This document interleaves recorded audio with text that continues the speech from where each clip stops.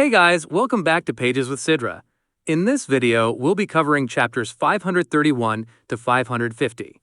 As you all know, this manhwa has been axed, so I created this video using the novel version. I hope you'll enjoy the story as much as I did. So sit back, relax, and let's dive right in. So in this video, I'll continue the story exactly from where chapter 528 left off, following the novel's true progression. If you want me to keep covering it, make sure to subscribe and share this video with fellow fans. Alright, let's jump right in. As we saw in chapter 528, Qian eliminated the people from the dark web. After settling everything, he waved his sleeves, his steps as light as the wind, and in the next moment, he vanished without a trace. With doubts in his heart, Wenkazi also quickly fled the manor. This terrifying place is really frightening. She had too many doubts in her heart. Why didn't Eastern Sage save her instead of killing her? Why did the organization's special operations team shoot her? Could it be that the organization has really given up on her, and she must figure out the real reason for the incident? It was less than 2 minutes before Wenkazi escaped from the villa. Among the corpses that fell on the ground, suddenly a sneaky black man got up from the ground. So he was playing dead? He desperately escaped from the manor, and also disappeared into the night sky. Qin Yuan looked at the black man running away from the surveillance screen, smiled, and shook his head. If you don't let a nigger go back to report the news, how do you know how powerful the forces behind Mr. Yen are? The nigger witnessed me saving Wenkazi with his own eyes. I guess Chiozi, if you jumped into the Yellow River this time, you wouldn't be able to wash it away. If you didn't collude with Mr. Yen, why did Dongxian Yaozuan save you? This time you how to explain. Soon, the police rushed to the scene quickly. Less than 10 minutes later, the military also arrived at the scene. The battle scene in the manor is simply shocking. Qin Yuan was invited to the relevant department to drink tea. Mr. Qin Yuan, did you participate in what happened in the manor villa? I didn't participate. It was all done by my master. There are surveillance videos in the villa. This foreign agent wanted to steal the business secrets of our group. Fortunately, my master arrived in time and stopped it. This surveillance video, can you give it to us? Okay, are you sure isn't this a movie? It hasn't been processed with any special effects. Is this really the original surveillance video? The official personnel who saw the surveillance video were completely stunned. This is too damn outrageous. How can human power be so terrifying? Didn't it say that after the founding of the People's Republic of China, they were not allowed to become elites? Could it be that the 9-year compulsory education I studied was fake? It seems that this matter can only be handed over to the people in the 9th Bureau. At this time, Xiantian Yaozu and Qingtin fled to a farmer's house and hid. The farmer's house happened to be unoccupied. The whole family went out to work. Puff, Xiantian Yaozu, who had just found a place to live, suddenly spewed out another mouthful of blood. Master Zhu, what's the matter with you? Woo woo woo. Don't scare Qingtan. Yao Qingtan touched it with her hand, and she found that the ancestor had been shot in the abdomen, bleeding a lot. Patriarch Xuantian's face was already extremely pale. It's okay. Qingtan, help me take out the bullet and the golden needle on my head. As long as I can survive tonight, I'll be fine. Master, I'm sorry, I dragged you down. If it wasn't for me, you wouldn't be hurt at all. Stupid child, what are you talking about? Grandmaster watched you grow up. You are like my own granddaughter. Even if Grandmaster risked his life, he would definitely protect you. It's a pity that Master Beichen was murdered to death. Qin Yuan, this sinister and vicious villain, I will definitely be at odds with him. After Yao Qingtan finished swearing, he immediately started to help the ancestor get the bullet. And she carried Jinshuang Yao and Bai Chao Dan with her. This is also an essential healing medicine for Medicine King Valley. Under the assisted treatment of Yao Qingtan, Patriarch Xuantian's injury gradually stabilized. The gunshot wound to his abdomen is not a serious problem. The key is that Patriarch Xiantian, overdrawing his potential to release his ultimate move, the sequelae caused by this. I am afraid it will not be so easy to recover. Qingtan, don't worry. Your Master Beichen's revenge will be avenged by the Master. This time we accidentally fell into the enemy's trap. Next time, when the Master recovers from his wounds, we will kill Qin Yuan alone. There is absolutely no room for him to survive. A trace of cold, killing intent burst out in the eyes of Xiantian Yaozu. Master Zhu, It's important for you to heal your injuries now, so don't worry about other things for now.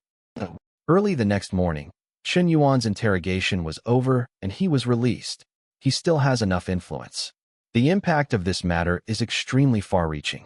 It has even risen to the level of a game between the two countries. The repeated arrogant behavior of the Skull and Bones Society has completely aroused the anger of the high-level officials. This matter must be discussed with the United States. After Chen Yuan returned to the manor villa, there is still some discomfort in my heart. How far is my strength? I still can't find a reference standard. I don't know how strong or weak I am compared to the old man brought by Bachin Medicine King. How did he achieve his ability to control things with his mind? Why don't I have it? This ability is really cool and unusual. Chen Yuan was very envious. He picked up a stone from the ground. The staring boss. I kept saying silently in my heart, "Move, move, move." After staring at it for 10 minutes, Shitsi didn't respond at all. Could it be that the mental strength is not enough? System, give me all the strengthening points. All strengthened to the spirit. Ding. The host currently has 55 remaining strengthening points. Please confirm to strengthen the spirit. Confirm. Ding. Strengthening. Strengthening completed. Name, Chen Yuan. Age, 22 years old. Height, 185 cm. Weight, 81 kilograms. Power, 340. Constitution, 290. Spirit, 295. Agility, 240. Average value of normal people is 10. Status, invincible. Remaining life, 180 years. Remaining reinforcement points, 0. Skills, click to view the list of skills. At the moment of strengthening, Chen Yuan only felt that his mind was clear. The whole person is in high spirits. High concentration of mental power. It feels like the control over the whole body is getting stronger and stronger, and he will not be too tyrannical because of his strength. And there is an uncontrollable situation. It seems that because of his strong mental power, he can control every bit of power in his body to an extremely subtle level. It's a very magical feeling. It seems to have reached the micro level. All the strengthening points have been used. Try again. Chen Yuan continued to stare at the pebble. Say silently in your heart, "Move, move, move." Half an hour passed. The stone remained motionless. With 295 points of mental power, it's still impossible to move a stone. People can stop hundreds of bullets fired in an instant, which is completely incomparable. It seems that I really don't have the talent for telekinesis. It's a bit painful, and I feel that a lot of enhancement points have been wasted. It's better to strengthen the strength. The effect is greater. Soon, Yi Han, Qin Wushuang, Gao Xianin, and others rushed to the manor villa immediately. They were until this morning.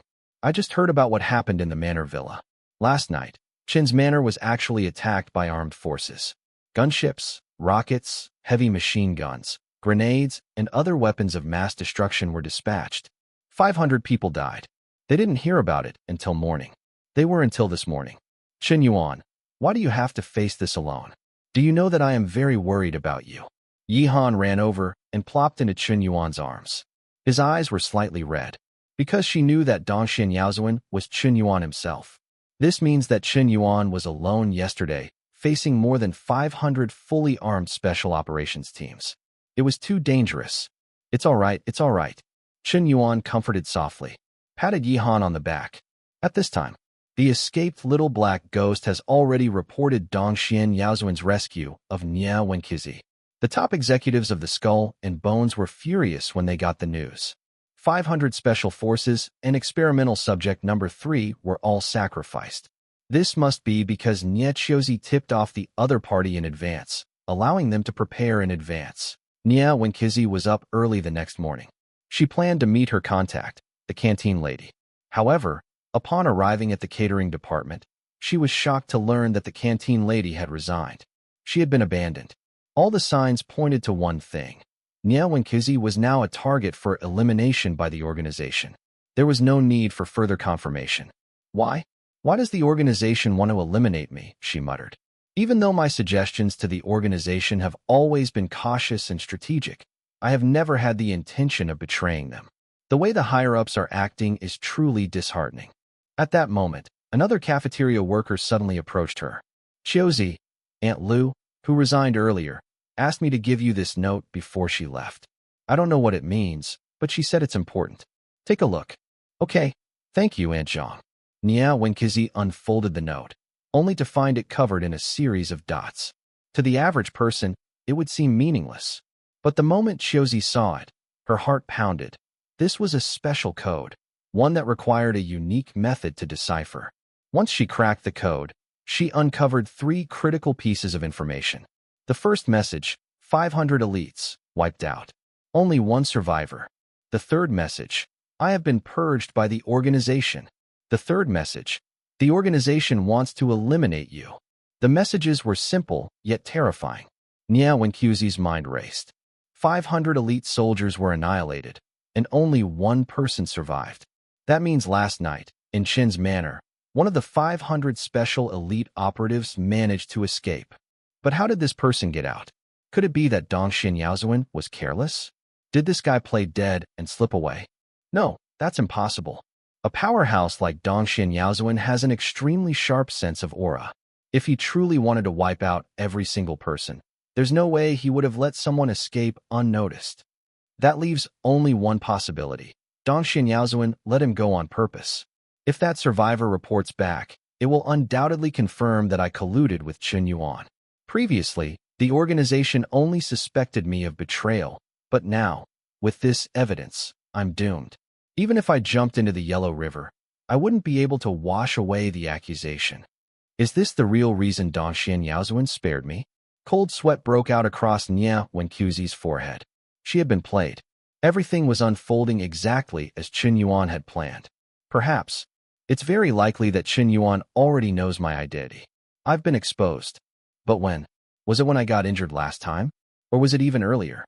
Recalling the overwhelming power Dongxian Yaozuan had displayed the previous night, she felt a deep, chilling fear. Yet another question gnawed at her mind. Why was Dongxian Yaozuan so much stronger than before? Back in Yanjing, his power wasn't this terrifying. But now, he's so overwhelmingly strong that it defies logic. Just how did he become this powerful? Can a person really grow this powerful in such a short time? And I broke his arm myself. But now, when I saw him again, it was completely intact. Is he really Dongxian Yaozuan? Or are there 2 of them? Either this one is fake, or the one from before was fake. They are definitely not the same person. I believe the one from last night was the real Dongxian Yaozuan, because he was stronger. The one we ambushed in Yanjing must have been a fake body. It makes sense, because Chen Yuan didn't interfere. I've seen Chen Yuan fight. His strength is no joke. He's even stronger than me. There's no way he would just stand by and watch his master be hunted down. That means he knew the one in Yanjing was a fake. Nia Wenqizi took a deep breath, piecing together the clues. Details that had once been unclear now formed a complete picture. It was as if the fog had lifted, revealing the truth. But the realization shattered her. If the one we ambushed in Yanjing was only a fake, then what if he was never our real enemy? What if he was just another force trying to take down Chen Yuan? That would mean our opponent's opponent was actually our ally. This is ridiculous.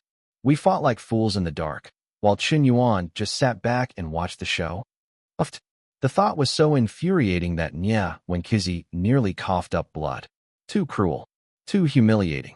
The organization had poured countless elite forces into this mission, only for them to end up fighting each other. And what about Chen Yuan? Not only did he suffer no losses, but he had outwitted everyone. This was IQ suppression on another level. I should have realized this earlier. I really should have. From the first failed assassination attempt in Shanghai, it was clear someone close to Chen Yuan, or perhaps one of his enemies, had the ability to shapeshift. We killed the wrong person the very first time. And every step after that, we kept killing the wrong person. This was like having her intelligence trampled into the ground. The sheer depth of planning, the ability to manipulate events so precisely, it sent chills down her spine. Chen Yuan was playing everyone like puppets. Then there was the second message. Aunt Lu must have known she was about to be eliminated. That's why she left the note. Because the organization had a strict rule. It's better to kill the wrong person than to let them go. Which meant, Aunt Lu was most likely already dead. And as for the third message, there was no need to question it. What was Dongxian Yaozuan's real reason for saving me? Was it just to turn me against the organization? Or did he want to recruit me? After this, the organization will definitely hunt me down. Maybe the only person who can protect me now is Dongxian Yaozuan. I have no choice anymore. The decision is no longer in my hands. The more Nia Wenqiuzi thought about it, the smaller and more powerless she felt. From beginning to end, she had been nothing more than a pawn, easily manipulated by others. Sister Chiozi, what are you thinking about? Is the food not good today?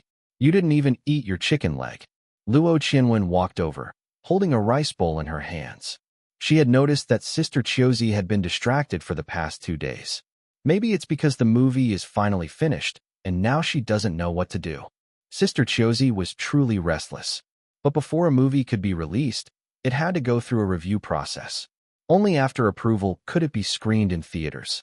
Fortunately, Star Group had connections. Approval should come soon. And when that happened, their movie would hit the big screens.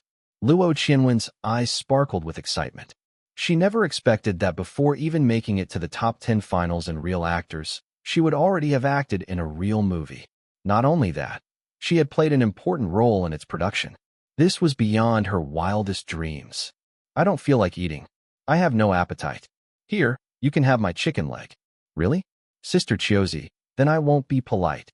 Luo Qianwen happily grabbed the chicken leg and took a big bite. Wow, it smells amazing. It's so delicious. Our crew's food is really top tier. Mr. Yin made sure that all the ingredients were of the highest quality. He even hired a 5-star hotel chef to cook for us. This treatment is unbelievable. Other film crews get simple boxed lunches, but we get 5-star meals. Mr. Yin is truly an amazing boss. Luo Qianwen couldn't help but sing praises. Even in small details, a person's character could be seen. Mr. Yin never mistreated his employees. Just from this, it was clear that he was a businessman with integrity. Nia Wenqiuzi, favorability plus 10. Nia Wenqiuzi, favorability plus 10. Current favorability, minus 35 points. Maybe it was Luo Qianwen's words, but for a moment, Nia Wenqiuzi felt that Chun Yuan was admirable in some ways. But that didn't change the fact that he was a calculating, unfathomable, and highly intelligent man. He had already discovered her true identity, yet he pretended not to know. Playing along with her like this, it was infuriating. The feeling of having her IQ completely crushed by someone else made her blood boil. It made her feel like a fool. A little while later, Chun Yuan arrived on set. His expression and demeanor were completely normal, as if nothing had happened. As if he hadn't figured out Nia Wenqiuzi's identity. Nia Wenqiuzi was deep in thought, wondering if Chun Yuan had already figured out that she was an assassin. However, when Chun Yuan arrived, he acted completely normal and didn't expose her identity. And now, today's chapter continues. Chun Yuan spoke like a mentor addressing his students. Hello, everyone. I have been with you for almost a month now. During this time, we have fought side by side and accomplished tasks that once seemed impossible. I have seen remarkable progress in each of you. But all good things must come to an end, and our competition must continue. According to the latest news, the 6 films you worked on have been approved and are set to officially release tomorrow. All 6 movies will be screened simultaneously. After 1 week, the film with the highest box office performance will determine which team advances. All 10 students from the winning film crew will move forward. As for the other 5 films, only 20 out of the 50 actors will advance. The remaining 30 contestants will be eliminated from the competition. Of course, this doesn't mean that those eliminated are failures. I truly believe that dreams have no limits. As long as you keep working toward your goal, success will come your way. While Chun Yuan was speaking, Nia Wenqiuzi noticed something strange, his subtle body movements. Why does his posture with one hand behind his back look exactly like Dongxian Yaozuan? Even his body shape and stance are identical. The only differences are his clothing, voice, and facial features. But his mannerisms, they're exactly the same as Dongxian Yaozuan's. An extremely terrifying realization hit Nia Wenqiuzi like a lightning bolt. Chun Yuan, he is Dongxian Yaozuan. The person who saved me last night, it was him. Back in Yanjing, that disguise expert perfectly mimicked Dongxian Yaozuan's appearance. It was nearly impossible to tell the difference between the real and the fake. But Chun Yuan knew right away who was the imposter. How? There is only one possible explanation. He is Dongxian Yaozuan. An imposter who perfectly mimics someone else would only be recognized by the real person. There's no doubt about it now. The truth is, Dongxian Yaozuan never existed in the first place. It was always Qin Yuan. He's a master actor and disguise expert.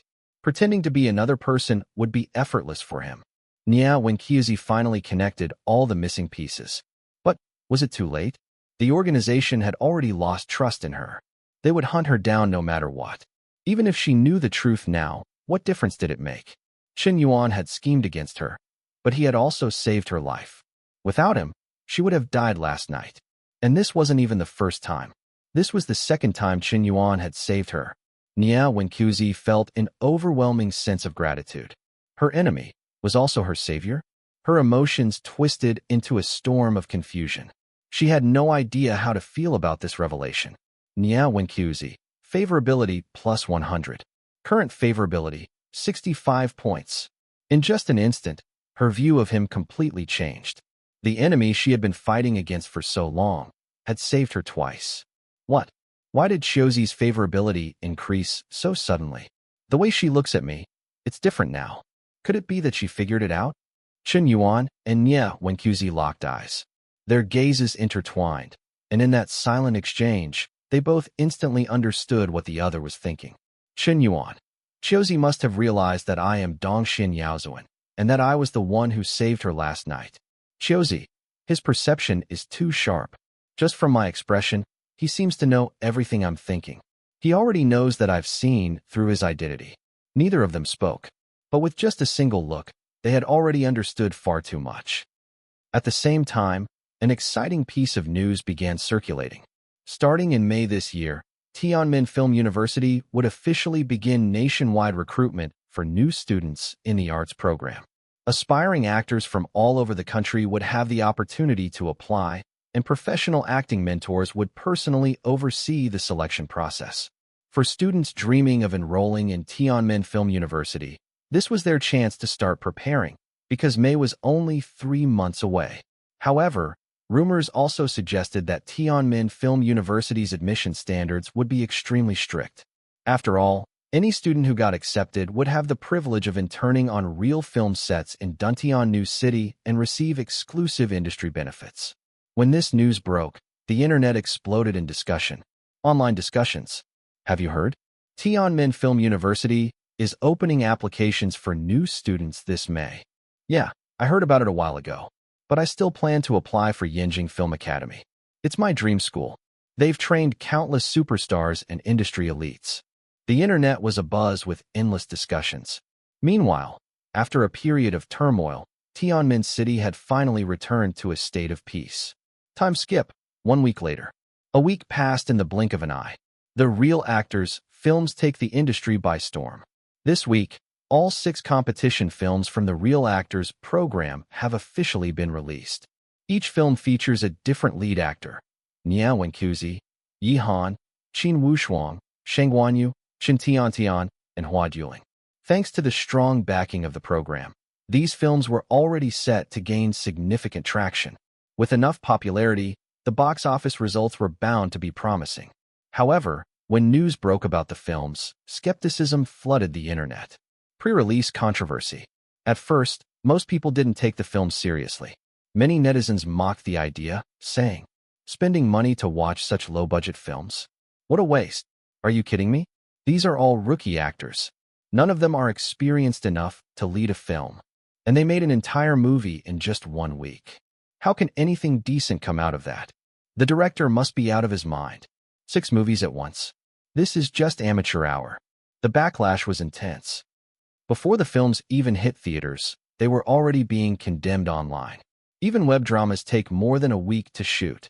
And you're telling me these guys made 6 movies and expect people to pay for them? Ridiculous. But then, the unexpected happened. The turning point. Netizens are stunned.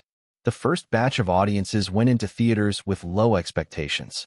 But when they walked out, they were completely shocked. The films were nothing like what they had imagined. Even professional film critics had to acknowledge it. Film critics' reactions. "I am speechless. You're telling me these are sci-fi films made in just 1 week? Look at these special effects. Look at these scenes. Look at the acting. The post-production is insane. This is the work of a true gold medal screenwriter. There's nothing rushed about it. The impossible had been achieved, and the real actors program had just rewritten the rules of the industry. Countless film critics have unanimously praised Above the Autumn Moon. Word of mouth spread like wildfire, and the film quickly became a dark horse at the box office. Box office rankings after 1 week.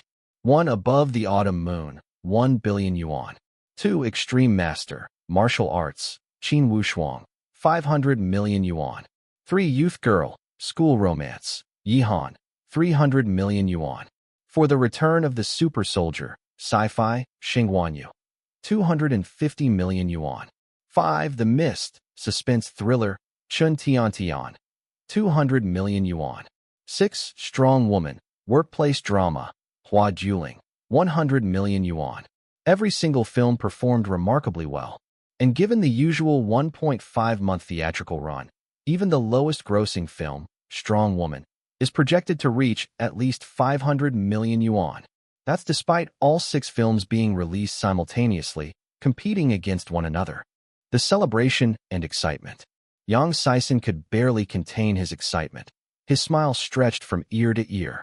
Mr. Yan's strategy is like the touch of a dragon's blessing. With this wave of success, the program will easily make an additional 10 billion yuan.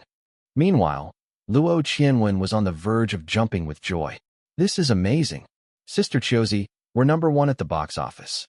I just knew you'd lead us to victory and help us advance. Luo Qianwen had barely scraped by in the previous round, ranking 59th. If things had gone differently, she would have been eliminated this time. But thanks to Chiozi's leadership, she had secured her spot as part of the top-ranked team. I see so many people online praising Sister Chiozi's acting. They say her portrayal of a secret agent is incredibly lifelike. Her precision in every move, every glance, is on another level. She completely dominates the screen. Her fighting sequences are so smooth, so flawless. It's like watching an actual top-tier agent in action. No doubt about it, the audience knows true talent when they see it. Sudden controversy, a shocking scandal. Just as Above the Autumn Moon was soaring to the top of the box office, something unexpected happened. 2 negative reports exploded online. The first shocking claim.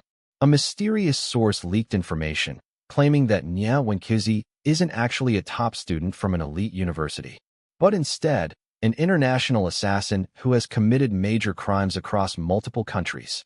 In the last chapter, shocking news broke out. Nia Wenqizi's true identity is not that of a high-achieving student from a prestigious university, but rather, an international assassin. And not just any assassin. She's allegedly linked to the recent terrorist attack in Yanjing. The claim wasn't baseless either. A mysterious source didn't just spread rumors, they provided solid proof. As soon as the news hit the internet, chaos erupted. No one could believe that the actress who had won over 30 million fans through a variety show was actually a trained killer in disguise. How could something this insane be real? Within half an hour of the news breaking, Nia Wenqizi received a call from Chen Yuan. She met him on the rooftop. There, Chen Yuan sat calmly on a luxurious sofa chair, sunbathing as if nothing had happened. He spoke first. You've seen the news. Yes, Teacher Chen. I know everything. But what shocked her the most was not just the online exposure. 2 hours before the news broke publicly, her identity had already been leaked on the dark web. For someone in her profession, keeping their identity hidden was a matter of survival. Now that she had been exposed, she knew exactly what was coming next. All the powerful enemies she had once targeted would now be coming after her. A killer who loses their secrecy is as good as dead. With her name out in the open, she was no longer feared. She had become a walking target. No escape, except one. Nia Wenqizi had long expected this day would come.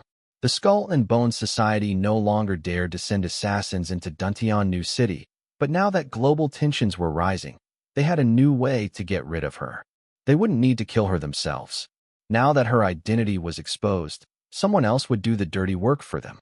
And even if no one else made a move, Huaxia's authorities wouldn't let her roam free either. Just like that, Nia Wenqizi had been backed into a corner. So, Chen Yuan asked, staring at her with piercing eyes, "Are you willing to submit to me?" She hesitated for only 3 seconds. Then, With unwavering determination, she nodded. I am willing. She had already made up her mind before coming here. Chen Yuan was her only way out. She never actively sought him out, and he never revealed her secret. But both of them had known this moment would come sooner or later. A new identity and a shocking gift. Chen Yuan nodded in approval. Good. Since you're mine now, you'll need to disappear for a while. He gestured toward a box at her feet. I can erase all the negative news online, but your identity has been leaked. You can't stay in the entertainment industry for now. In that box, you'll find 3 custom-made human skin masks. They will allow you to completely change your appearance. He continued. I've also arranged for 3 new identities, each with official passports. With these, you can walk in broad daylight without fear. But that wasn't all. Chen Yuan's next words completely stunned Nie Wenqiuzi. There's also a black card in that box. It contains $100 billion in liquid assets. Use it to build your influence in the United States. Buy up assets, establish your power, and infiltrate the Skull and Bones Society. If possible, I want you to become one of their core members. The moment he finished speaking, Nie Wenqiuzi froze. $100 billion. That was nearly 725 billion in Huaxia currency. Too ridiculous. Too extravagant. She had suspected Chen Yuan had the ability to create disguises, but this was beyond anything she had imagined. An impossible mission. Nie Wenqiuzi was still in shock. She had just defected from the Skull and Bones Society, a traitor marked for execution by their top leaders. And yet, Chen Yuan wanted her to turn around, walk right back in, and infiltrate their core ranks? With $100 billion as her backing? Is this some kind of ultimate mission impossible? She muttered to herself. Still skeptical, she pulled out her phone and checked the balance on the black card. And there it was, $100 billion. Her hands trembled. Even as the world's top assassin, she had never seen this much money in her entire life. She turned to Chen Yuan, her voice slightly shaky. Mr. Chen, are you really entrusting the full $100 billion to me? His response was calm and unwavering. I don't doubt the people I hire. That's my principle. Take it. It's only $100 billion. It doesn't matter to me. Only $100 billion? Nie Wenqiuzi was speechless. Even the highest-ranking members of Skull and Bones wouldn't dare to say something like that. In this moment, she finally realized. Compared to Dong Xianyaozuan's monstrous combat power, Chen Yuan's financial power was equally terrifying. With money alone, he could turn the world upside down. Of course, $100 billion was an astronomical sum no matter where you were. But Chen Yuan's unwavering confidence, his decisiveness, his sheer audacity, it was something few people in this world possessed. She took a deep breath and lowered her head slightly. Thank you, Mr. Chen, for your trust. I won't disappoint you. Her eyes burned with determination. One day, I will bring the entire Skull and Bones Society to its knees at your feet. Nie Wenqiuzi, favorability plus 10. Nie Wenqiuzi, favorability plus 10. Current favorability, 85. Chen Yuan smirked. Of course, he didn't truly expect her to become a Skull and Bones leader. But if he just gave her this much money without a mission, she'd probably think he was crazy. So, he simply gave her an excuse to spend it.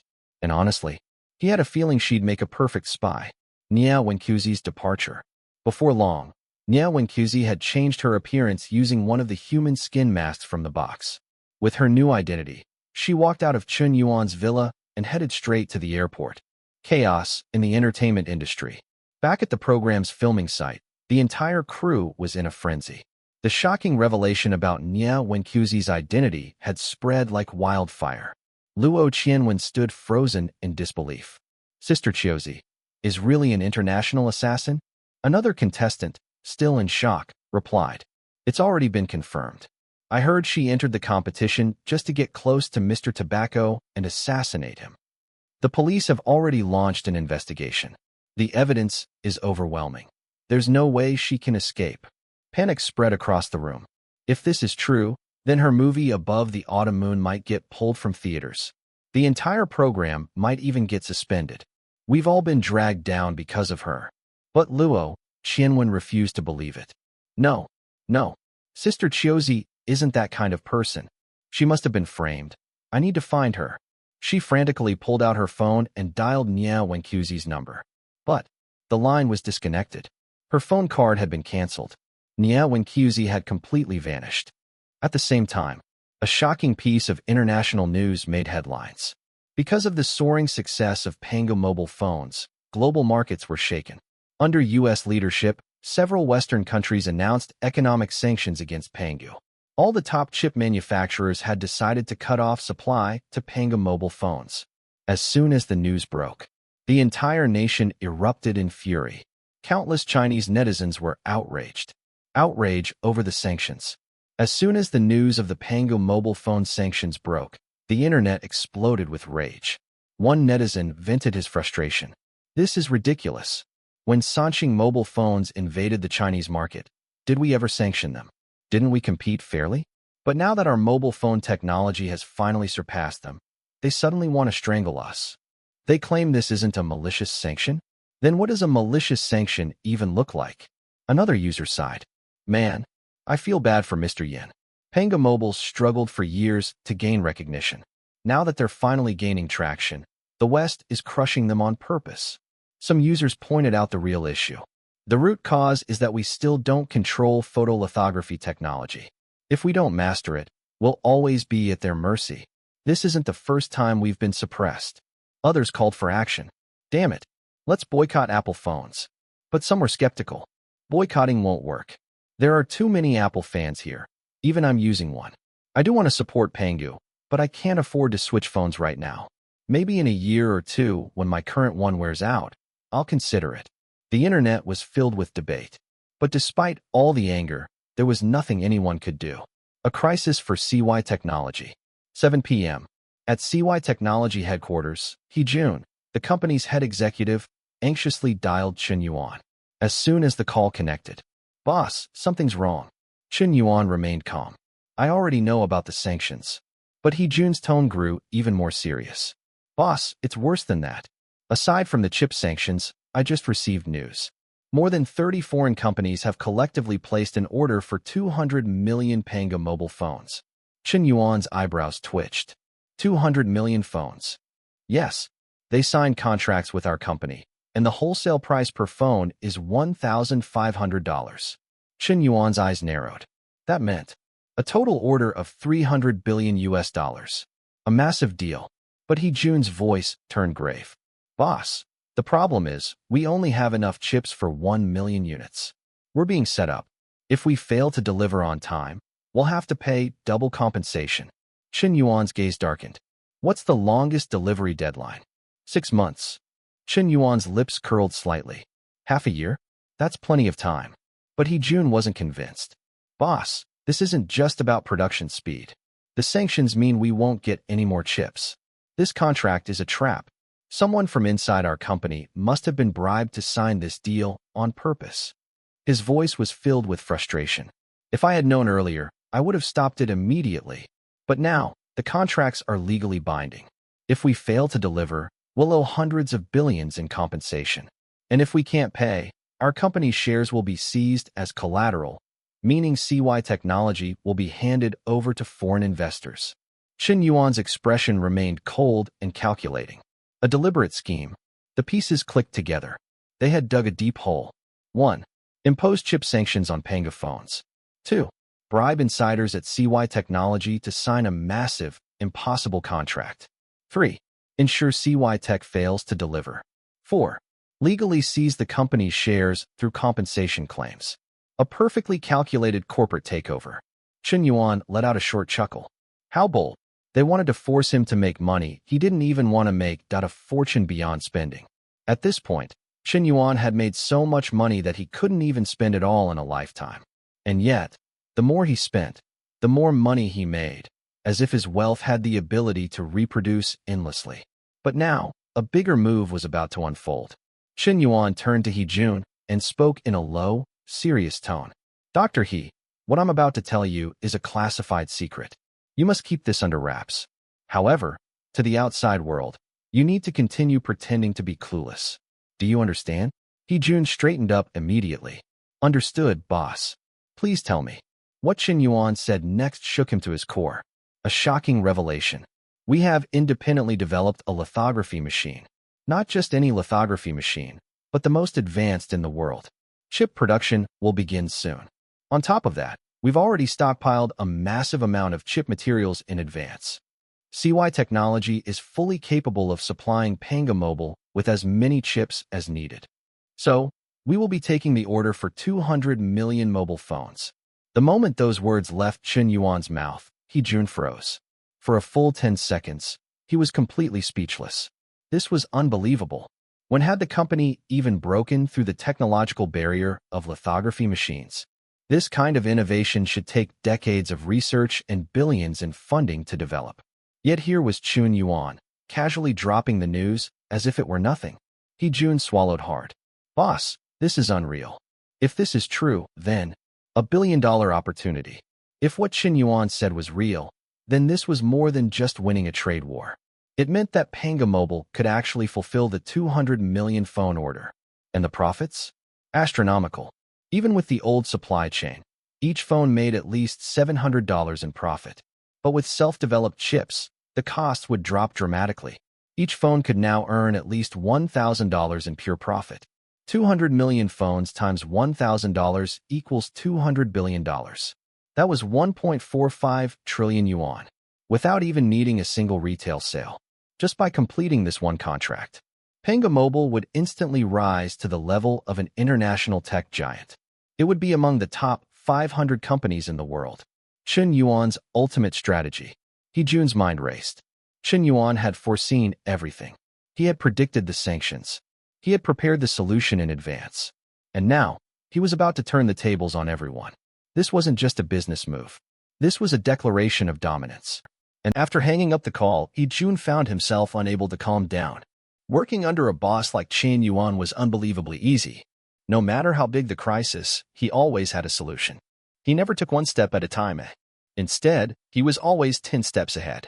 Less than 10 minutes after hanging up, two core executives suddenly barged into Jun's office. Without knocking, Jun's face darkened immediately. He leaned back in his chair, arms crossed. Gao Xiong. Su Jie. You're here. The two men smirked as if they hadn't just stormed into his office. Mr. He, do you need something from us? Gao Xiong asked, feigning innocence. Jun didn't bother replying. Instead, he grabbed a stack of documents and slammed them on the desk. I want an explanation. 200 million mobile phones. What the hell is this contract? Su Jie grinned smugly. Mr. He, aren't you supposed to be praising us? He gestured dramatically. After all, as top executives, it's our duty to secure sales. Before this, Manga Mobile's sales weren't doing well. But thanks to the tireless efforts of Mr. Gao and me, we managed to land multiple massive contracts. And at $1,500 per phone, we've secured maximum profits for the company. His smug tone made Jun's blood boil. Jun's face turned cold. Oh, maximum profits? His voice was dangerously low. Then explain this clause. If the company fails to deliver on time, it must pay double the price as compensation. What kind of nonsense is this? Gao Xiong shrugged nonchalantly. It's all written clearly in the contract, Mr. He. If a buyer places such a large order, the supplier must ensure timely delivery. It's basic business integrity. If we fail to deliver, we simply compensate them fairly. A double refund seems reasonable to me. He even had the nerve to sound confident. Jun's temper snapped. Reasonable? Do you even understand the scale of 200 million phones? And all of them are high-end flagship models. Are you pretending you don't know that Western countries have sanctioned Manga Mobile? Even before the sanctions, we wouldn't have been able to secure that many high-end chips. His voice rose in anger. Are you helping the company, or trying to destroy it? Su Jie raised his hands innocently. Mr. He, please don't get so worked up.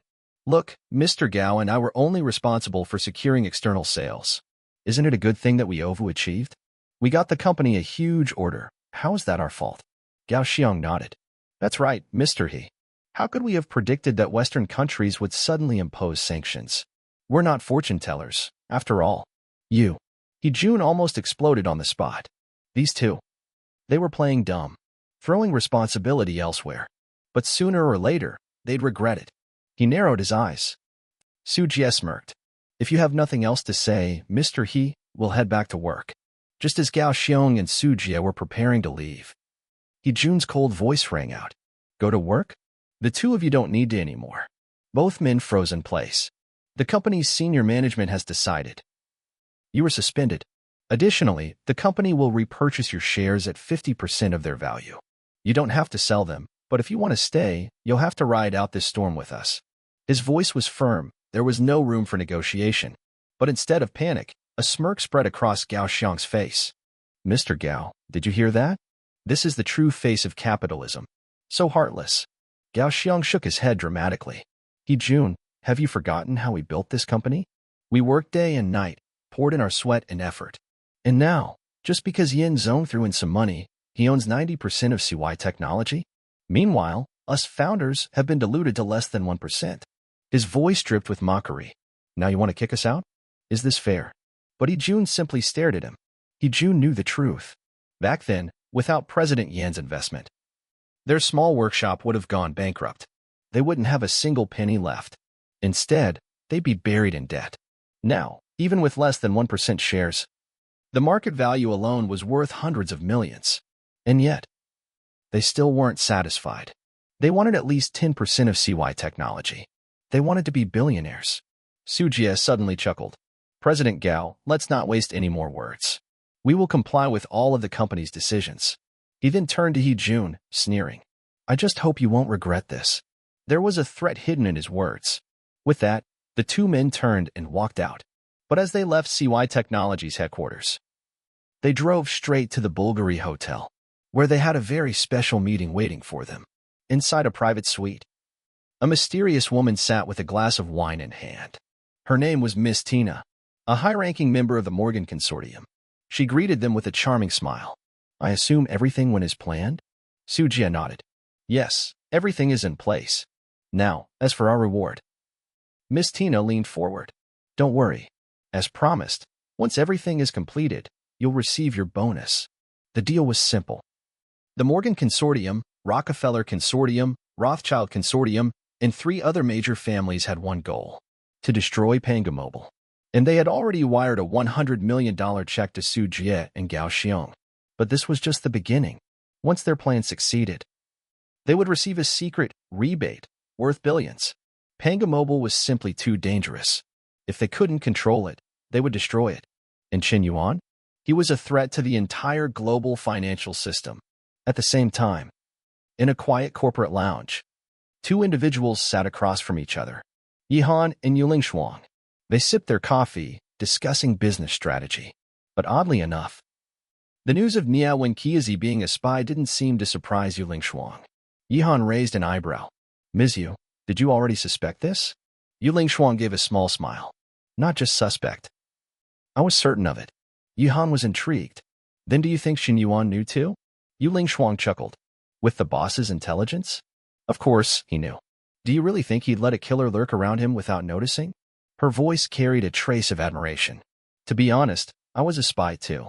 I was originally sent to infiltrate the boss's company.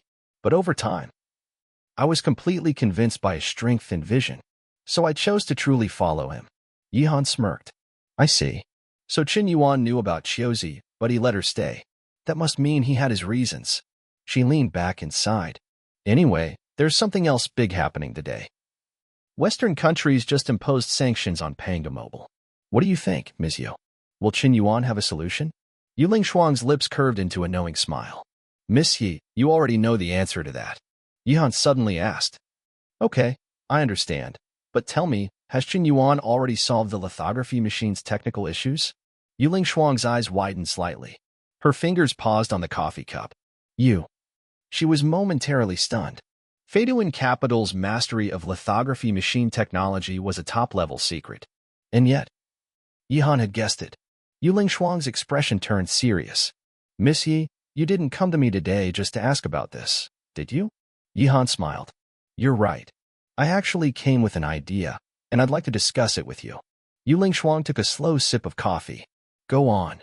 Yihan leaned forward slightly. Ms. Yu, you know about new energy projects, right? Yuling Shuang nodded. Of course. In recent years, the country has been aggressively developing new energy vehicles. We've made breakthroughs in battery technology, but when it comes to traditional fuel cars, her tone became serious. Western countries are centuries ahead of us. For us, catching up with them in fuel vehicle manufacturing is nearly impossible. She placed her cup down. That's why our country chose a different path. By developing new energy vehicles, we're reducing our dependence on oil. Oil is a non-renewable resource. It will run out one day. We have to prepare for the future. Yihan nodded but then smiled knowingly. Mizu, that's common knowledge. I'm not here to talk about new energy cars. I want to talk about new energy aircraft. Yuling Shuang's expression changed slightly. New energy aircraft? Yuhan continued. You know Longhua Group has an aircraft R&D team. Battery technology isn't just for cars. It can also power aircraft. Think about it. A fully electric aircraft capable of short-distance travel, equipped with an intelligent AI autopilot system. Faster than cars. Safer. More efficient. And more affordable. What if, in the near future, people stopped using cars and switched to personal flying vehicles? For the first time, Yuling Shuang was truly shocked. No one had even popularized electric cars yet. And Yihan was already thinking about electric aircraft? She couldn't deny it. This was a groundbreaking concept. But there were major issues. Miss Yi, aircraft are far more expensive than cars. Even if this is developed, it'll only be affordable for the wealthy. Ordinary people won't be able to buy one. Yihan chuckled. That's true for now. But what if, one day, the cost of an aircraft dropped to the price of a car? If that happens, land transportation will become obsolete. Her words sent a chill down Yuling Shuang's spine. The entire automotive industry could be overthrown. A new era of personal flight would begin. And those who entered the market first would control the future. Yuling Shuang took a deep breath. Miss Yi, this idea is beyond ambitious. But developing such technology will require massive investment. Even if we build it, there's no guarantee people will buy it. That was exactly why Longhua Group's senior executives had rejected this project. It was too risky. But Yihan didn't seem disappointed. Instead, she smiled softly. Mr. Yu, can I ask you a favor? Yuling Shuang raised an eyebrow. Go ahead. Could you bring up this idea to the boss? Just tell him it was a suggestion from one of your subordinates, but don't mention my name. Yuling Shuang's expression became puzzled. Why don't you tell him yourself? Yihan and Qin Yuan were close. If she proposed it directly, Qin Yuan might agree out of personal feelings. But Yihan didn't want to take that risk. If the project failed, it could create awkward tension between them. So she was playing it safe, letting someone else bring it up. Yuling Shuang stared at her for a moment, then chuckled. Interesting. Fine, I'll mention it. Yihan's lips curved into a satisfied smile. While the international sanctions on Pangu Mobile continued to stir controversy online, in the shadows, a dangerous enemy had finally recovered enough to take action. Xuantian Yaozu, an ancient powerhouse, had healed 70% of his injuries, though not at full strength. Even in his weakened state, eliminating a third-tier expert would be effortless. At his side, his disciple Qian hesitated. Master, are you really planning to take action? Xuantian Yaozu's eyes glowed with cold-killing intent. Yes. According to Uncle Beichen's description, Qin Yuan might have strong allies. Or maybe, he himself is powerful. But no matter how strong he is, at most, he's just a little stronger than Beichen. He's still too young. If he reached the third tier, it was likely due to luck. Killing him will be easy. Xuantian Yaozu continued, his tone cold and calculated. Last time, we underestimated him and fell into an ambush. That won't happen again. This time, I will act alone. I'll strike him on the road between Duan Tian New City and his villa. No special forces, no security, he won't expect it. It will be as easy as picking fruit from a tree. Killing intent surged around him. For 10 days, he had endured it. The image of Beichen's body turning to dust still haunted him. He had sworn revenge. But his disciple Qian frowned in concern. Master, please be careful. Qin Yuan is too cunning. Your injuries aren't fully healed yet, shouldn't we wait a little longer? Xuantian Yaozu scoffed. I know my limits. If I wasn't absolutely certain, I wouldn't act. Last time, we were betrayed. Someone leaked Beichen's meeting with the secular families. But this time, no one will know. Qian is loyal, and there will be no distractions. The moment I see Qin Yuan, he dies. Instantly. There will be no risk. His confidence was absolute. This time, he would not fail. Qian sighed. All right, master. I will wait for your return. With that, Xuantian Yaozu vanished into the shadows, disguising himself as a commoner. Unlike Beichen, who had recklessly approached Qin Yuan pretending to be a friend. Xuantian Yozu knew better. He didn't dare to get close to the villa. He didn't dare to pretend to be someone from Qin Yuan's past. Instead, he became invisible, an ordinary stranger blending into the background. No one would suspect him. And when Qin Yuan finally appeared, he would strike. Instant death. No witnesses. The plan was flawless. Qin Yuan never left his house. Since he quit acting, he had no work or ambitions. Every day, he just played video games, ate gourmet food, did nothing. A team of Michelin 3-star chefs cooked for him. Every day, they delivered fresh ingredients by air. He never ate the same meal twice. 3 days passed, and Qin Yuan never stepped outside. Xuantian Yaozu gritted his teeth. This brat is just lazing around all day? Doesn't he have anything better to do? He was growing impatient. That's when his eyes fell on something unexpected. A recruitment notice had been posted near the villa. Recruitment. Villa cleaner. Main duties: sweeping, taking out trash, moving things. Salary: 5,000 to 8,000. Requirements: must be hardworking and willing to work. Xuantian Yozu's eyes narrowed. A new idea began to form. After waiting for days without catching a glimpse of Qin Yuan, Xiantian medicine ancestor finally came up with a new plan. If I can't find that brat outside, then I'll sneak into his house disguised as a staff member. As long as I lay eyes on him, he'll be a dead man. There's no way he can escape under my watch. With this in mind, he decided to apply for the janitor position. As a janitor, he wouldn't raise any suspicion and would have plenty of chances to get close to Qin Yuan. It was much better than waiting aimlessly. Thus, Xiantian medicine ancestor took the job posting and went to apply. To his surprise, there were quite a few applicants. As soon as the job listing was posted, 5 people competed for the position. Soon, however, medicine ancestor was eliminated. The reason? He didn't meet the requirements. The medicine ancestor was utterly furious. The dignified ancestor of medicine lowered his status and ran to a shabby manor to apply for a cleaner position, but he didn't even get the job. If people knew about this, wouldn't his reputation be ruined? Fortunately, no one knew. How utterly humiliating. All this just to sweep the floor? They require at least a high school diploma, identification documents, a clean criminal record, a health certificate too. What a load of nonsense. How could I possibly have any of these? Is it really this troublesome to find a job nowadays? In the end, a day later, Xiantian medicine ancestor still managed to sneak into the Qin family estate disguised as a janitor. Such trivial obstacles couldn't possibly stop him. All he had to do was pick the right target from the newly hired janitors. Straight to work. On his first day, a junior supervisor assigned him to clean the toilets. The old master nearly exploded on the spot. He almost tore the supervisor apart in his fury. But he held back, reminding himself that any reckless action would alert the enemy. I just need to endure for a day or two at most. Once I confirm there are no traps, I'll kill Qin Yuan immediately. Half an hour later, the medicine ancestor finally finished scrubbing the toilets. You there, Wu Ning. Go clean the courtyard. I'll endure. Wu Ning, move the flower pots. I'll endure. Wu Ning, empty the trash cans. I'll endure. Wu Ning, how many times do I have to tell you? Be proactive in your work. Don't just stand around waiting for me to give orders. Use some initiative. I'll endure. I'll endure. I'll endure. If he kept enduring like this, he'd turn into a freaking ninja turtle. Just as Xiantian medicine ancestor was about to snap, an opportunity finally arose. Wu Ning, Zhangsan, Li Ergu, you 3, come with me to clean the golf course. Work hard because the big boss is playing golf there. Don't let him see you slacking. Otherwise, I'll deduct your performance pay. The junior supervisor nagged endlessly. Xiantian medicine ancestor's eyes gleamed with a murderous glint. Shortly after, they pushed the trash cart and arrived at the golf course. Still no sign of Qin Yuan.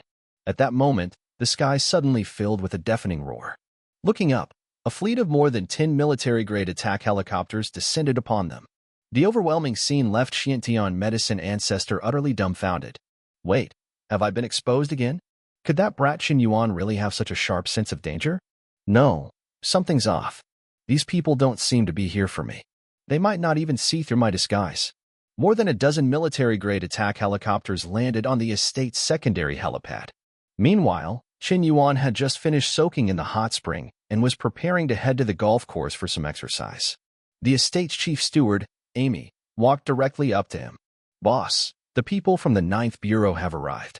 "All right then. Let me get changed first. You go ahead and greet them." "Understood, boss."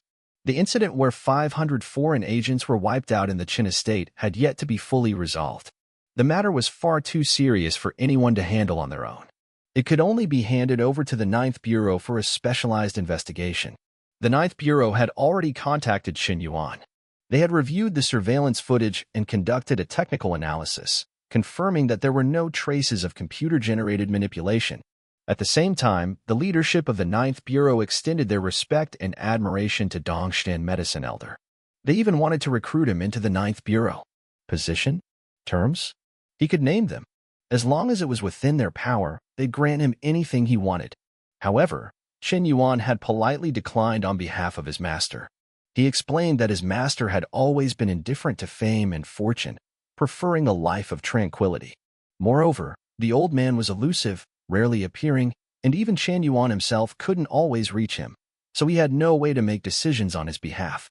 But the Ninth Bureau was clearly unwilling to give up.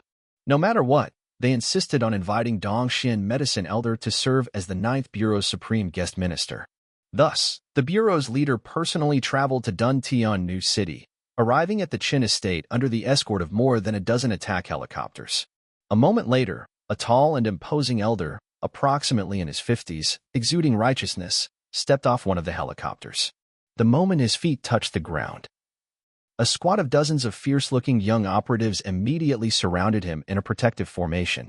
Behind the elder was a young man with sunglasses, arms crossed, his face filled with arrogance. His aura was extraordinary, radiating the unmistakable presence of a top-tier martial expert. The most striking thing about him, however, was the ancient sword strapped to his back. Its design was so unique that it was impossible not to take a second glance. Among a group of heavily armed soldiers wielding rifles and submachine guns, this lone man carrying an ancient sword stood out like a sore thumb.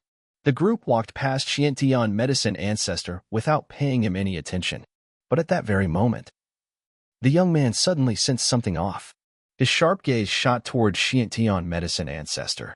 With just one glance, he felt his very soul tremble. Cold sweat instantly poured down his back. This. How is this possible? A dignified fourth-tier expert, working as a janitor in the Qian estate. This is absolutely terrifying. He was shaken, truly shaken to his core. Before arriving at the Qian estate, he had been skeptical. As the top-ranked enforcer of the Ninth Bureau, Dongfang Pa had never submitted to anyone in his life. But now, in this small city, at this unassuming estate, he had just been completely stunned by a janitor. This was beyond ridiculous. A fourth-tier expert, an existence that stood at the pinnacle of martial prowess. No matter where such an individual went, they would be revered as a high-ranking master. And yet, here in the Qian estate, he was just a janitor? This was absolute madness. "Mr. Dongfang, did you notice something?" "Yes, Director. That janitor just now, he's a fourth-tier expert." The moment those words left his lips, the entire scene fell into utter shock. Everyone trembled in fear.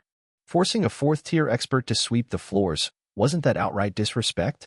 How could an existence of such caliber tolerate such humiliation? There was only one possibility. The Qian estate harbored power strong enough to effortlessly suppress a fourth-tier expert. Could it be a fifth-tier expert? Was Dongshan Medicine Elder actually a fifth-tier powerhouse? Did such beings truly exist in this world? This was the stuff of myths, only recorded in ancient history. Their scalps tingled with fear. When we meet Mr. Qin Yuan later, you all better be respectful. Leave your bureaucratic arrogance behind. Also, if we can convince that janitor elder to join the bureau as a guest minister, this trip will be well worth it. Huh? Wait a minute. Where did that elder go? He just disappeared in the blink of an eye. The bureau chief was utterly baffled. Meanwhile, hiding behind a corner, Qian Medicine Ancestor broke into a cold sweat. He was shaken. Who the hell is this brat Qin Yuan? Why do such powerful figures gather at his estate? That young man just now, did he see through my disguise? He must have. His gaze was as sharp as a blade, and he carried an overwhelming presence. Definitely a fourth-tier expert. If I weren't injured, I might not fear him, but right now, I haven't fully recovered. If I fight him now, I might suffer a loss. Besides, I'm outnumbered. If they all gang up on me, I better not make a move for now. Once these people leave, I can deal with Qin Yuan at my leisure. Tian medicine ancestor decided to bide his time and wait for the right moment. Meanwhile, Qin Yuan was playing golf with the Ninth Bureau's leader, Yuan Hongjun. Director Yuan, you're quite good at golf. Haha, just an old man's hobby. Can't compare to you young folks. Mr. Qin, has Dongshan Elder considered our offer? I assure you, if he joins the Ninth Bureau, he will hold the highest guest minister rank. As a guest minister, he won't be bound by any rules. He'll even have special privileges. He can act first and report later. As long as he doesn't endanger national security or society, he'll have an official status and complete freedom. Our only request is that, if the country faces a true crisis, he will step up when needed. He won't be required to deal with minor issues. Yuan Hongjun spoke sincerely. Even Qin Yuan felt slightly tempted. Act first, report later? That's quite an appealing privilege. But of course, the best part is that Dongshan Medicine Elder doesn't even exist. He won't be bound by anything at all. If I want to act, Dongshan Elder will appear. If I don't, then he simply vanishes. Qin Yuan pretended to think seriously for half an hour. Director Yuan, will there be an official government ID for joining the Ninth Bureau? Of course. Our special identification allows us to take charge in critical situations. Oh, I see. Well, I personally support my master joining the Ninth Bureau, but unfortunately, I can't make decisions on his behalf. Then can you call him? I'd like to speak with Dongshan Elder directly, but I don't have my master's number. He never carries a phone. Then how do you communicate with him? When he wants to find me, he appears. When he doesn't, I have no way of reaching him. Director Yuan, why don't you stay at my estate for a while? My master visits me every now and then, sometimes in 2 or 3 days, sometimes a week. You might as well wait here. All right, I'll stay for a few days. But I have official duties, so I hope Dongshan Elder appears soon. And just like that, the Ninth Bureau settled into the estate's villa. Mr. Dongfang, based on what you saw today, do you think Qin Yuan could be Dongshan Elder? Unlikely. I didn't sense any powerful aura from him. He hasn't even unlocked his first-tier gene lock. How could he possibly be a 5th-tier powerhouse? But if Qin Yuan is truly the disciple of a 5th-tier expert, why is he still at such a low level? My guess? Because he's rich. He has achieved unprecedented success in business, and the resources needed to cultivate a powerhouse are unimaginable. He might not be Dongshan Elder's personal disciple, just a secular representative. But his achievements in the business world prove he's highly valued. That makes sense. Although Qin Yuan is young, professional analysts say his business strategies are textbook-level genius. His ability to control the bigger picture is astonishing. Even I have to admire him. What seems like a string of coincidences is actually the result of careful planning. He's definitely a top-tier strategist. Agreed. Director Yuan is absolutely right. Dongfang nodded in agreement. Just earlier, Qin Yuan had hosted a lavish banquet for all the Ninth Bureau personnel. During the feast, he announced that he would donate 10 billion yuan as a housing subsidy for Ninth Bureau agents. From now on, Ninth Bureau members could use this fund to offset housing costs. The moment he said this, everyone's attitude toward him changed. Before, some of them resented the fact that he lived in such a luxurious estate. Now, he was their best buddy. Instant camaraderie. Why aren't these people leaving? How am I supposed to make my move now? Tian medicine ancestor was beyond frustrated. With Qin Yuan getting along so well with the Ninth Bureau's elites, he still hadn't found a chance to strike. Meanwhile, Qing had been waiting for days. But the old ancestor never returned. Worried that something had happened to him, she disguised herself and secretly infiltrated the area near the Qin estate. Strange, I haven't heard any news about the Qin manor lately. Where exactly did the old ancestor go? While Qing was feeling anxious, she suddenly noticed a recruitment notice posted on the outer wall near the entrance of the Qin manor. Hiring, manor service staff. Main duties, serving tea and water, making beds, following orders from superiors, and attending to the boss. Salary, 15,000 to 20,000. Requirements, height above 165 centimeters, attractive appearance, well-proportioned figure, friendly demeanor, polite, and hardworking. Upon seeing the recruitment notice, Qing had a sudden flash of inspiration. Her strength might not be enough to deal with the treacherous Qin Yuan directly. But what was the specialty of the Medicine King Valley? Of course, the mastery of medicinal knowledge. Not just healing and saving lives, but also poisoning and taking lives. It's been days since our ancestor tried to assassinate Qin Yuan, and there's been no news. What if I apply for this job as a manor servant?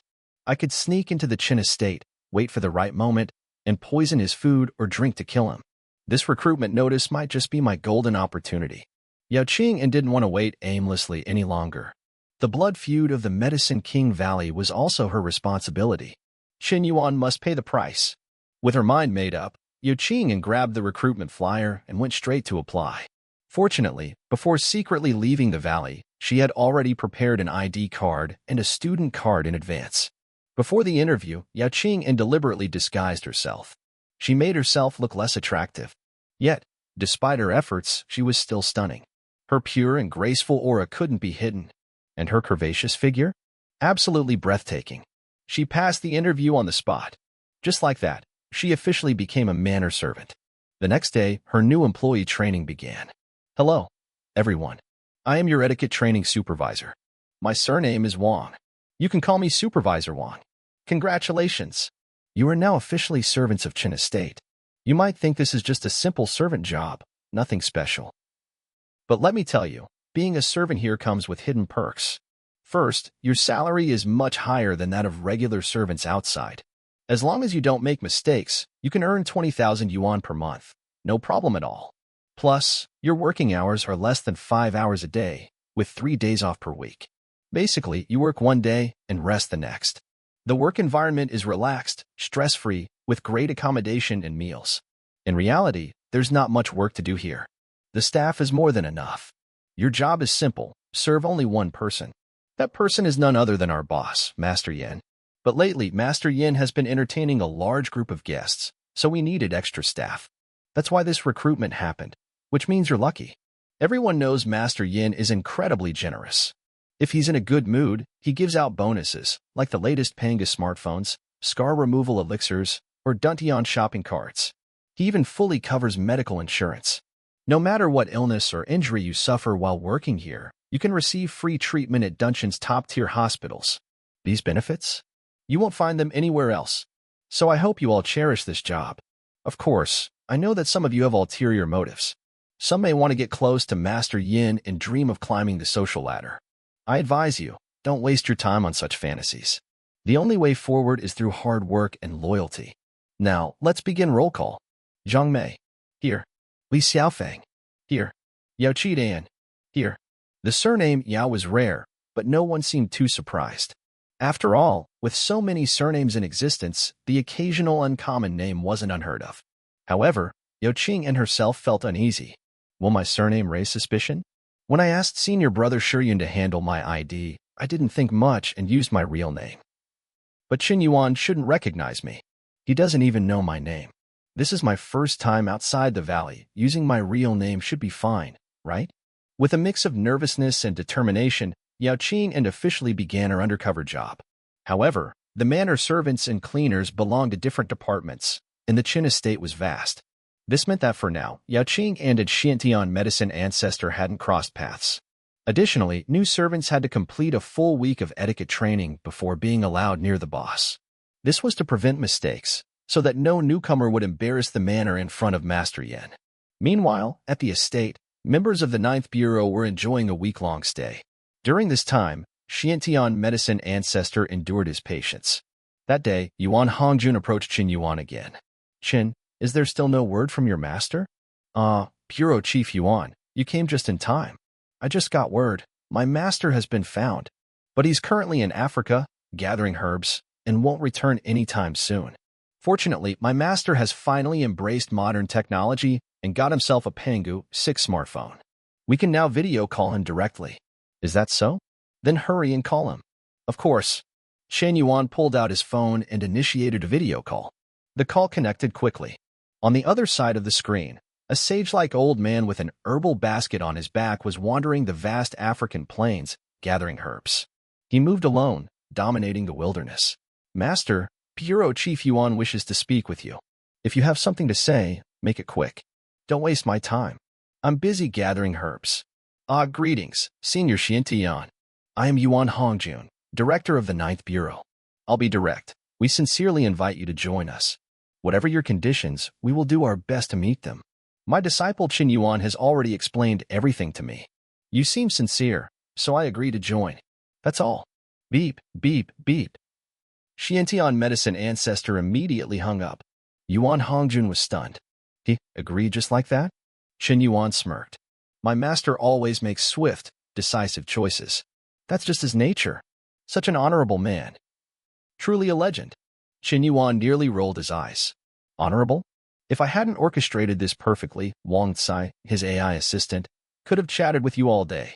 Qin Yuan had spent days perfecting this setup. Since he had to be physically present, yet make sure his master was seen at the same time, he had carefully orchestrated the entire event. Using global satellite imagery, he recreated a realistic African backdrop.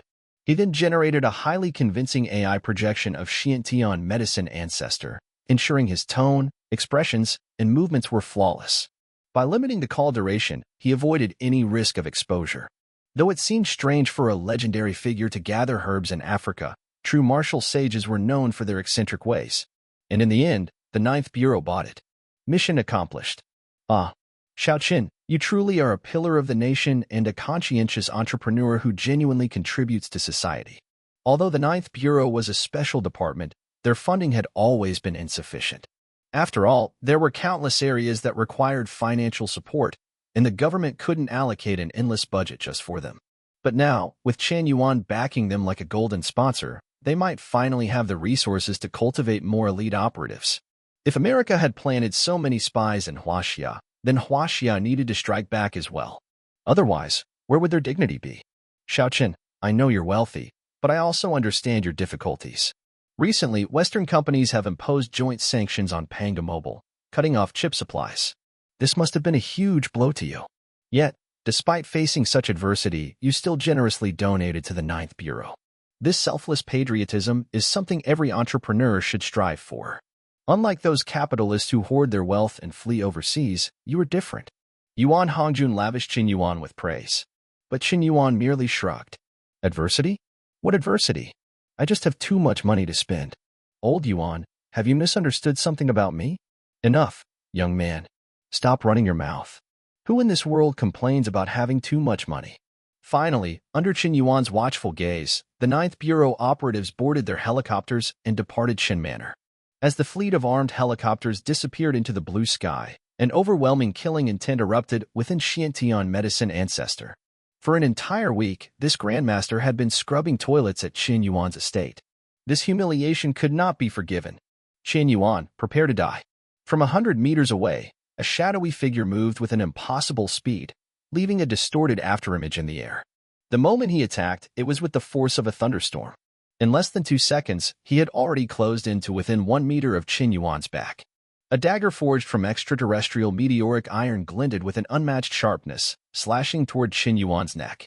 But in that split second, Qin Yuan, who had been standing leisurely, suddenly moved. It was as if he had eyes in the back of his head. With an impossible speed, he spun around and delivered a devastating kick. Boom. The impact was catastrophic. Qian medicine ancestor was sent flying 200 meters, crashing through the air like a human cannonball. The sheer force of the kick shook the ground beneath him. This is micro-movement mastery? That's strength. That's a mouthful of fresh blood spewed from Qian medicine ancestor's lips.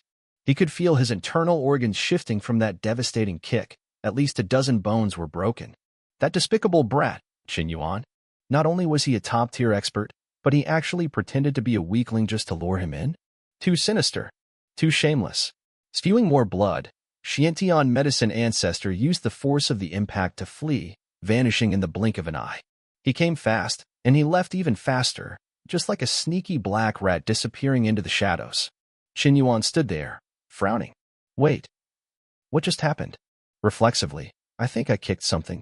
Could it have been a person? But that speed. Was it someone from Beichen's faction trying to ambush me? Seriously, what is it with these old fogies? Why do you all blame me for everything? The one who took down Beichen was the Skull Society, not me. Instead of hunting them down, why are you all targeting me? He sighed. Guess I'll have to clear up this misunderstanding. Can't be shouldering all these grudges forever. Meanwhile, Qian medicine ancestor, gravely wounded, managed to return to his hideout in a residential building. But when he arrived, he found that Yao Qing'an was gone. A single note was left behind. As he read it, his expression darkened like the bottom of a pot. Qian had infiltrated the Qian family estate. That was far too dangerous. The estate was like a dragon's den, its depths unfathomable. Aside from Qin Yuan's mysterious master, Qian himself was already a peak-tier expert, on par with a fourth-realm powerhouse. Even Tian medicine ancestor had barely survived their encounter. Qian had never ventured into the secular world before. She had no idea how dangerous and unpredictable people could be. No, I must go back to the Qian estate and rescue her. But the moment that thought struck him, he coughed up another mouthful of blood and collapsed unconscious. A fourth-realm expert's self-healing abilities were terrifying. Their vitality was beyond the understanding of ordinary people. Despite his severe injuries, Tian medicine ancestor regained consciousness by nightfall. With sheer force of will, he reset his broken bones one by one, activating his genetic potential to accelerate the healing process. By dawn, though his body had only recovered about 20%, he disguised himself once again and returned to work at the Qian estate. At the entrance, "Wuning, where the hell did you go yesterday? Didn't even say a word before vanishing? Forget it. Just hurry up and take out the trash. I won't report this to Butler Amy this time, but don't make it a habit." Tian medicine ancestor had braced himself for a scolding. But the supervisor didn't push the issue. A strange warmth stirred in his heart. So this guy isn't as harsh as he looks. As long as you do your job well, he won't make things difficult for you. Fine, I'll let this slide. Originally, I had planned to kill you one day, but since you showed some leniency today, I'll spare your dog life in the future. Later that morning, Yuling Shuang arrived at the Qian estate to report on work progress. She had two main updates. The lithography machine production was proceeding smoothly. The second phase of Dun Tian New Cities development, including compensation for relocated households, was going well. At this point, over 100,000 relocated households had received their new apartments, fulfilling the compensation agreements months ahead of schedule. When they promised 1 year, they delivered in 1 year. No delays. Boss, Yuling Shuang continued, recently, someone proposed a new project. They believe the electric vehicle industry is already outdated and instead want to develop new energy aircraft. What do you think? Qin Yuan's eyes lit up. Who suggested that? Yuling Shuang hesitated before responding, boss. Missy suggested it, but she told me not to mention her name. She might have her own concerns. Obviously, Ihan underestimated Yuling Shuang's honesty. She wouldn't even tell a simple lie. Her loyalty to Qin Yuan went beyond mere professional respect. It was absolute devotion. Qin Yuan laughed. This project, I'm investing in it. With a wave of his hand, he made the decision on the spot. Qin Yuan leaned forward, eyes gleaming with excitement. I believe this project has immense potential. Right now, global air travel is far from universal. More than half the world's population has never even been on a plane. Many cities still lack airports, and for some places, traveling abroad requires multiple layovers. It's an absolute hassle. This proves one thing: transportation is still highly inconvenient. Flydun Capital should aim to build an airport in every city with a population of at least 300,000, making travel easier for everyone. Small-scale new energy aircraft will be essential to this transformation. He waved a hand decisively. For this project, let's start with an investment of 1 trillion. The moment those words left his mouth, Yuling Shuang was stunned speechless. She had assumed that, out of respect for Miss Yi, the boss might agree to the investment, but not necessarily believe in it. Because, let's be honest, new energy aircraft? At this stage? It sounded ridiculous. Like something straight out of a sci-fi novel. For someone as sharp as Qin Yuan, it didn't seem like the type of project he would ever seriously pursue. But not only did he approve it instantly, he was throwing an insane amount of money at it. Wait, could this project actually be viable? Yuling Shuang wondered, her mind racing. A surprise encounter. Just as Yuling Shuang was struggling to process everything, a young woman dressed in a simple manor worker's uniform gracefully stepped forward. With a gentle smile, she placed 2 cups of pu'er tea in front of Qin Yuan and Yuling Shuang. Boss, miss you. Please enjoy your tea. At that exact moment. Ding. Licking dog system activated. Name, Yao Qian. Age, 19. Height, 170 centimeters. Weight, 48 kilograms. Appearance rating, September 8th, 10. Affection level towards host, -99 points. Ding. Binding successful. When a female target's affection level exceeds 95 points, the relationship reverses. She becomes the host's devoted admirer. Reversal complete rewards. 10% licking dog gold cashback on all expenses. 300 enhancement points. New skills unlocked. Herbal medicine mastery. 9 dragons acupuncture technique. Pharmaceutical crafting. Advanced agriculture. Flying needle concealed weapons.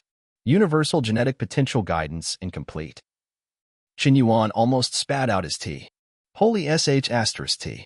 This beauty is actually a jackpot. He looked at Yuqin and with newfound shock and intrigue. Wait, what the hell? Minus 99 affection points. Qian Yuan nearly jumped out of his chair. A negative affection score this extreme? That had to be a new record. Even without thinking too hard, he could immediately tell this girl definitely wanted him dead. Could it be? The tea is poisoned? Keeping his expression completely neutral, Qian Yuan slowly placed the teacup down. Pu'er tea. He frowned slightly, feigning displeasure. Don't you know? I only drink Da Hong Pao tea, and not just any Da Hong Pao, only the ones from the original Wui Mountain mother trees. This low-grade tea? I don't touch it. B-boss, I. Yao Qingtan's face flushed red, looking both anxious and flustered. Her heart was already racing from the poisoning attempt. After all, a guilty conscience is hard to hide. Now, the target refused to drink? What the hell was she supposed to do? Wui Mountain's mother tree Da Hong Pao? Are you kidding me? Where the hell am I supposed to get that? But before she could say anything else, Qian Yuan waved her away. All right, you're dismissed. No need to serve tea anymore. As Yao Qing hesitated for a moment, then turned to leave, Qian Yuan's eyes gleamed coldly. By now, he had completely figured out who she was. A familiar face. That night, Beichen and his 2 companions fought against 500 elite special forces, and the Beichen medicine king was killed on the spot. Yesterday, Xiantian medicine ancestor had tried to ambush him, only to be sent flying with a single kick, heavily injured. That left one last person, a young woman who had vanished without a trace. So this was her. She had infiltrated the manor, biding her time for revenge. The system even rated her a 9.8 in appearance, which meant she was definitely a stunning beauty under the disguise. But what truly caught Qian Yuan's attention was something else, the 300 reverse reinforcement points given by the system. This was the highest reward he had ever received. Could it be because of that so-called genetic potential guidance, incomplete, technique? A cultivation method? He suddenly felt genuinely intrigued. The people from Medicine King Valley were absurdly powerful, far beyond normal human limits. Yet they didn't have a system. So how did they develop such terrifying physical strength? Clearly, they had some special training method to unlock human potential. And now, this incomplete technique might be the secret behind it all. Suspicion confirmed. After Yao Qing left, Yiling Shuang silently glanced at the teacup. Boss, I'll arrange for a fresh batch of exclusive Mother Tree Da Hong Pao for you next time. This pu'er tea. Don't drink it, Qian Yuan said casually. And neither should you. Yiling Shuang's expression subtly changed. Poisoned? Was that waitress an assassin? But if boss already knew, why didn't he expose her? Qian Yuan smirked. I have my reasons. Leave this matter to me. That person might be useful. Hearing that, Yiling Shuang immediately understood. Boss is scheming again. First, it was Nia Chiozi, and now, Yao Qidan? Why are so many people trying to assassinate the boss? But what was truly terrifying was that, even knowing these people wanted to kill him, boss still calmly kept them around. Did he see some hidden value in her? Is he planning to recruit her? A strange request. A few moments later, Qian Yuan grabbed his radio and gave an order to Amy, his trusted housekeeper. Amy, prepare a car for me. I'm going out shopping today. Understood, boss. I'll get it ready immediately. This time, you don't need to accompany me. Amy blinked. Then, who will be going with you, boss? Let Yao Qing come with me. Huh. For a brief second, Amy was completely dumbfounded. That name sounded unfamiliar. Frowning slightly, she immediately pulled out her phone and made a call. The shock spreads. Manager Wang, Amy's voice was professional as always. Is there an employee named Yao Qing in your department? Yes, Miss Amy. She's a newly hired manor worker. She just finished her training and started her first official shift today. Why? Did she do something wrong? No, nothing like that, Amy replied calmly. The boss personally requested her to accompany him on a shopping trip. Have her prepare immediately. What? Manager Wang nearly fell off his chair. First day on the job, and already caught the boss's attention. No way. Is the boss into tan girls? This was a classic Cinderella moment, from an ordinary worker to being personally summoned by the most powerful man in the company. Manager Wang quickly straightened his suit and adjusted his tone. If this girl has truly caught the boss's eye, then her future is limitless. Gotta be on her good side now. Instant popularity. Meanwhile, back in the employee break room. The moment Yao Qing'an returned, her coworkers swarmed her like bees to honey. Qing'an, my dear sister, don't forget about us when you become rich and famous. Hey, I just bought a new set of luxury skincare products. Do you want them? I'll give them to you for free. Tian, hurry up and put on some makeup. You need to dress up properly. Yao Qing'an was totally lost. Just this morning, these same people had been treating her like an invisible nobody. Now, they were all acting like long-lost best friends. What's going on? She asked suspiciously. One of the workers grinned. Duh. The boss personally requested you to accompany him on a shopping trip. You're about to hit the jackpot. What? For a split second, Yao Qing'an's heart nearly stopped. Had Qin Yuan found out? Should I run? No. If he really knew, I'd already be arrested. Then why? Why did he specifically name me? Was he testing her? Or could it be? Soon, a Rolls-Royce Phantom smoothly pulled up in front of the manor's main building. Its jet-black exterior gleamed under the sunlight, exuding an air of authority and prestige that only the finest luxury cars possessed. At this moment, Yao Qing'an stood beside the car as instructed by Manager Wang. Her tall, slender figure was accentuated by her poised posture. Her skin had a healthy, sun-kissed glow, and under the sunlight, it radiated a unique charm. She maintained a polite, professional smile, revealing a set of pearly white teeth exuding both calmness and elegance. Moments later, Qin Yuan strode out of the main building. All the employees instinctively halted their tasks, their eyes drawn toward their enigmatic and unfathomable boss. Under their silent gazes, Qin Yuan walked toward the Rolls-Royce and sat in the back seat without hesitation, just as everyone assumed that Yao Qing'an would take the front passenger seat. Get in. Qin Yuan casually pointed to the back seat and spoke in a commanding tone. You, sit in the back. For a moment, the entire scene froze. Every employee's expression shifted to sheer shock and disbelief. The back seat.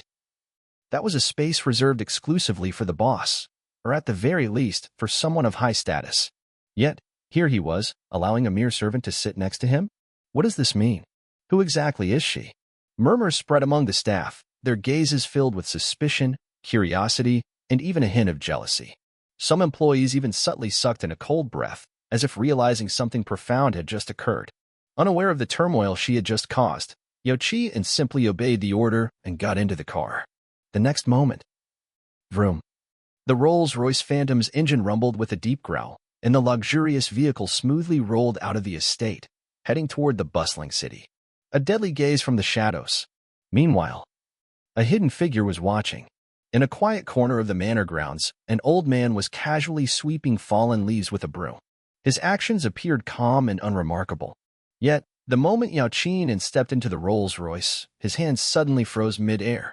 Slowly lifting his head, his eyes turned blood-red with rage. Tian.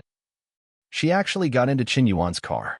A violent tremor coursed through his wrinkled hands, gripping the broom so tightly that his knuckles turned white. His gaze, sharp as a dagger, locked onto the disappearing vehicle with an expression of shock and fury. Damn it, this is truly dangerous. That bastard Qin Yuan is insidious, cunning beyond belief. Even I, for all my wisdom, have fallen into his schemes. How could Qingtan's insignificant tricks possibly work against him? Suddenly, a terrifying realization struck the old man like lightning. His pupils contracted violently, and his face darkened like an oncoming storm. No, this isn't a coincidence. That bastard. He already knows I'm here. A chill ran down his spine, his breathing turned heavy, and his mind spun rapidly. Qin Yuan wouldn't take her with him for no reason, unless he's using her to bait me out. At that instant, his body went rigid, and his heart pounded like a war drum. Damn you, Qin Yuan, using such despicable tactics to force my hand? His fists clenched tightly, his nails digging into his palms as rage and desperation surged through him. If he acted rashly now, he would walk straight into Qin Yuan's trap. Yet, if he did nothing, Qian might never return.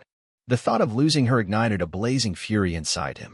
His eyes were bloodshot, his teeth clenched, and his entire body trembled as he let out a low, hate-filled growl. Qin Yuan, If you dare lay a single finger on Tian, I swear, I will wipe out your entire bloodline. The Tian medicine patriarch clenched his teeth in fury. Yet, at this moment, he was powerless. Not long after, the Rolls-Royce Phantom pulled up in front of a Manga mobile flagship store. Recently, the Manga 7 had been the talk of the tech world. The latest generation of Manga smartphones was set to revolutionize the industry, surpassing every competitor, including Apple. The most mind-blowing feature was its AI-driven intelligence system, capable of executing voice-controlled commands for any application. However, the price reflected its superiority, costing nearly 12,000 yuan per unit, double the price of the previous Manga model. Currently, it was only available in Tian New City, making it an exclusive luxury item. As soon as Chun Yuan stepped onto Tian Commercial Street, a wave of excitement spread through the crowd. It's Mr. Yen. It's really Mr. Yen. Oh my god, it's really Mr. Yen. Yen Yi is incredible. I love you, Mr. Yen. He's so handsome. Aya. A group of young girls couldn't contain their excitement and screamed in admiration. Their passionate reaction left Yao Qingtan utterly stunned. She couldn't believe it. Everyone recognized Qin Yuan. And not only that, he was adored by the public. Wait a minute, didn't Beichen Sherbo say that Qin Yuan was a cruel, deceitful tyrant? Didn't he describe him as a ruthless, heartless villain who exploits the people and is hated by the world? Why does the reality seem completely different?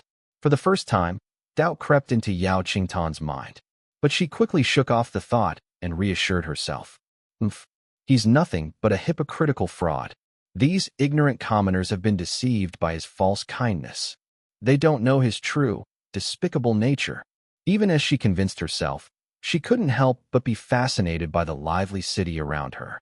This was her first time ever going shopping. For some reason, a thrill of excitement bubbled within her. It felt as if a door to an entirely new world had been thrown open. Qin Yuan stepped into the store and spoke casually. Give me a few of the latest Manga 7 phones. Right away, Mr. Yen. The store employees immediately brought out over a dozen brand new Manga 7 smartphones. Qin Yuan picked up one of the boxes, swiftly unwrapped it, and powered on the phone. With just a few taps, he tested out the camera quality, beauty filters, and AI-powered apps like Carp app, Temple of War app, Big Cat TV, Mingming Shopping. Every feature was flawlessly smooth. But the most groundbreaking feature was its voice control system. Even an elderly person who had never typed before could communicate effortlessly using voice input. Typing speed, no longer an issue. Even senior citizens could now enjoy the internet, chat online, and experience the thrill of social media arguments with ease. For Yao Qingtan, who had never even touched a smartphone before, this was nothing short of a miracle. Her eyes widened in pure astonishment. So, this is the tool Beichen Sherbo used for long-distance communication? It seems even more advanced than his so-called Nokia treasure. Looking around, she realized something even more shocking. Every person in the city owned one of these treasure devices. It was beyond belief. If I had one of these, contacting Shizu would be so much easier. She had spent her entire 19 years secluded within the Medicine King Valley. Even the Tian medicine patriarch had been in seclusion for over a century. The rapid advancements of modern society had left them completely behind. Communication had evolved. While everyone else could send instant messages, they were still relying on handwritten letters. This outdated method had already caused several misunderstandings. But with a phone, that problem would disappear. Qin Yuan suddenly asked, "Do you like this phone?" Yao Qingtan was caught off guard. "Oh well, boss. Are you asking me?" Qin Yuan chuckled. "Of course. Who else would I be asking?" She hesitated for a moment before timidly nodding. "Why yes, I do like it." "Good. Then it's yours." "Huh?" Yao Qingtan's mind went completely blank.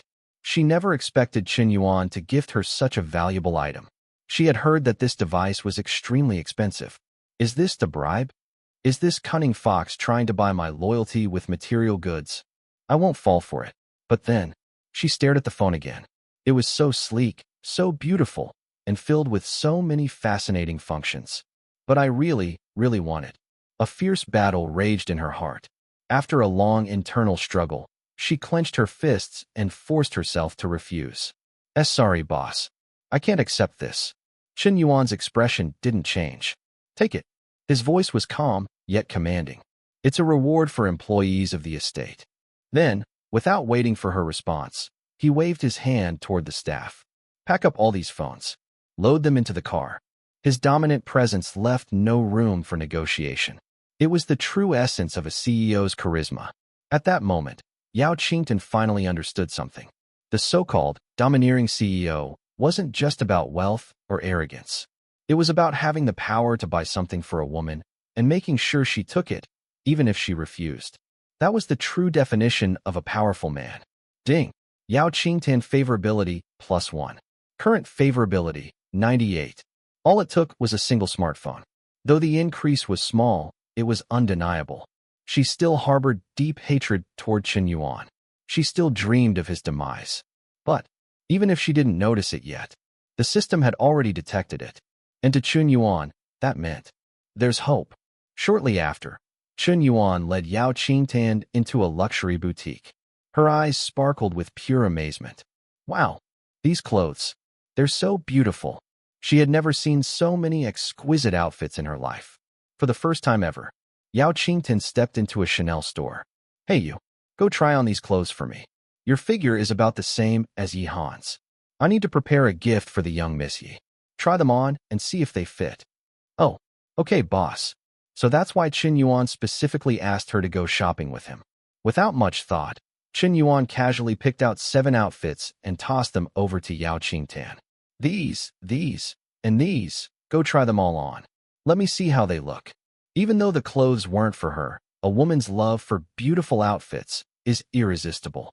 The moment Yao Qingtan changed into Chanel, her ethereal beauty stunned everyone in the store. "She looks amazing. Miss, your figure is absolutely perfect. You're like a walking mannequin. This dress looks like it was tailored just for you. Right? She's like a fairy. It's breathtaking."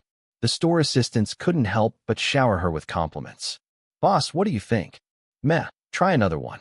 Sitting lazily on the sofa, Qian Yuan casually played with his phone while directing Yao Qingtan to try on outfits for an hour straight. She felt that while not every outfit was stunning, most were at least very pretty.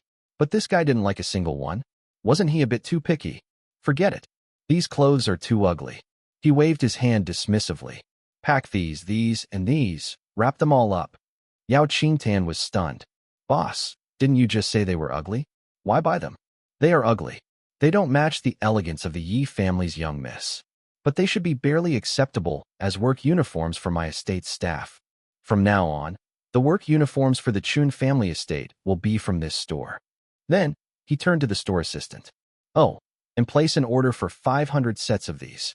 Tell your manager." He said it so calmly. Everyone in the store froze. "Yes, sir.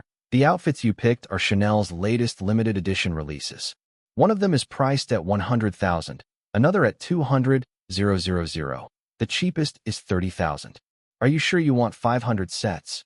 Most people wouldn't even dare touch such expensive clothes. And this guy wanted 500 sets for staff uniforms. Was this a joke? Of course. Do I look like I'm joking?" Qian Yuan casually removed his mask. For a moment, dead silence. Then, "Holy shit, it's Mr. Yin. No wonder. I was wondering which crazy rich guy would turn Chanel's limited edition collection into work uniforms. Of course, it's Mr. Yin. Even if one outfit costs 200,000, 500 sets are just 100 million. That's nothing for Yin Yi. He makes more than that in a single day. Are you kidding? The entire Dun Tian New City belongs to him.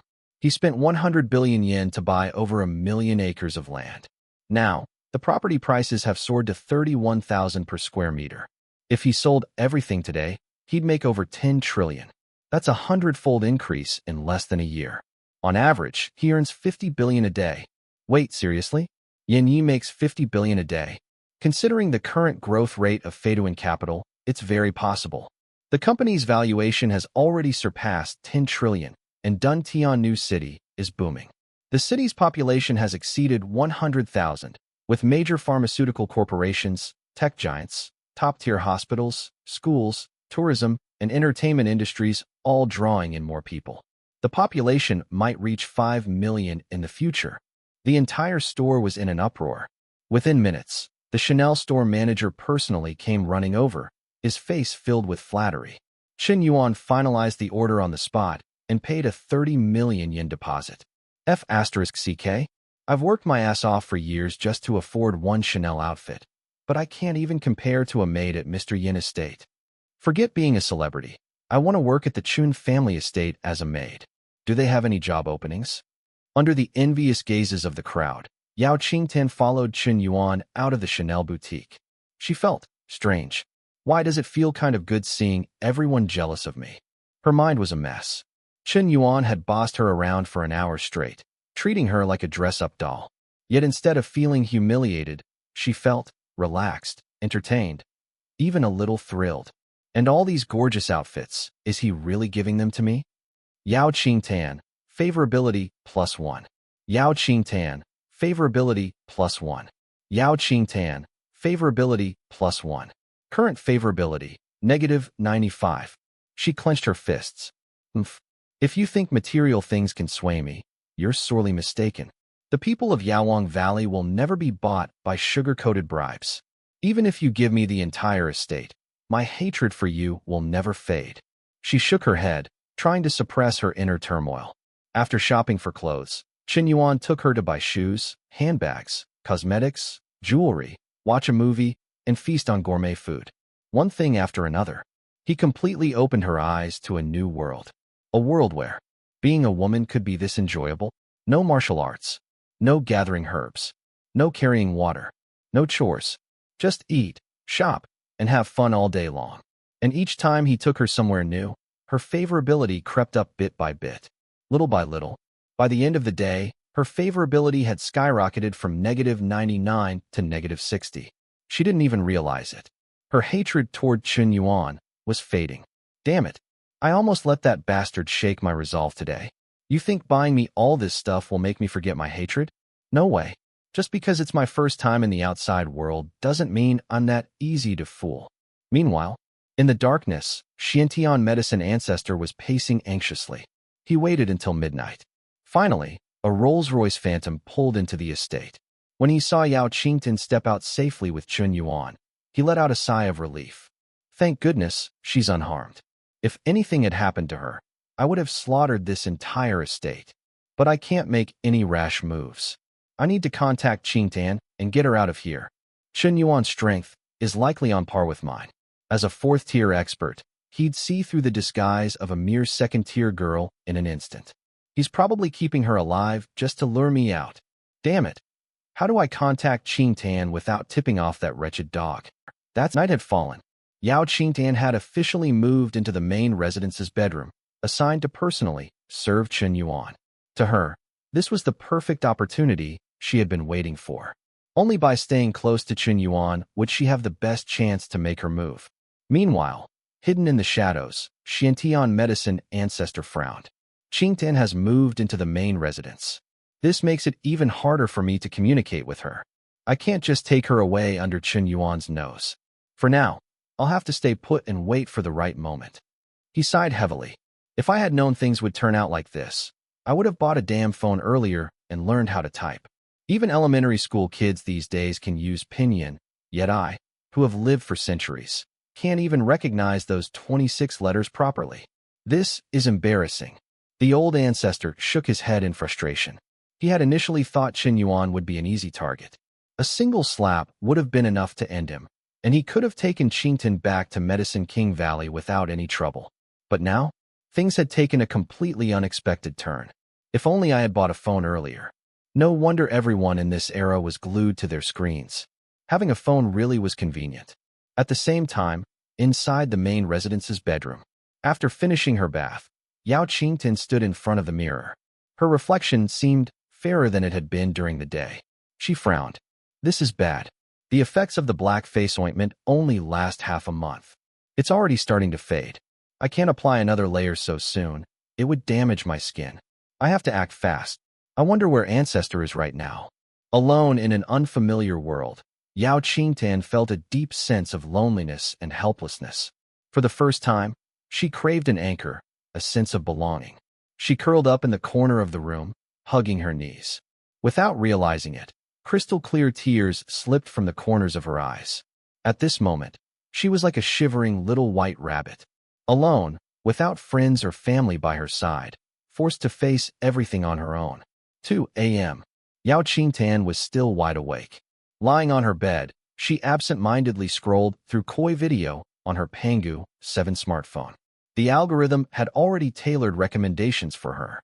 She lazily flipped through a few videos until a particular video thumbnail caught her eye. The first frame of the video showed a scene from the Regal Hotel cafeteria in Shanghai. A man, whose face was pixelated, was suddenly attacked by an assassin. However, with lightning-fast reflexes, he dodged the incoming bullet and flicked a needle with pinpoint accuracy, piercing the assassin's forehead right in the center. His movements were clean and effortlessly elegant. Yao Qingtan's eyes widened. The 9 Dragons Flying Needle? That's a secret technique from Medicine King Valley. The person in this video. Could it be? Her fingers trembled as she whispered in shock. Senior brother Shiyun? She stared at the video in disbelief. It had to be him. Shiyun was supposed to be dead, yet here he was, alive and fighting. Her breathing grew heavy as she continued watching. More assassins emerged, wielding AK rifles, unleashing a hailstorm of bullets at Shiyun. Although skilled, he was outnumbered. Realizing he was at a disadvantage, he leapt out of a window to escape. The heavenly silkworm armor, impervious to blades and bullets. This confirms it. It's definitely senior brother Shiyun. Then, she noticed something even more shocking. These assassins, they're the same as the ones who attacked us at the Chun family estate. If that's the case, then doesn't that mean? Her expression twisted in fury. These killers must be working for that bastard Chun Yuan. Her hatred ignited like wildfire. She clenched her fists, nails digging into her palm. The video's final scene sent a dagger through her heart. Shiyun, chased all the way to Huangpu River, was caught in a massive explosion. A deafening boom rang through the footage. The screen went black, and when the smoke cleared, he was gone. Reduced to mere fragments of flesh, completely obliterated. Yao Qingtan's vision blurred as tears spilled from her eyes. Woo woo woo. Her muffled sobs filled the silent room. Senior brother Shiyun, you died so horribly. I swear, I will personally kill that wretched dog, Qin Yuan. I will take his head and offer it before your spirit. She wept uncontrollably. Shiyun was more than just a fellow disciple. He was the boy she had grown up with, the only person she had ever truly admired. Had fate been kinder, Shiyun would have stayed in Medicine King Valley forever. They would have been an inseparable pair, destined for each other. But now, that possibility had been ripped away, leaving nothing but a void of grief and hatred. Just then, a second video appeared in her feed. Another surveillance recording. This time, the setting was painfully familiar. The Chun family estate. The screen showed the luxurious mansion bathed in golden light, but something was eerily wrong. Not a single soul was visible. Then, bang! The estate's massive gates were kicked open.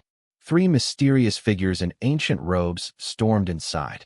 In less than a minute, they were surrounded by 500 elite soldiers. Gunfire erupted. Explosions flashed across the screen. The battle was pure chaos. Both sides suffered heavy casualties. And then, Beichen Medicine King fell, dead on the spot. Tian Medicine Ancestor, despite being gravely injured, managed to flee with Yao Qingtan. She remembered this night vividly, because she had lived through it herself. At this point, she assumed the footage was over. But to her surprise, the video continued. Once the Medicine Ancestor escaped, a new figure emerged from the shadows. A man known only as Dongxian Medicine Sovereign. Another battle erupted, even more brutal than the last. With unmatched strength, Dongxian obliterated the remaining assassins, wiping them out completely. Yao Qingtan sat frozen in shock. Her mind struggled to process what she was seeing. What the hell is going on? Why would Dongxian Medicine Sovereign kill his own allies? Aren't they all working for Qin Yuan? Unless these assassins weren't sent by Qin Yuan at all. A terrifying possibility formed in her mind. She quickly replayed both videos, analyzing every detail. A chilling realization began to take shape. Senior brother Shiyun was ambushed. The Medicine King Valley trio was also ambushed. But nowhere in either video was there any direct proof that these assassins were following Qin Yuan's orders. Her pupils shrank. Wait, what if these people were also trying to kill Qin Yuan? And when they saw us at the Chun estate, They mistakenly thought we were Chun Yuan's allies, so they attacked us too? Her face went pale. Did we make a horrible mistake? Her heart pounded violently. If this was true, then everything Medicine King Valley had done, all their vengeance, had been directed at the wrong person. A 3-generation-long grudge, all built on a massive misunderstanding. Her lips trembled. No way. This can't be real. She suddenly felt utterly lost. If this was the truth, then she, her master, and even her ancestors, had been nothing more than scapegoats. A centuries-old joke. A wave of nausea rolled over her. She refused to believe it. But deep down, the evidence spoke for itself. Her hands shook as she desperately searched online for more clues. The more she investigated, the more undeniable the truth became. She had wronged an innocent man. But what scared her the most was that the videos she saw couldn't be found anywhere else. They were exclusively pushed to her feed, curated specifically for her. By whom? And for what purpose? She didn't know, but she was about to find out. The more Yao Qingtian scrolled, the more she learned about Chen Yuan, and what she discovered left her utterly shaken.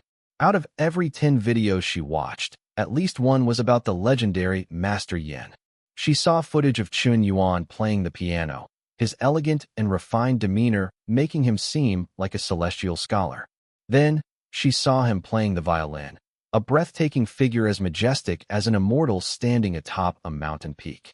When he played Go, his aura was commanding and absolute, as if he were a ruler looking down upon the board.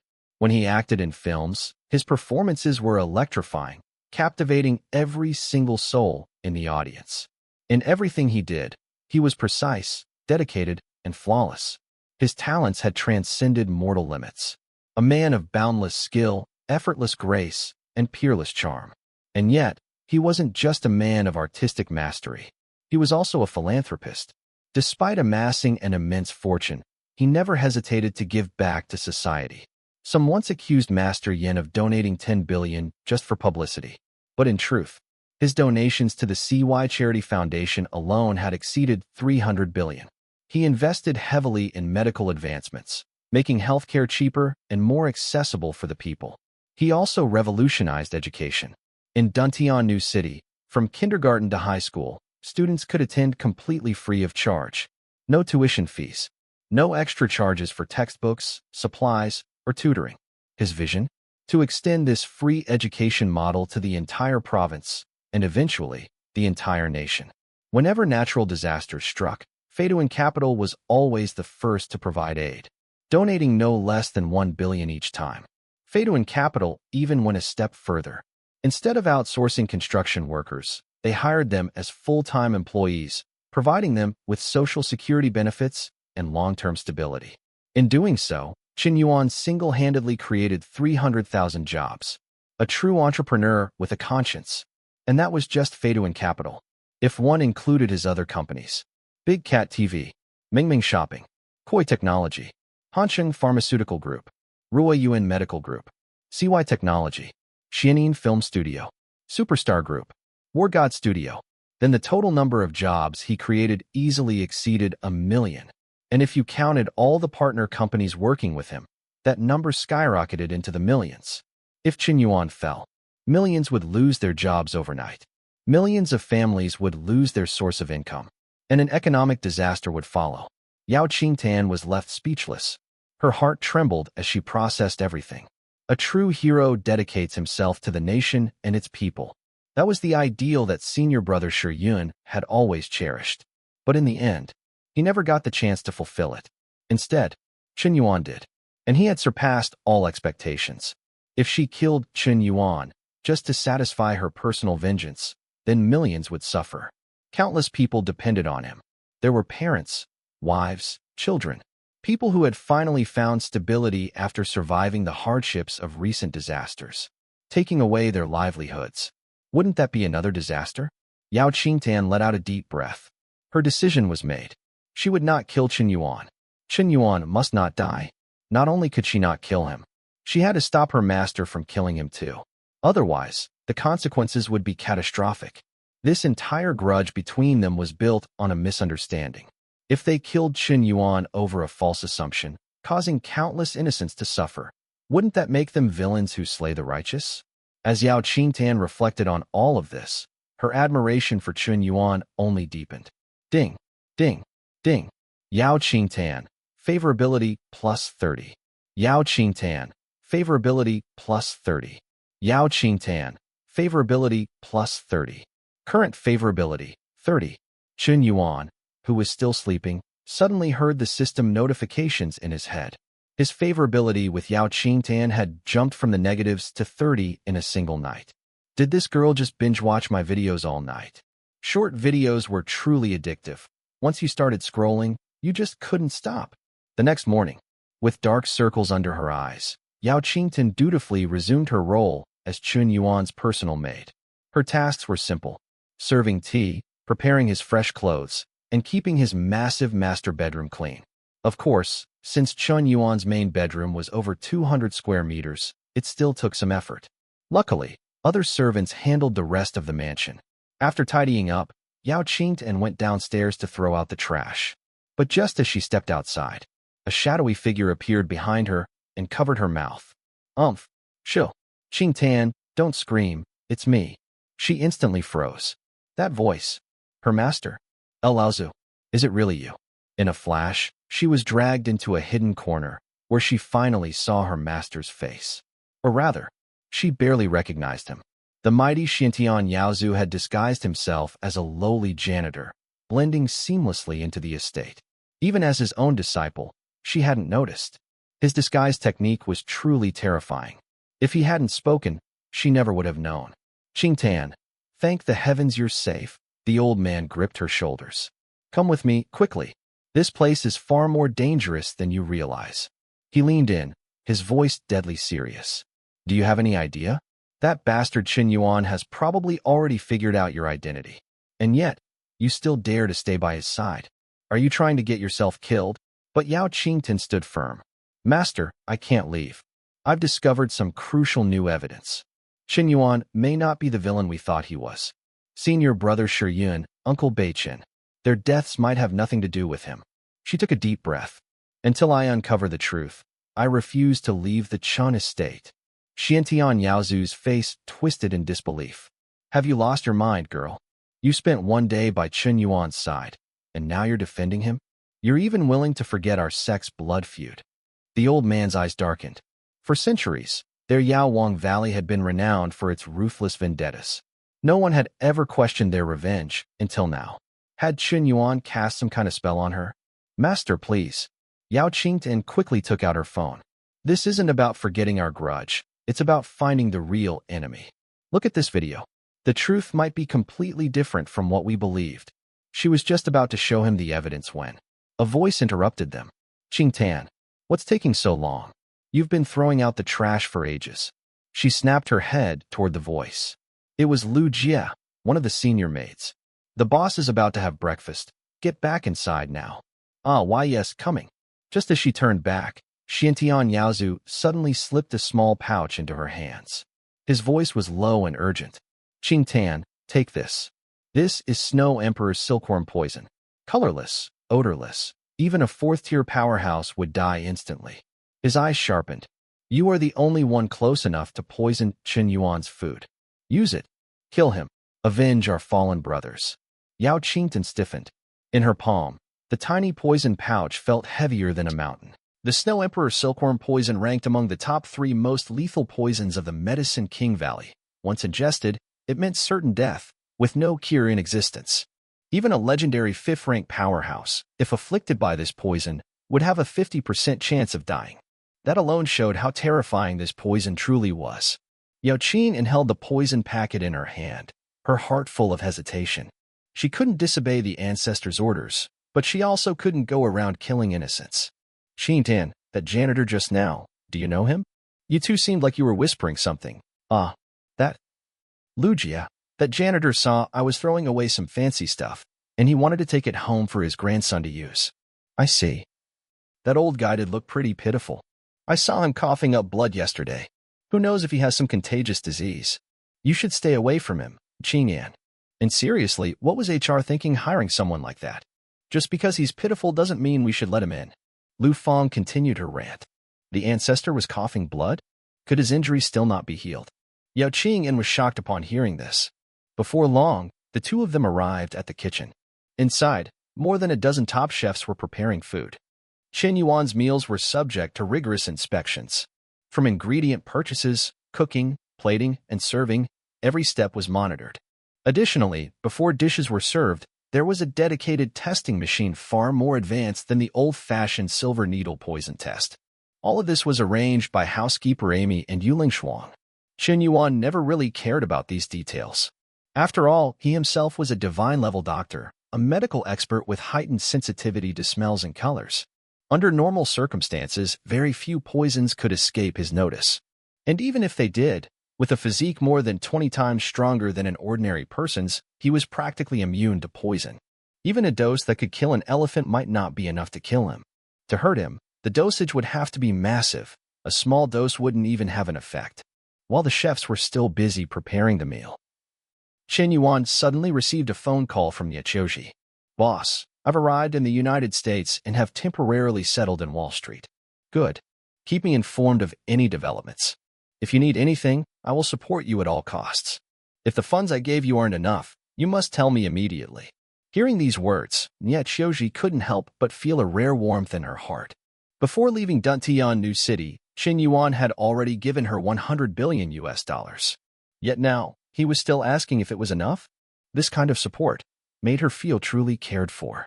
Compared to this, the Skull Society's generosity was pitiful. They had never even given her 1,000th of what Qian Yuan did. So stingy. With such a stark contrast, it was clear her new master trusted her far more. "Boss, the funds you gave are more than sufficient. However, using such a massive amount of money all of a sudden could trigger an investigation from the FBI. I need to establish a cover story for the source of this wealth, or at least a strong background, so I can join the Skull Society without drawing suspicion from other members." Yet Shoji handled matters very cautiously. Even though the system's licking dog gold had a legitimate source, her identity and background couldn't withstand any serious investigation. She needed a strong backing as camouflage. Only then could she better infiltrate the Skull Society. "I see. I think I still have a few followers in the US. Let me give them a call. Meanwhile, take the $100 billion and visit Las Vegas for a while.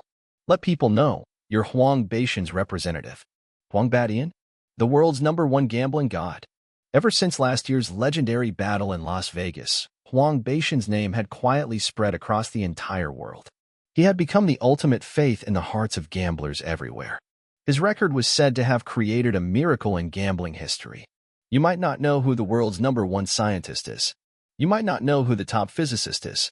But when it comes to the world's greatest gambler, everyone knows Huang Badian. He didn't even need media coverage. The legend of the gambling god spread purely by word of mouth, growing with every retelling until it became almost mythical. Maybe it's just that. There really are too many gamblers in this world. Even little kids know how to play mahjong and dodiju. Who doesn't know the gambling god, Huang Badian? So, boss, you're actually the world's #1 gambling god. I get it now. You've been preparing to infiltrate the Skull Society for over half a year already. You planted a piece on the board in America long ago. Choji was instantly stunned. Only now did she begin to understand how terrifying and brilliant Qian Yuan truly was. He'd started making arrangements 6 months ago?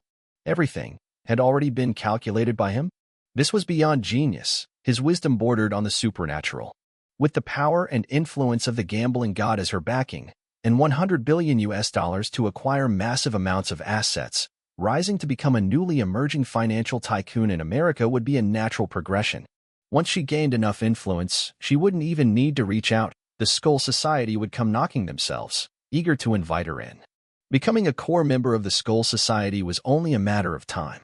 Meanwhile, Qian Yuan was just a bit confused. Is there anyone who can imagine this? He still remembered that 6 months ago, he had gone to Las Vegas to rescue Wang Mingming, and ended up gambling in a casino just to show off a little. That was it. I thought I was all alone, with no support, Choji said, her voice full of emotion. But to think there was such a surprise waiting for me. Teacher Qian, I won't let you down. Choji, favorability +5. Current favorability, 90 points. After hanging up Choji's call, Qian Yuan sent a short message to Yuling Shuang. You can begin. Got it, boss. I know exactly what to do. A short while later, Yao Qian and Lu Fong, the two waitresses, began serving the dishes. Qian, I don't know if it's just me, but you look fairer today. What skincare product are you using? That effect's amazing. I'm not using anything fancy, just some regular whitening cream. No way. Regular whitening cream wouldn't have such obvious results overnight. You really look a lot fairer. All right, let's focus on getting the food out. The big boss has probably been waiting a while now. Don't let Supervisor Wang dock your pay. Ugh, okay. The moment salary deduction was mentioned, Lu Fong shut up instantly. While they were plating the dishes in the kitchen, Yuling Shuang suddenly rushed into the main hall of the manor, urgency written all over her face. Boss, I found out Nia Qiuji's true identity. Oh. Chen Yuan nodded calmly, expression unreadable. The two exchanged a glance, then stepped aside to talk quietly. Their voices were low, but just loud enough for Yao Qian to overhear. After all, she had unlocked the second stage of her gene seal. Her five senses were far sharper than a regular person's. Boss, through a secret channel, I've confirmed Nia Qiuji's real identity. On the surface, she was the top contestant on the reality show The True Actor, amassing over 30 million fans online. But in reality, she's an international assassin and a covert agent secretly trained by the Skull Society. Codename, Doomsday. She was the lead operative in the bombing incident at Huangpu River in Modu. In Yinjing, and even during the last manor attack, she played a major role. But boss, you were just lucky. Every time, someone stepped in to shield you from the heavy firepower, which is why you're still alive. I don't even know who those people were. If we ever find out, we really ought to thank them properly, Yuling Shuang said, still shaken. You're right. We should absolutely express our gratitude to these hidden heroes. But after helping, they vanished without a trace. I don't even know their names. The only thing I can offer is silent thanks from the bottom of my heart. This Nia Qiuji was hiding way too deep. Who would have guessed she was an assassin? I trusted her so much. I even planned to nurture her carefully. But she turned out to be a spy planted by the Skull Society. Those bastards from the US are trying to eliminate me and crush the rise of China's new tech industry. They're targeting me in both business and technology. Truly despicable. Qin Yuan appeared furious, deliberately emphasizing the Skull Society's countless crimes. And every word was heard clearly by Yao Qian. So, senior brother Shi Yun died at the hands of the Skull Society? But she couldn't take everything Qin Yuan and Yuling Shuang said at face value, either. Not long after, Yao Qian and Lu Fong returned to the kitchen. Lu Jie, do you know who Nia Qiuji is? Of course. She was a hugely popular celebrity back then, practically a national idol. Just from one variety show, she gained over 30 million fans. One of her films, Above Autumn Moon, was even considered a classic in spy thriller cinema. She was practically deified after that. But later, a mysterious whistleblower exposed her as a real assassin. They even released solid evidence. She was quickly blacklisted. Her movies, TV shows, everything was taken down. You can't find any trace of her work online anymore. But her legend? No one's forgotten that. I see, Yao Qian nodded thoughtfully. She asked a few more people, and they all said the same. And although her videos were wiped from the internet, discussions and rumors still lingered, confirming that Chen Yuan and Yuling Shuang hadn't been lying. So, it's true. Senior brother Shi Yun really did die at the hands of the Skull Society. Even Master Beichen was killed by them. But Master had always mistakenly believed the Skull agents were under Qin Yuan's command. That's why he wanted revenge.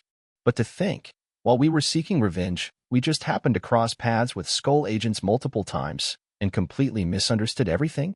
Wrong. It was all wrong. Yao Qian was hit with sudden clarity. Everything finally made sense now. It had all been a massive misunderstanding. Qin Yuan had even expressed gratitude toward those who helped, while they had plotted vengeance against him. This couldn't be blamed on Qin Yuan at all. If anything, it was their own bad luck. If there was someone to take revenge on, it should be the Skull Society. Qin Yuan had responded to resentment with kindness. He was a truly good man. Yao Qian, favorability plus 20. Current favorability, 50.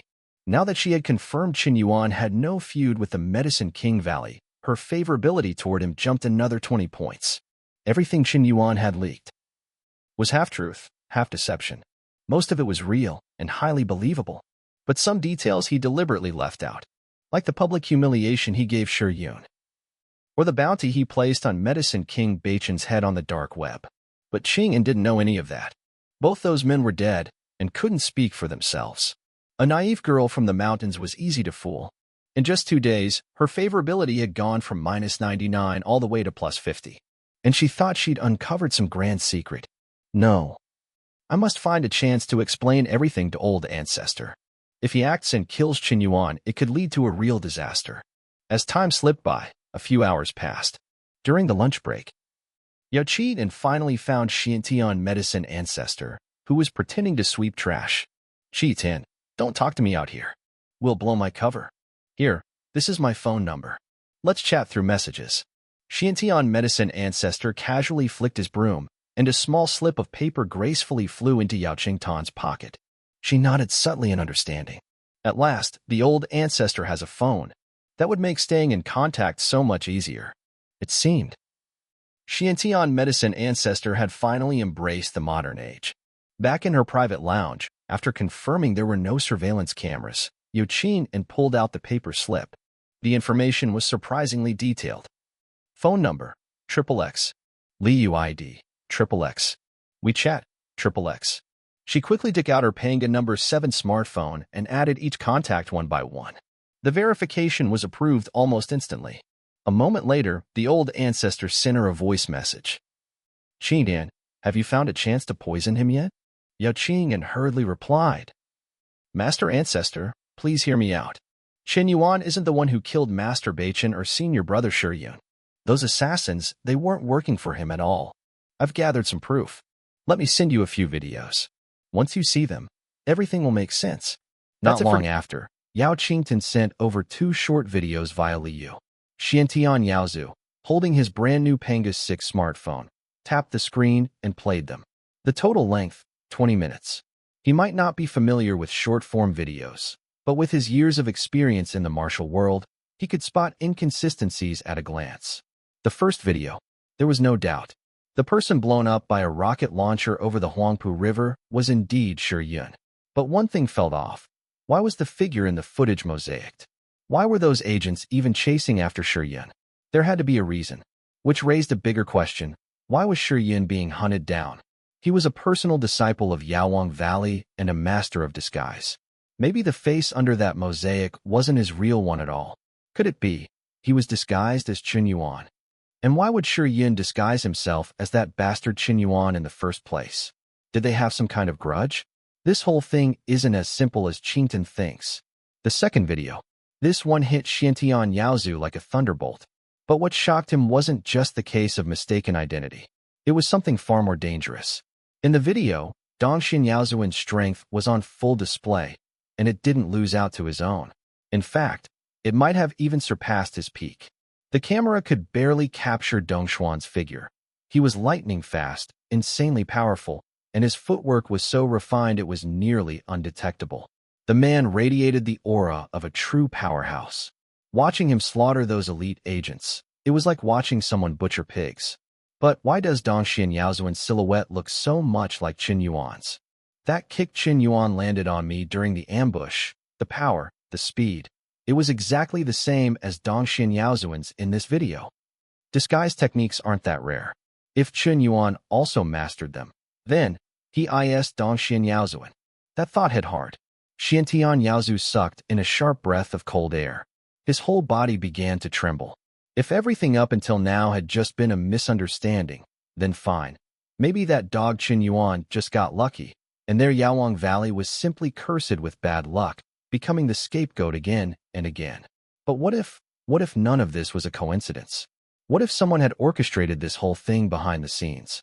What if everything, the agents, Yaowang Valley, all of it, was just chess pieces on someone's board? The more he thought about it, the more terrifying it became. How terrifying must someone be to manipulate the situation so perfectly? To pit 2 enemy forces against each other and watch from the shadows as they tore each other apart. That level of strategy, it was monstrous. These so-called clues, they were all carefully leaked to Qingtan by Qin Yuan. He's been slowly eroding her will. This is psychological warfare. He's too dangerous, far too dangerous. No, I can't let Qingtan stay by Qin Yuan's side any longer. The difference in their levels is like heaven and earth. I have to get her out of the Qian estate as soon as possible. Just as Tian Yaozu was still shaken from the revelation, another 2 messages arrived from Tian. Master Ancestor, you saw it right? Those agents who ambushed us, they weren't Qin Yuan's people at all. Uncle Beichen wasn't killed by him, and senior brother Shi Yun was also murdered by those special agents. I traced them. They're from an American organization called Skull Society. Even that super popular actress Nie Chiozi, she's actually an international assassin who was planted beside Qin Yuan. The true enemy we should be hunting is Skull Society. Reading those messages, Tian Yaozu almost spat blood in frustration. Qingtan, it's not as simple as you think. What you're seeing, all of it, is what Qin Yuan wants you to see. These videos, they're incomplete. The most important parts are missing. Meet me at the north gate of the Qin estate at midnight. I'll take you away myself. Do not disobey. When she read that message, Yao Qingtan froze. Clearly, Master Ancestor still held a deep grudge against Qin Yuan. But she could understand why. After all, Uncle Beichen did die within the Qin estate. As long as her ancestor promised not to harm Qin Yuan, she was willing to leave. Okay, she replied with just one word. Meanwhile, Qin Yuan, sitting in his private server room, was silently watching the entire exchange unfold. They had no idea that the man with access to high-level AI and elite hacking tools was killing time with something as perverse as eavesdropping on their every message. Well, this old fox is sharp. He instantly noticed the inconsistencies. Can't be fooled that easily, huh? So, you're planning to sneak Qingtan out of the estate between 11 p.m. and 1 a.m. tonight? Dream on. This is a 300-point mission, plus a secret Yaowang Valley technique as a reward. I'm not letting this cooked duck fly off my plate. What if my target flees into the mountains and disappears forever? That'd make this entire performance a waste. And just like that, it was already 7 p.m. Qingtan, said the butler. Boss has a sudden errand to run. He wants you to go with him. Get ready now. Huh? But I'm already off duty. Boss personally requested you. Do you know how many people would kill for this opportunity? You should be honored. What's a little overtime? You won't lose a limb. Get moving. Fine. Qingdan figured it was just a quick trip. She'd be back before midnight for sure. By 7:30 p.m., she was in Qin Yuan's Rolls-Royce. 20 minutes later, the car arrived at Tian International Airport. It wasn't until they stepped into the terminal that Qingtan felt something was off. Boss, where are we going exactly? Don't ask too much, Qin Yuan replied coolly. I have urgent business to handle. Starting now, I'm promoting you to my personal assistant. We're going to take care of something very important. What? But why didn't you tell me beforehand? Qingtan, you're out of line. This is company classified intel. You think I need to report my schedule to you in advance. But, no buts. I don't care if you have heaven-sent plans tonight. Drop them. Follow me. We're leaving now. Housekeeper Amy snapped coldly. Helpless, Yao Qingtan had no choice but to follow Qin Yuan onto his private luxury jet. And only then did she realize. The flight was actually flying to Shanghai. Miss, please switch off your phone now. A stewardess reminded her gently. Phones are not permitted during the flight. The phone was powered off. By the time the private jet touched down at Shanghai Airport it was already 10 p.m. Only then did Yao Qingtan finally turn her phone back on. And as soon as it powered up, a flood of messages from Tian Yaozu came pouring in one after another. Just as she turned her phone on, message after message from Tian Yaozu came flooding in. Qingtan, Qin Yuan has already left the villa. You can head to the north gate to meet me now. Qingtan, why aren't you answering your phone? Qingtan, are you in trouble? Respond as soon as you get this. Seeing those messages, Yao Qingtan quickly replied. Master Ancestor, something urgent came up with Qin Yuan. He took me with him. Then, can you still make it to the rendezvous point before midnight? Master Ancestor, Qin Yuan brought me to Shanghai. We're already here. As soon as she sent that message, Tian Yaozu was completely stunned. How had a few short hours passed, and this girl was already thousands of miles away? What the hell? This damn brat Qin Yuan is way too cunning. Why is everything happening so coincidentally? I was just about to take Qingtan out of the manor, and this guy suddenly brings her all the way to Modu. He gritted his teeth. No, I must rush to Shanghai immediately and get Qingtian away from that fox's grasp. Chen Yuan is too crafty, his words are manipulative, and Qingtian is far too naive. If she stays by his side any longer, she'll be completely deceived. But he couldn't just teleport there. The fastest way would be by plane. But he had never flown before, and honestly, the thought made him a little anxious. Train seemed more reliable. Problem was, the last high-speed train had already departed for the day. The earliest next ride wouldn't be until 5 a.m. the next morning. As for flights, same issue. No more flights until dawn. No private jet either. He couldn't just fly out whenever he wanted. Whether by train or plane, he'd have to wait until tomorrow. Meanwhile, Yao Qingtian was absolutely awestruck by the bustling nightlife of Shanghai. Even at 11 p.m., the streets were full of people. Towering skyscrapers lit up the sky with neon lights. Compared to this, Duntian New City really was just a small place. The next morning, Chen Yuan took her to Disneyland. They played together for hours. To her surprise, being with Chen Yuan was actually far more fun than anything she'd experienced back in Yaowang Valley. There was a kind of sweet, joyful energy that she didn't want to leave. Yao Qingtian, favorability plus 10. Yao Qingtian, favorability plus 10. Current favorability, 70. Why does my heart beat faster whenever I'm with Chen Yuan? Why do I blush when he looks at me? I even want to take off this black face paint and show him my real face. Maybe he'd like me more if he saw the real me. No. What am I thinking? Even if Master Ancestor doesn't try to kill him, he'd never allow us to be together. If I go back to Yaowang Valley, I might never be able to leave again. That thought made her feel a little sad. A part of her didn't want to go back anymore. Time flew by. By 1 p.m., her phone buzzed again. Qingtian, I've arrived in Shanghai. Just got off the train. Where are you? I'll come rescue you immediately. Master Ancestor, I'm at Modu Disneyland. Good. Stay put. I'm coming now.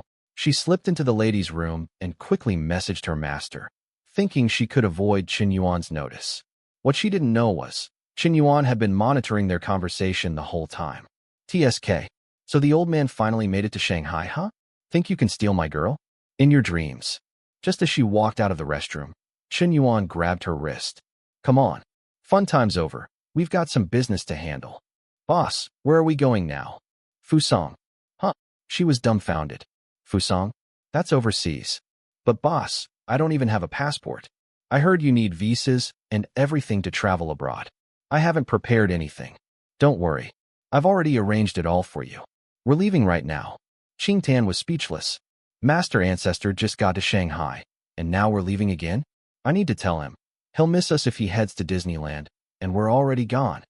Even though part of her didn't want to go back, she could never bring herself to lie to Xiantian Yaozu. Right before getting in the car, she managed to send one last message. Master Ancestor, Chen Yuan is heading to Fusang.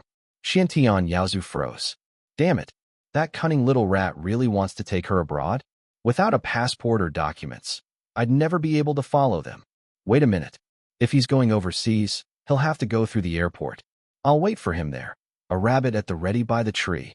He immediately turned around and rushed toward the airport. But Chen Yuan's car wasn't headed to the airport at all. Instead, it rolled right up to Shanghai port, where a massive, luxurious cruise ship was already docked and waiting. It was Chen Yuan's private cruise liner. Captain Wu Qinggong was already aboard with a group of high-end passengers. Boss, aren't we going to Fusang? Why are we at the dock? Who says we have to fly? Cruises are way more comfortable. This ship's one of the world's top 10 cruise liners. Cost me 10 billion last year, and I've barely used it. So now's the perfect time.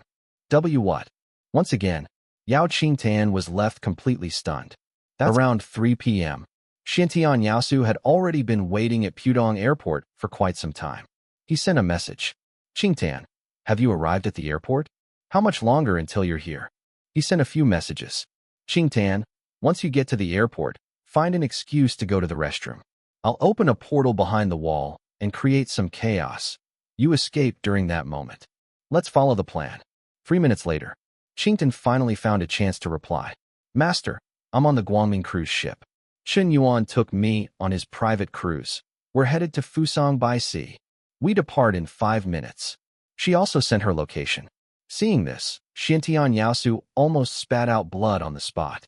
Damn it, Chen Yuan, you damn cunning dog. This is too much. I'm furious. Puffed. The anger triggered his old injuries, and he actually coughed up a mouthful of blood. Whoa, someone's coughing blood. Call an ambulance. Sir, are you all right? Don't touch him. What if we get blamed? Judge, why'd you help if it wasn't your fault? A crowd gathered, whispering, pointing, but no one dared get close. Still coughing blood, Tian opened the location map. From Hangzhou Airport to the port was over 36 kilometers, nearly an hour's drive. Even in his peak form, he could only sprint full speed for 30 seconds at most. Definitely not enough to make it in time. Especially not with his injuries. There's no way I'll make it. I'll fly straight to Fusang instead, recover on the way, and wait for that bastard Chen Yuan to arrive. If you dare hurt Qing and even a little, I'll wipe out your entire bloodline. With cold, killing intent in his eyes, he vanished into thin air. Whoa, where did he go? I just called for help, and he disappeared? He must be a hidden master testing our fate. I may have missed an opportunity. Meanwhile, Qingtan and Chen Yuan were now officially out at sea. This was the first time in her 19 years that she'd seen the ocean. Endless waves shimmered under the sun, the crews gliding through the water as sea breeze danced across the deck. She was completely mesmerized. It's so beautiful, so majestic. Master didn't make it. But why do I feel relieved instead of disappointed? Why does it feel kind of fun? So this is the ocean. It's really, really big. Standing behind Chen Yuan, she stared at his tall back. So handsome and so deep. Qingtan, favorability plus 10. Current favorability, 80. Meanwhile, back at Duntian New City, 2 uninvited guests had arrived. Lin Shutong and the assassin Scorpion showed up at the airport, right after Chen Yuan had left yesterday. Last time they were caught in Yanjing, the capital's stricter security made it harder to hide. Scorpion's background was shady and full of criminal records. Even the alias Yun Suna couldn't hold up under scrutiny. They barely got out after over a month of intense investigation. Only after calling Park Young-jae, hiring top lawyers, and navigating complicated procedures. Total bad luck. Once released, Lin Shutong found out Chen Yuan had returned to Tianmen City, and now, she rushed over to catch up. At the gate of the Chen family estate, she found a group of girls already gathered, all visibly annoyed. Chen Yuan is so mean. He left for Shanghai without saying a word. Qin Wushuang stomped her foot angrily. Did he even tell you miss you? Asked Yihan. No, he didn't. He probably had something urgent. I called him just now. He said he's going to Fusang. What? Fusang? That jerk probably took some girl with him. Qin Wushuang was clearly jealous. Then Yuling Shuang turned to Yihan. By the way, your project, Chen Yuan already approved it. Not only that, he's investing 1 trillion. Yihan was stunned. She had thought he might consider it, but didn't expect him to approve it so fully. You told him it was my idea? She asked, suspicious. Of course. No need to lie about something like that. Yihan was quietly moved. Her idea had been completely rejected by the Manhwa Group board. Not a single person supported it. Not even her own father. But Chen Yuan? He supported her. No matter how wild her ideas sounded, he believed in them, and was willing to give it everything. 1 trillion yuan. According to her estimates, that was probably all the available funds Feiduan Capital could spare without affecting operations. He'd gone all in. No holding back. Just for her idea? Yihan, favorability plus 1. Yihan, favorability plus 1. Current favorability, 97. Ding. Yihan has been deeply moved by the host's unwavering support. Favorability has reached 97. Reward, plus 20 enhancement points. Current enhancement points, 20. As Lin Shutong passed by the gate of the manor, her sharp hearing caught every word of the conversation between the women inside. Chen Yuan went back to Shanghai again. Her heart nearly collapsed on the spot. How could she miss him every single time? God, are you playing with me? She had chased him all the way from Korea to Shanghai, then from Shanghai to Yanjing, and from Yanjing to the newly built Duntian City. She had even been arrested twice in the process. And now Chen Yuan had done a full circle and returned to Shanghai again. Can you stop running all over the world? And now he's heading to Fusang. Lin Shutong felt like her entire mindset had exploded. Every single time, she missed him by just that much. Every single time, she just couldn't catch up. Shuna, are we going to Fusang now? Scorpion finally couldn't hold back and asked. After everything that had happened, the assassin known as Scorpion had gradually been subdued by Lin Shutong, and now, she willingly followed her lead. In the underground world, strength was everything, and Lin Shutong's current power was enough to be called a true powerhouse. No, we're not going to Fusang. We're going back to Korea, Lin Shutong replied firmly. Chun Yuan is a graduate student at Yinjing University. He'll definitely return there eventually. The entrance exams for foreign students are coming up soon anyway. I'll apply as an international student and enroll. Then I'll just wait for him there. If I rush to Fusang now, he might just end up somewhere else again. Rather than blindly chasing after him all over the world, it's better to stay put and wait at Yinjing University. She had finally figured it out. You can't catch him by constantly running after him. Instead of a pointless chase, it was better to focus on improving herself until the day Qin Yuan could no longer ignore her existence. All right then, let's head back to Korea.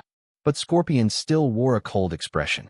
Shuna, it looks like you've got a lot of competition. Those girls just now, whether it's looks or body, they're all top tier. Could they pose a threat to you? Want me to eliminate them? Her eyes shimmered with a dangerous glint. No need. Qin Yuanji definitely wouldn't like that. Besides, with his current status and influence, there are too many beautiful women trying to get close to him. Even if you take care of one or two, can you take out all of them? The only thing I can do is keep getting stronger, make myself better and better, until Chun Yuanji can no longer look past me. Lin Shutong said this with unwavering determination. Scorpion shook her head in disbelief. What had this girl gone through to fall this deep? This was straight-up simp behavior. She had gone past the limit of being a simp. Chasing a man around the world? That was devotion on another level. Those two girls earlier, their aura was so cold. Could they be here for Qin Yuan too? Qin Wushuang asked without thinking. Among those two, one of them had a stunning figure and face that stood out completely. Qin Wushuang had started to believe any beautiful girl she saw might somehow be related to Qin Yuan. It's possible, someone replied, but maybe they were just passing by. Since Qin Yuan went to Fusang, I'm heading back to Shanghai. Wushuang want to come with me? All right, let's go back, she nodded. I'm about to finish my master's degree anyway. I've been thinking, maybe I should go for a PhD next. Qin Wushuang said it with a calm tone, but her intention to flex was pretty obvious. She was a prodigy who had skipped grades. At such a young age, she was already finishing graduate school. Originally, she hadn't planned to continue studying. But once she found out Qin Yuan had been directly admitted into Yinjing University's graduate program, she changed her mind. If she could enter Yinjing University for her PhD, they'd be classmates again. I'll ask my dad to help arrange it. With my grades, it shouldn't be a big deal. Ever since Qin Yuan transferred 10 years of internal energy into me, not only has my physical condition improved, but my brain works way better too. My memory's easily doubled. I only need to read a textbook a few times to remember it all. I can learn more in less time. I have to get into Yinjing University for my PhD. Qin Wushuang set her goal with conviction. Meanwhile, Yihan decided to return to Shanghai and mobilize all his resources to push forward the new energy aircraft project. Maybe there were even better energy sources than batteries. If no one stepped forward to invest in R&D, how would technology ever advance? Someone had to take the first step to slowly push this era forward, turning the impossible into the possible. Meanwhile, Zhao Yuqi was getting busier than ever. Thanks to its explosive growth, Big Cat TV had become the leading live streaming platform in China. Their total registered users had surpassed 500 million, and their concurrent online viewer count had reached nearly 100 million. Now, they had started expanding internationally, pushing the platform global. After establishing a deep partnership with the War God Temple Studio, they launched a global real-time translation feature for live streams. This feature would gradually break through international barriers. Of course, every country had its own laws and content restrictions. Navigating that landscape was no easy task. Going global still had a long way to go. But while Big Cat was progressing steadily, the one experiencing explosive growth was Koi App. Koi App had now surpassed 2 billion users worldwide, with a daily active user base of 500 million. It had become a phenomenon-level social platform, with a current market value of 700 billion. After Facebook, it was shaping up to be the next social media titan. Domestically, more and more users were joining the Koi app. Together with Douyin and Tencent, Koi had formed the three-way power balance of China's social media market.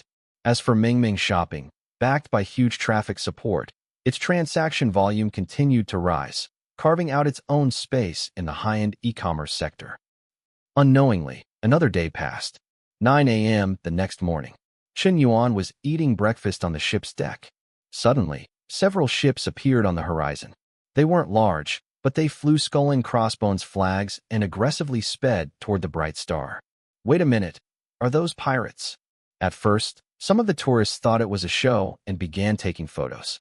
But then, from one of the pirate ships, a rocket-propelled grenade launched straight toward them. Boom! A massive explosion erupted. Not a direct hit, but close enough.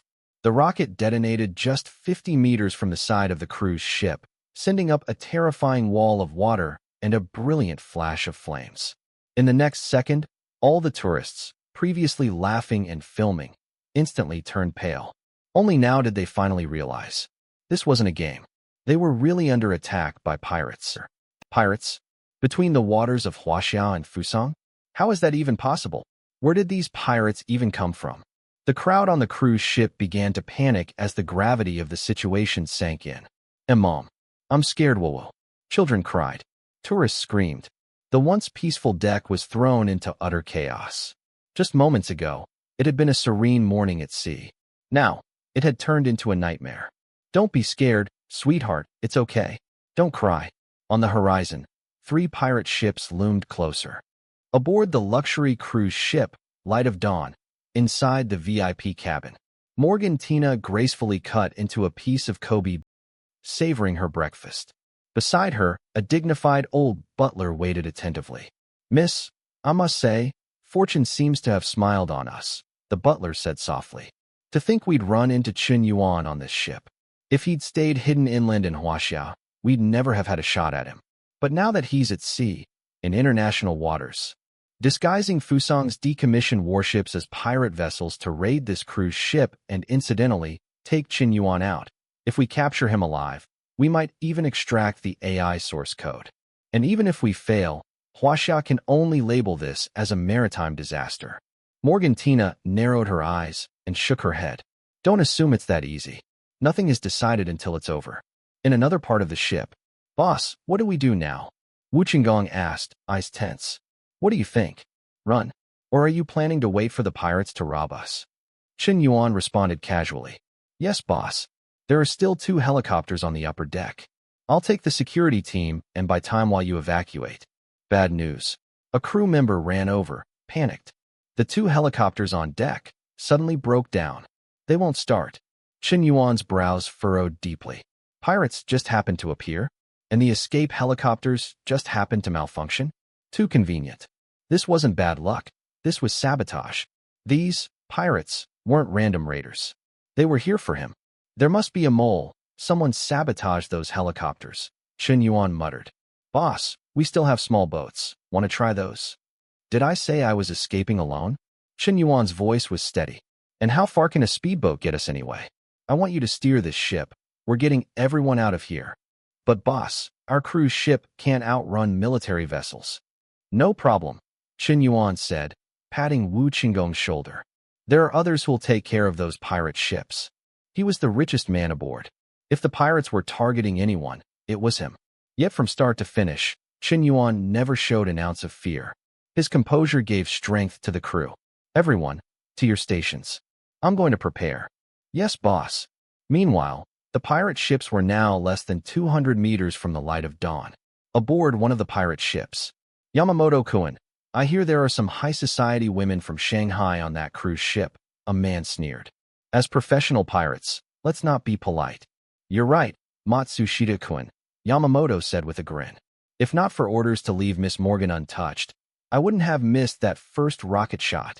Let's end this quickly. Capture Qian Yuan alive if possible. If not, kill him on the spot. Understood. Soon, a loudspeaker from one of the pirate ships crackled with awkward Mandarin. People on the cruise ship, listen carefully.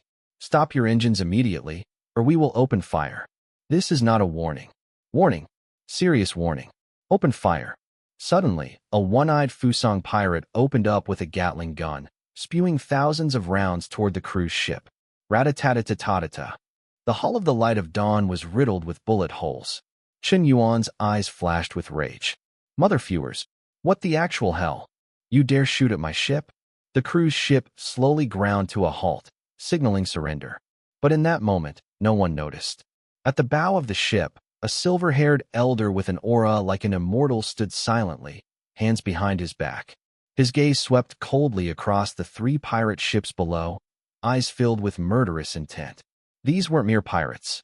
They had helicopters, cruise missiles, jet bombers, and over 300 elite fighters, fully armed and trained. This was a covert military operation, masquerading as piracy. On the Light of Dawn, Yiqingtan's face turned pale the moment she saw the elder. Is that the Eastern Alchemy Sovereign? Only those who had seen the video of that night, when he unleashed his terrifying might, would understand just how horrifying this elder's power truly was. Wasn't he supposed to be in Africa gathering herbs? Why was he suddenly on this ship? Who dares act so brazenly before this sovereign? You little beasts, have you grown tired of living? The elder's voice boomed like thunder across the sea. Even from hundreds of meters away, every pirate heard it clearly. Who the hell is this crazy old man? Kill him, Yamamoto ordered. A squad of machine gunners opened fire. Rat-a-tat-a-tat-a-ta. But the elder's figure suddenly vanished.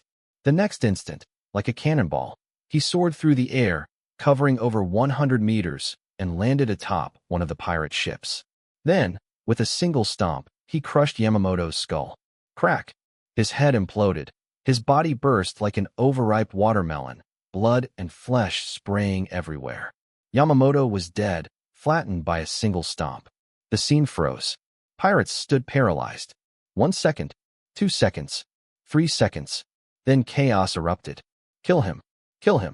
You damn Fusang rats! You dare provoke this sovereign's wrath? Courting death. Chen Yuan's voice rang cold and furious. In a flash, his figure darted forward. Another enemy commander was instantly taken down. His neck snapped right on the spot. 2 commanders eliminated in the blink of an eye. With their leaders gone, the rest of the pirates were left leaderless and thrown into chaos. Some of them still attempted to shoot at Chen Yuan. Yet Chen Yuan moved like lightning, so fast and agile that, even at close range, they couldn't hit him at all. He casually picked up an AK rifle while moving and began headshotting enemies mid-run. A single burst of bullets, over a dozen heads exploded instantly. Everywhere he passed, blood splattered and limbs flew. It was as if he were walking through an unguarded land.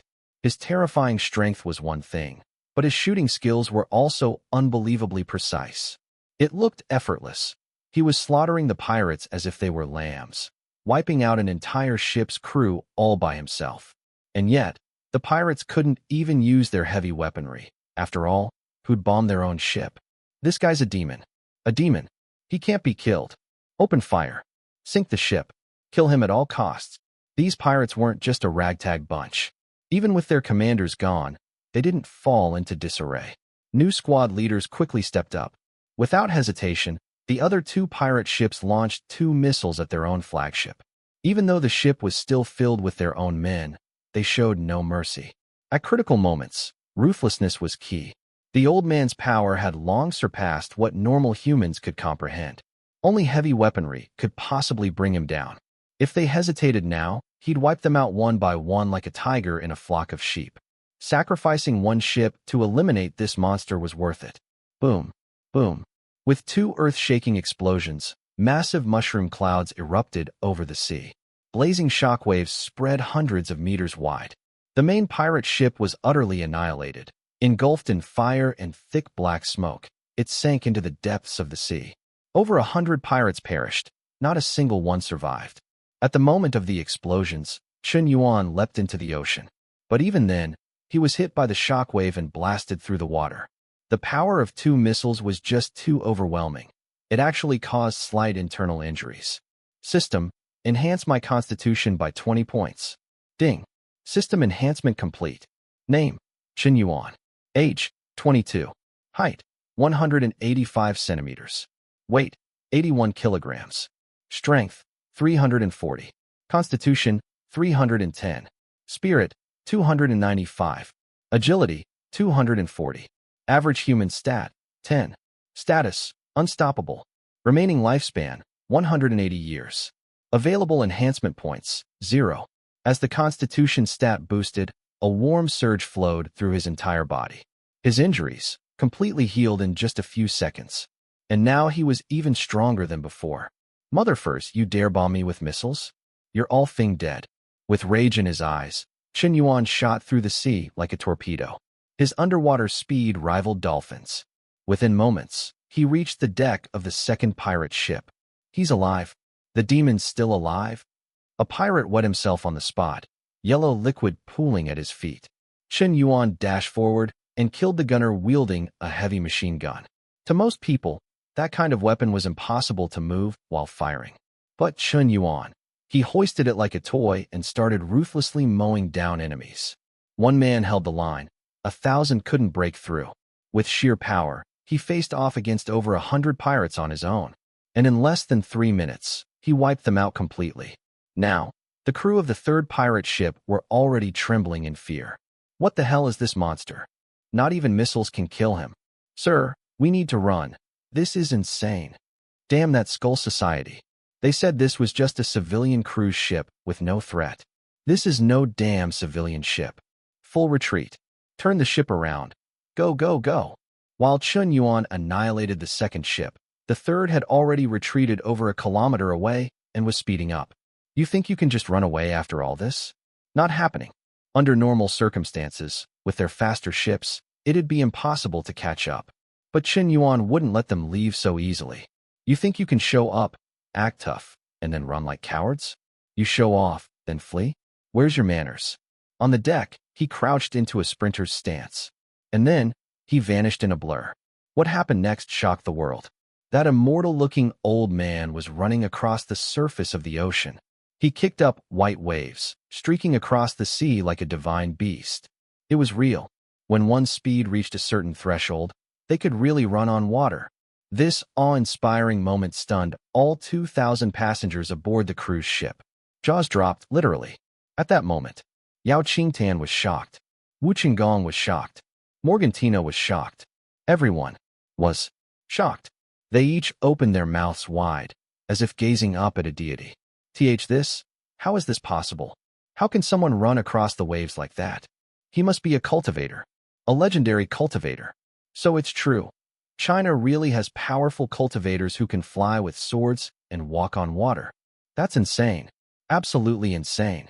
Miss, even I didn't expect such a turn of events. I never imagined there would be such a powerful being protecting Qian Yuan. While everyone was still in shock, the pirates on the last remaining ship were already scared stiff. Accompanied by a thunderous explosion, fire erupted everywhere.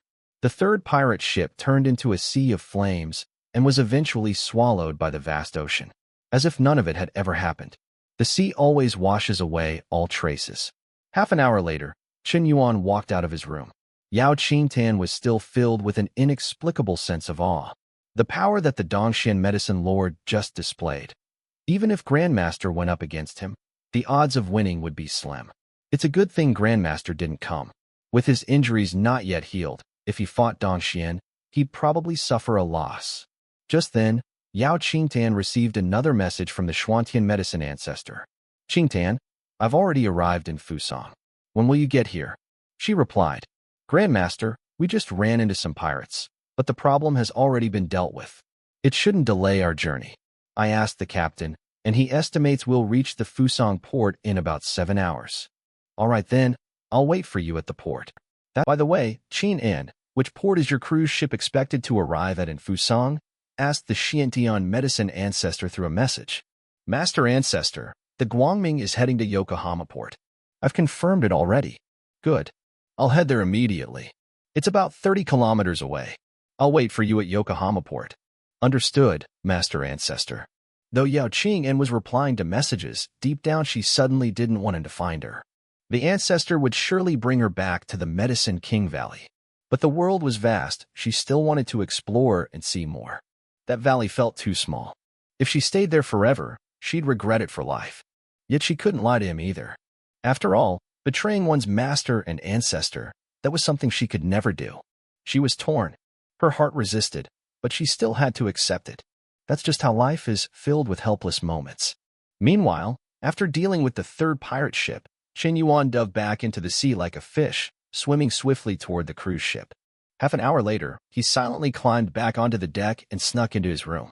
Then, pretending he had just finished showering, he dried his hair. At this moment, the passengers on the cruise were still in shock, voices buzzing in every corner. Even after 30 minutes, they couldn't calm down. That was terrifying. My first cruise, and we actually ran into pirates. It was too intense. Thank heavens for that powerful master who stepped in, otherwise we'd all be goners. Are there really people that strong in this world? Was I hallucinating? Or do I just not understand how the world works at all? 9 years of compulsory education taught me to believe in science. But what the hell was that? That wasn't science. Mama, I'm scared. I want to go home. Sob sob. Same here. I don't even want to go to Fusang anymore. Even though the threat was gone, many passengers were still emotionally shaken. Some of them even requested to turn the ship around and head back home. Normally, a cruise has a fixed route and can't just change course based on a few passengers' wishes. Even Qian Yuan himself couldn't do that under normal circumstances. But this wasn't a normal situation. The ship had been attacked, its hull might even be damaged and leaking. Given that, and that some passengers were asking to return, Qian Yuan felt their wishes should be respected. It was time for a humane approach. Captain Wu, go make the announcement. The Guangming will honor everyone's request. We're turning back. We won't be going to Fusang. We're heading home. But, boss, that request came from a minority. Most of the passengers still want to continue to Fusang. Doesn't matter. We'll refund the tickets if necessary. Yes, boss. I'll go make the arrangements right away. Wu Qinggong nodded firmly. Since the boss made the decision, no one else's opinion mattered anymore. Oh, and get me the full passenger list. I want to check something. Also, I need a list of all crew members on board. I suspect the 2 civilian helicopters on the deck were sabotaged. Find out who did it. Qian Yuan's tone grew serious. Captain Wu immediately felt a heavy pressure descend. I'm sorry, boss. This is my responsibility. I will get to the bottom of it. Please give me a chance to make this right. Don't be so nervous. Everyone makes mistakes. Just make sure it never happens again. It won't, boss. Wu Qinggong nodded solemnly and rushed out. This was no small matter. The emergency helicopters had been tampered with. If that mysterious powerhouse hadn't intervened, the 3 pirate ships would have meant disaster for the Guangming, possibly even the death of its owner. As captain, Wu Qinggong had no excuse. He had to deliver answers. 5 minutes later, a sudden announcement blared through the cruise ship's PA system. Dear passengers, due to unforeseen and uncontrollable events, the Guangming will be altering its itinerary. The trip to Fusang is now canceled. We will be returning home. Dear passengers, please prepare yourselves. The Guangming cruise will soon begin its return journey. The moment the announcement went out, over 3,000 passengers exploded in chatter. What the hell? We're only half a day away from Fusang, and now they're saying we're going back. No way. I came to Fusang to see Miss Yui's fan meeting. If we turn back now, I'll totally miss it. Dude, are you serious? We just got attacked by pirates, almost died, and you still care about a fan meeting. Guys, let's just all calm down. We're here to enjoy ourselves, right? Safety first. If it's really that important, you should have just flown. Cruises are for relaxing, seeing the ocean. And hey, we even got attacked by pirates and saved by a mysterious powerhouse. Isn't that an unforgettable adventure? Amid all the debates, most passengers seemed to understand. They were shaken, but not resentful. Back in her cabin, Qian was stunned. Wah, what? Could it be that heaven itself knew my wish and changed the course for me? Meanwhile, the Tian medicine ancestor had already disguised himself as a Fusang man. He had just arrived at Tokyo airport. Since he had no passport, he disguised himself, choosing a random target at the airport in Shanghai, took that Fusang man's ID and passport, and boarded the flight to Tokyo. But just as he stepped outside the airport and was about to hail a taxi, a group of plainclothes officers approached him. Mr. Fujita Jiro, you are suspected of involvement in drug smuggling and murder. Please cooperate with our investigation. You have the right to remain silent, but anything you say may be used against you in court. The officers showed their badges and moved to arrest him. Don't speak your bird language in front of this master. I don't understand you. Now get out of my way. I have urgent matters to attend to. Baka, you dare resist arrest? Seize him. The Fusang officer barked in Japanese. But the moment those words left his mouth, they completely enraged the Tian medicine ancestor. He was already in a terrible mood. Qin Yuan, that damn brat, had played him for a fool more than once. His lungs were practically bursting with anger. And now these nobodies dared to provoke him too? You're asking for death. With a furious roar, the old patriarch struck out. Before the undercover agents could even draw their guns, they were all sent flying by a powerful shockwave. They hit the ground hard, blood gushing from their mouths. This scene left countless bystanders in shock. A suspect dared to be so arrogant in broad daylight? Was he insane? Calling HQ. Calling HQ. Requesting immediate backup. The suspect is resisting arrest violently on the street. Request armed reinforcements from the Tokyo Metropolitan Police. After taking down a few agents, the old patriarch picked up a pistol from the ground, flagged down a taxi, and forced the driver to head toward the port. The car sped off like a rocket, weaving through roadblocks and checkpoints. After an intense hour of pursuit, they finally arrived at the harbor. Just then, Yao Qing sent him a message. Grandmaster, an unexpected situation has occurred. The Bright Light cruise ship was attacked by pirates. Most of the passengers were terrified and have requested to return home. The captain has decided to sail back. We might not go to Japan after all. Seeing the message, the old patriarch's eyes bulged with rage. He was furious. Veins popped on his forehead, and he looked like he could explode any second. Qin Yuan, you wretched dog. You're going too far. Ehado, you dare make a fool of me again. You're driving me mad. It was at that moment that the old man realized something. There was something wrong with his phone, or maybe Qingtan's phone.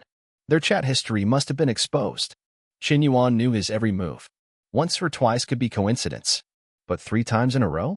Hell no. This was sabotage. Either the phone was compromised, or Qian had lied. But based on his understanding of Tian, she wasn't the type to lie. That left one possibility. Qin Yuan had tampered with Qingtan's phone.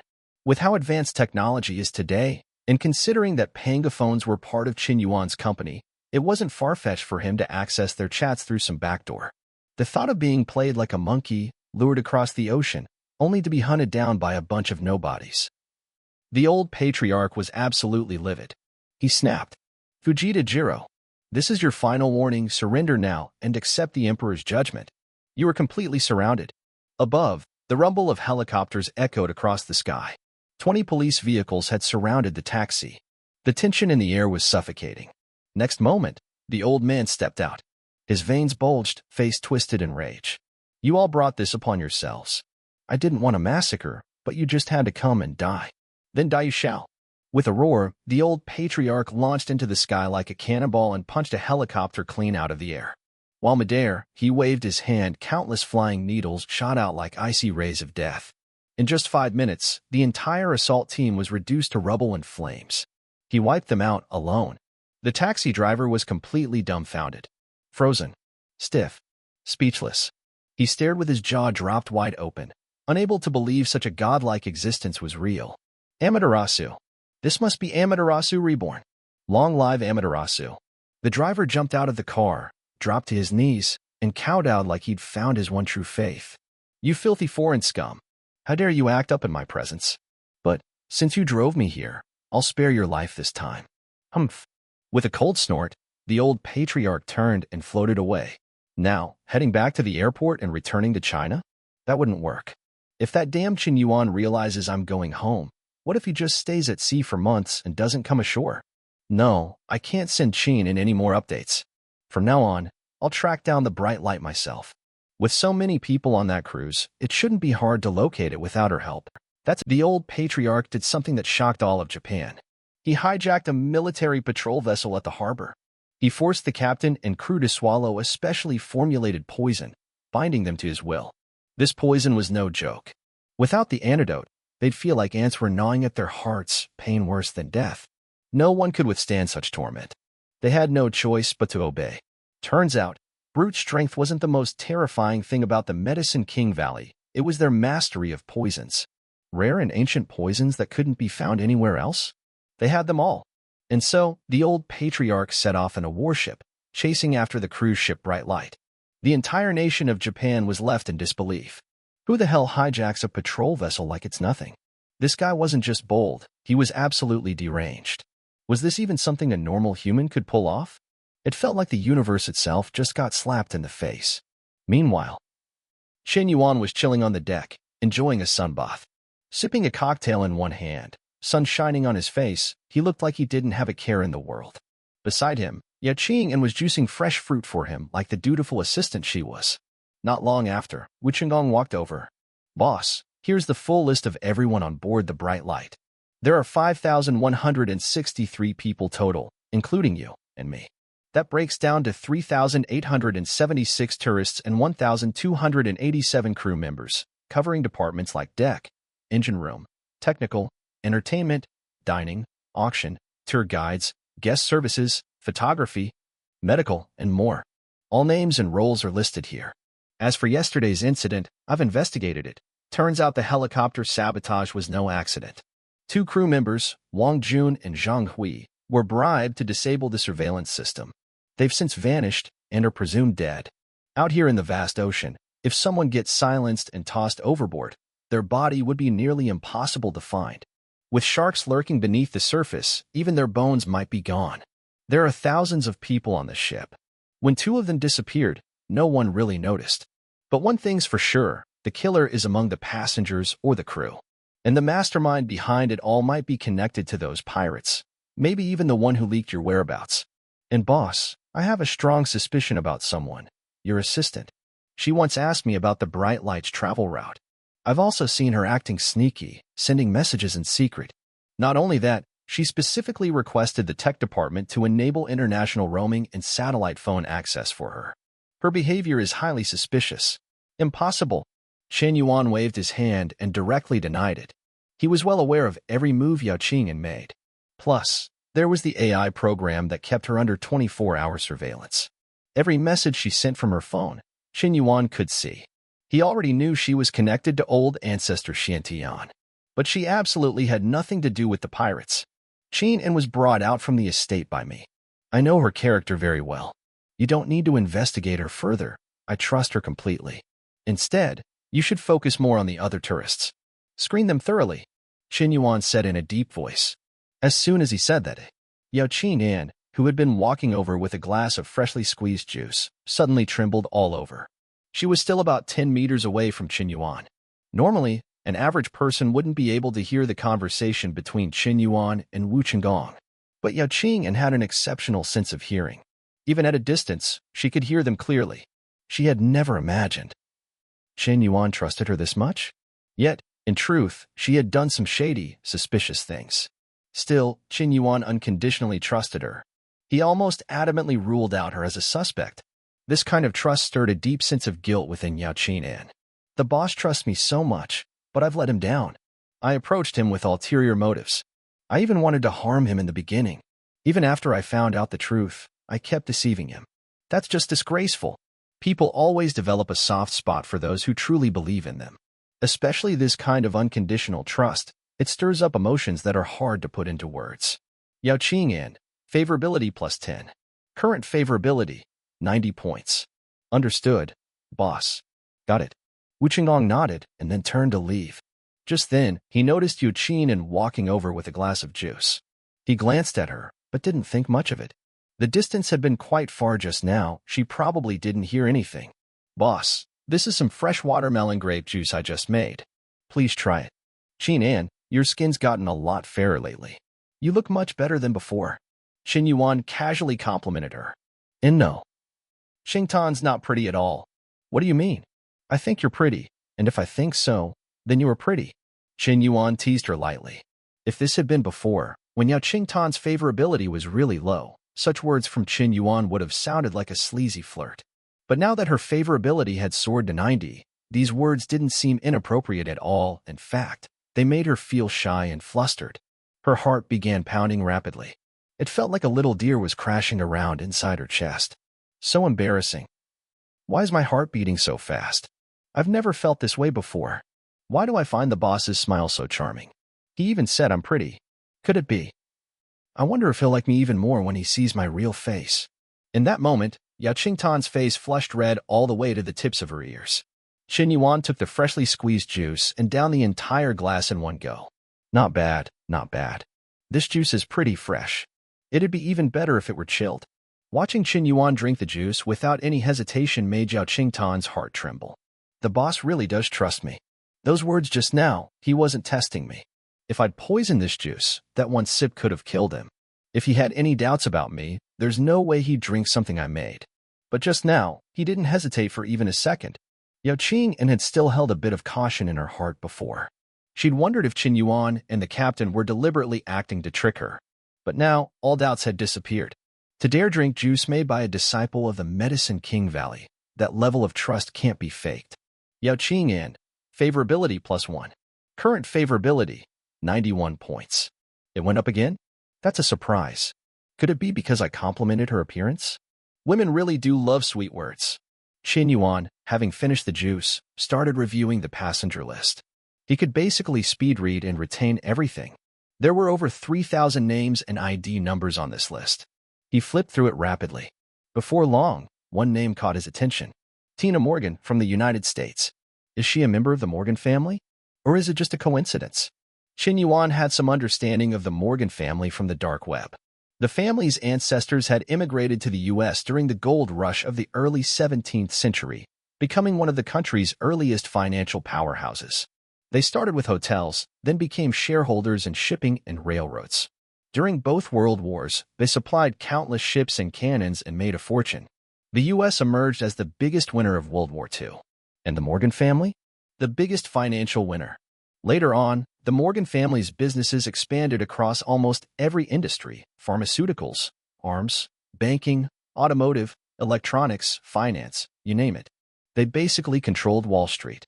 They owned major industries in capitals around the globe. Of course, much of this was hidden information the average person would never know.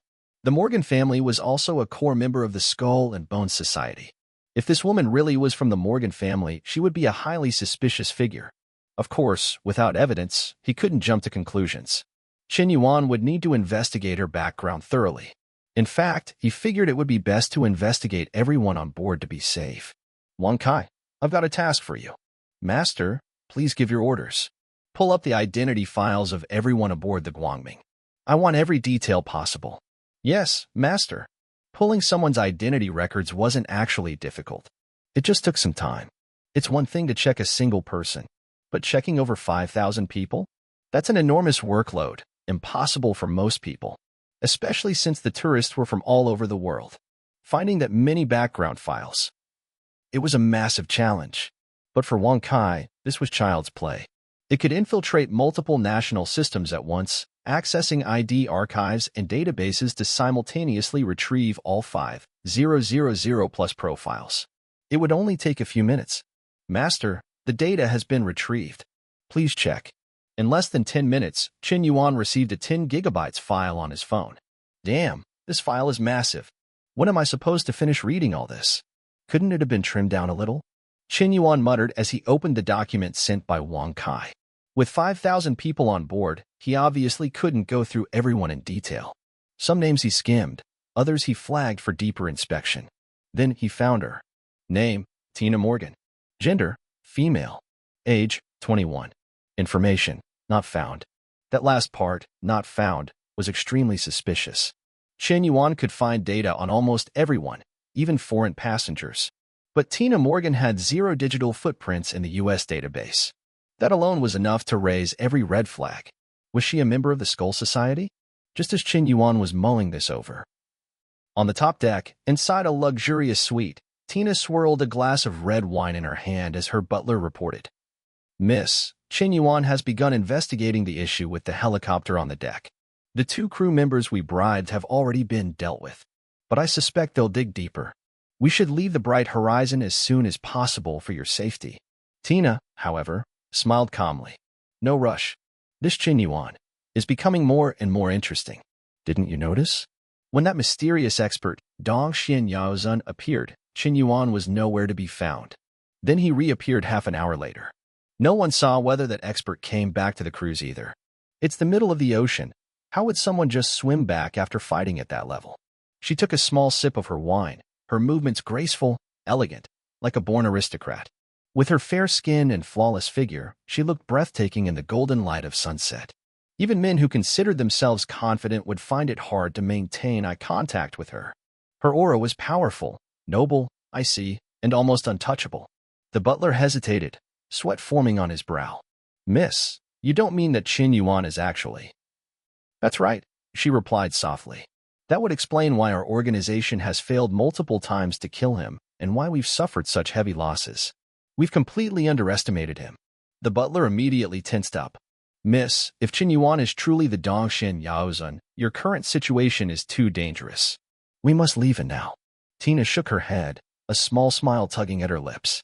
"No, I want to see what he'll do next." Her calmness was unshaken, like nothing could break her grace or confidence. "Very well," the butler nodded. "Even if I must give my life, I will ensure your safety." Meanwhile, Qin Yuan walked boldly into the first-class dining hall aboard the Bright Horizon. This wasn't a place just anyone could enter. While regular cabins cost a few thousand, first-class tickets were priced at 90,000. These passengers enjoyed luxury sea view suites and top-tier service far beyond the standard rooms. And only first-class passengers had access to this exclusive restaurant. Qin Yuan strolled right in, walking straight to Tina Morgan's table and sitting across from her. In the moment he saw her face clearly, he froze. Blonde hair, sky-blue eyes, skin pale as snow. No freckles, no floss. Her features were stunning, delicate, and ethereal. Her body was flawless, wrapped in a tight black dress that accentuated every curve. She wore sunglasses, but even behind them, her allure was undeniable. Qin Yuan remembered her. He'd seen this woman once before, back in Las Vegas. "Miss Tina Morgan," he said with a faint smile. "I'm Qin Yuan, owner of this cruise. I believe you know who I am." Tina smiled back. "Of course. Your name echoes far and wide, Mr. Qin." Her voice was smooth and fluent in Mandarin, without even a hint of foreign accent. Ding. Initiating licking dog system. Name, Tina Morgan. Age, 385. Height, 172 centimeters. Weight, 50 kilograms. Beauty score, 9.8 out of 10. Current favorability, 20. System notice. Licking dog relationship initiated. If favorability reaches over 95, reversal success, target becomes the host licking dog. Rewards, 10% licking gold cash bonus, 800 stat points, 1 random innate ability, and full gene evolution. Qin Yuan stared at her in disbelief. 385 years old? This wasn't just some random rich girl. She had likely lived since the 17th century, a true ancestor-level figure of the Morgan family. Possibly even as powerful as Dongshin Yaozun himself. The 800-point reward was mouth-watering. Ding. Binding failed. Favorability too high. Not eligible for licking dog protocol. What? Too high? Qin Yuan hadn't expected this. A Skull Society core member actually had positive favorability toward him? Well, I guess there's only one thing left to do. Before anyone could react, Qin Yuan suddenly stood up and slapped. He smacked Tina Morgan across the face. The entire restaurant fell into stunned silence. Just seconds ago, they looked like they were about to flirt. No one expected the situation to escalate like that. Tina Morgan. Favorability minus 20. Current, 30.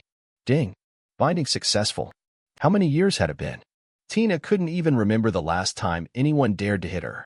That was a memory buried deep in the past, so ancient, it was almost forgotten. She had existed in this world for centuries. From the very first gold rush in the Americas, she had arrived on the continent and helped establish the mighty Morgan Financial Group with her own hands. She was the one who supported the first family head and laid the foundation for their rise as one of the top financial aristocracies. As a powerful mutated gene being, she had undergone an evolutionary leap, granting her an incredibly long life, eternal youth, and tremendous strength. Over hundreds of years, she had taken on countless identities. At one point, she had even been a queen. Her beauty had driven countless men mad, drawn to her, obsessed with her, treating her with the utmost reverence like true gentlemen. Whether it was her strength or her beauty, no one had ever dared to raise a hand against her. Even enemies would give some kind of warning first. And if it really came to a fight, hitting her was easier said than done. Yet today, against all odds, she ran into him. Qin Yuan. This man had looked at her with admiration in his eyes. There had even been a flicker of heat in his gaze. But without a second's hesitation, he slapped her across the face. And he was lightning fast. So fast that even she hadn't reacted in time. A burning sting spread across her cheek. It wasn't just pain, it was humiliation. A humiliation she had never experienced in her entire life. This is outrageous, she thought, her pride seething. You dare hurt Miss Tina? The butler beside her erupted in anger, launching a punch at Qian Yuan. It came fast and fierce, but Qian Yuan didn't even look. He simply raised his hand and slapped the butler straight into the air. Everyone around was stunned. Who would have thought that the infamous Mr. Qian could be so brutal? This woman was a breathtaking goddess. How could he bear to lay hands on her? Miss Tina, Qian Yuan said sternly, I now suspect that you and your butler have colluded with pirates and may be connected to a murder case. 2 crew members have already gone missing. I'm going to inspect all your communication devices and detain you temporarily. Once we return to our country, we'll hand you over to the authorities. His tone was firm, righteous, even. After all, he'd already slapped her. He had to give a solid reason. But deep down, Qian Yuan was already on high alert. A woman who triggered an 800-point system reward? She was no ordinary person. She had lived for over 300 years. There was no telling how powerful she really was. If it came down to a real fight, he might not win. And if he couldn't win, he was fully prepared to run. Meanwhile, Tina Morgan had just suffered one of the greatest humiliations of her life. Yet she didn't strike back. She held herself back with every ounce of self-control. Because she knew who Qian Yuan really was. He was very likely the mysterious Dong Xin Yaozun. The way he fought off 2 missiles at close range without a scratch? That level of strength definitely placed him at 5th tier or higher. Even she wouldn't walk away unscathed from such an explosion. 2 missiles, and not even a bruise? Even I'd be injured in that situation. If Qian Yuan is stronger than me, I can't act recklessly. Not without certainty. If I blow my cover now, I might lose everything, she thought grimly. This man, he might also be an ancient monster who's lived for centuries. She clenched her teeth. I'll endure it. The atmosphere grew suffocating. After a few seconds of silence, Tina suddenly teared up, her eyes reddened and her voice trembled. She cried. Not just a tear or 2, she cried like a fragile, wrong girl who had just been bullied. Mr. Qian Yuan, she whimpered, I don't know what you're talking about. I'm willing to cooperate with your investigation. I understand your suspicions, but I hope you have proof. Without evidence, using violence, is that really legal? A man in the crowd couldn't stay silent. He stepped forward. He spoke righteously. Miss Tina is right. Mr. Qian, I respect your status and understand that you own this cruise ship. But you are not part of the judicial system. You have no right to search tourists or violate their privacy like this. It's a human rights issue. I demand you apologize immediately. This guy had been admiring Tina from afar for a long time. Now that she looked so vulnerable, how could he miss the chance to play hero? Exactly. No matter how rich you are, you can't ignore basic decency. Lu is right. Being powerful doesn't mean you can abuse people. A wave of criticism erupted from the crowd. Everyone was furious at Qian Yuan. How could someone strike a woman like Tina, elegant, beautiful, practically a goddess? It was unforgivable. Do you have any humanity left? Qian Yuan simply sneered. Who says I don't have the authority? He calmly pulled out a badge from his pocket. Sorry to disappoint you all, but I'm not just a businessman. I'm also an officer of the 9th Bureau, responsible for capturing spies and criminals. I have the authority to act first and report later. I now suspect that foreign spies are on board the ship, endangering national security. Shall I arrest all of you while I'm at it? The entire room fell silent. No one expected Qian Yuan to have such an identity. He wasn't bluffing. As an agent of the 9th Bureau, he did have enforcement rights. Tina began crying even harder. Her teary, helpless look made every man in the room ache with sympathy. Miss Tina, don't worry, Lu said emotionally. I'll make sure you get justice. Let him check for now. Once we return to the country, I'll file a complaint with the international courts. And just like that, after his dramatic speech, Lu quietly stepped back. Talk big, retreat fast. Without warning, he reached out and snatched her phone and handbag. If she wasn't attacking him, she clearly had her reasons. Maybe, just maybe, his bluff had worked. Now wasn't the time to hesitate. Go all in. What's your phone password? No comment. Fine. You think I need you to unlock it? He turned to a few crew members nearby. Hold her. I'm going to get the equipment to crack her phone. Truthfully, he was using the moment to run away. But neither Tina nor Qian Yuan knew. Just 10 kilometers away, A cruiser warship was sailing straight toward the bright horizon. And this wasn't just any ship. It was armed with surface-to-air missiles, jet bombers, and cyclone torpedoes. War was coming. Sir, our detectors have picked up a massive cruise ship 10 kilometers ahead. It's most likely the one you're looking for, the Lightbringer. But that area is already within Huaxia's territorial waters. Should we still pursue? A submissive sailor from Fusang bowed deeply as he reported nervously to the terrifying elder before him.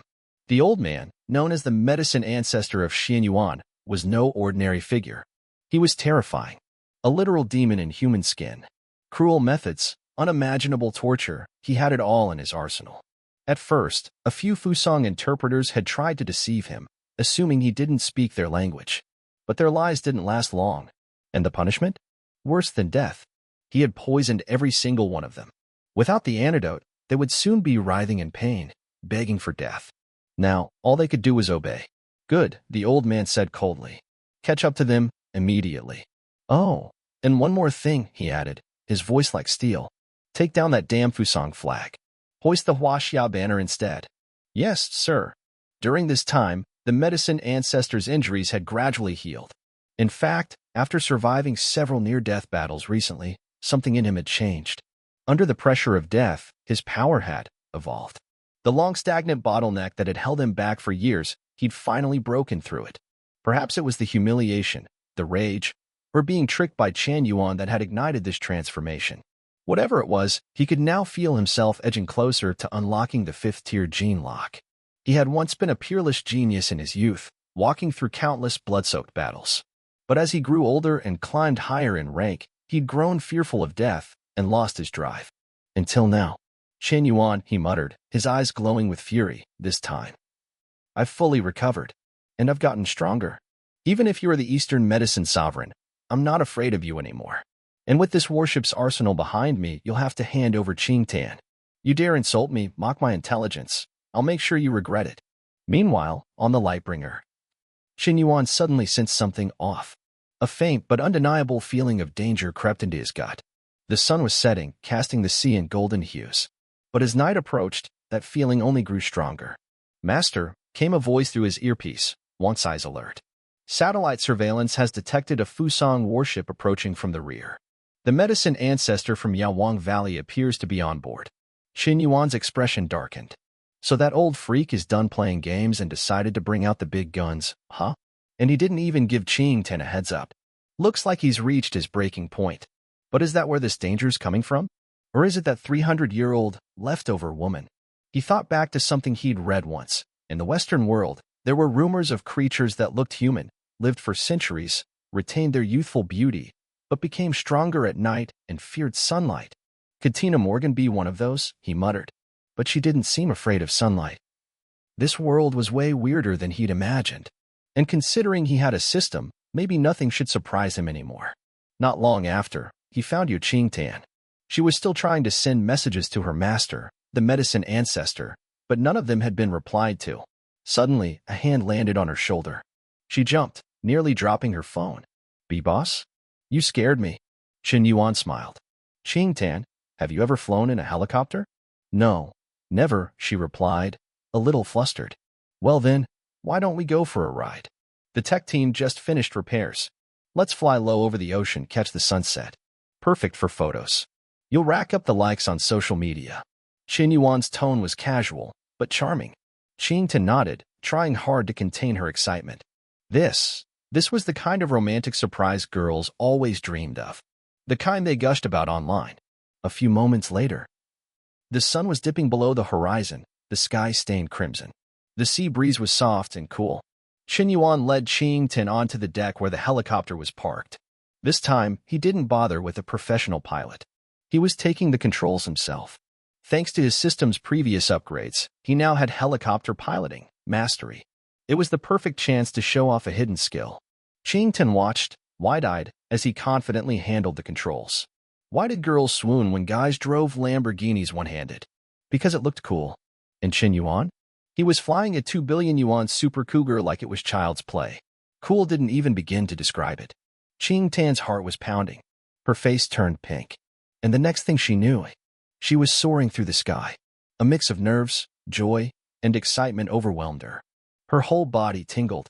With Tian squealing beside him, Qin Yuan piloted the Super Cougar high above the sea.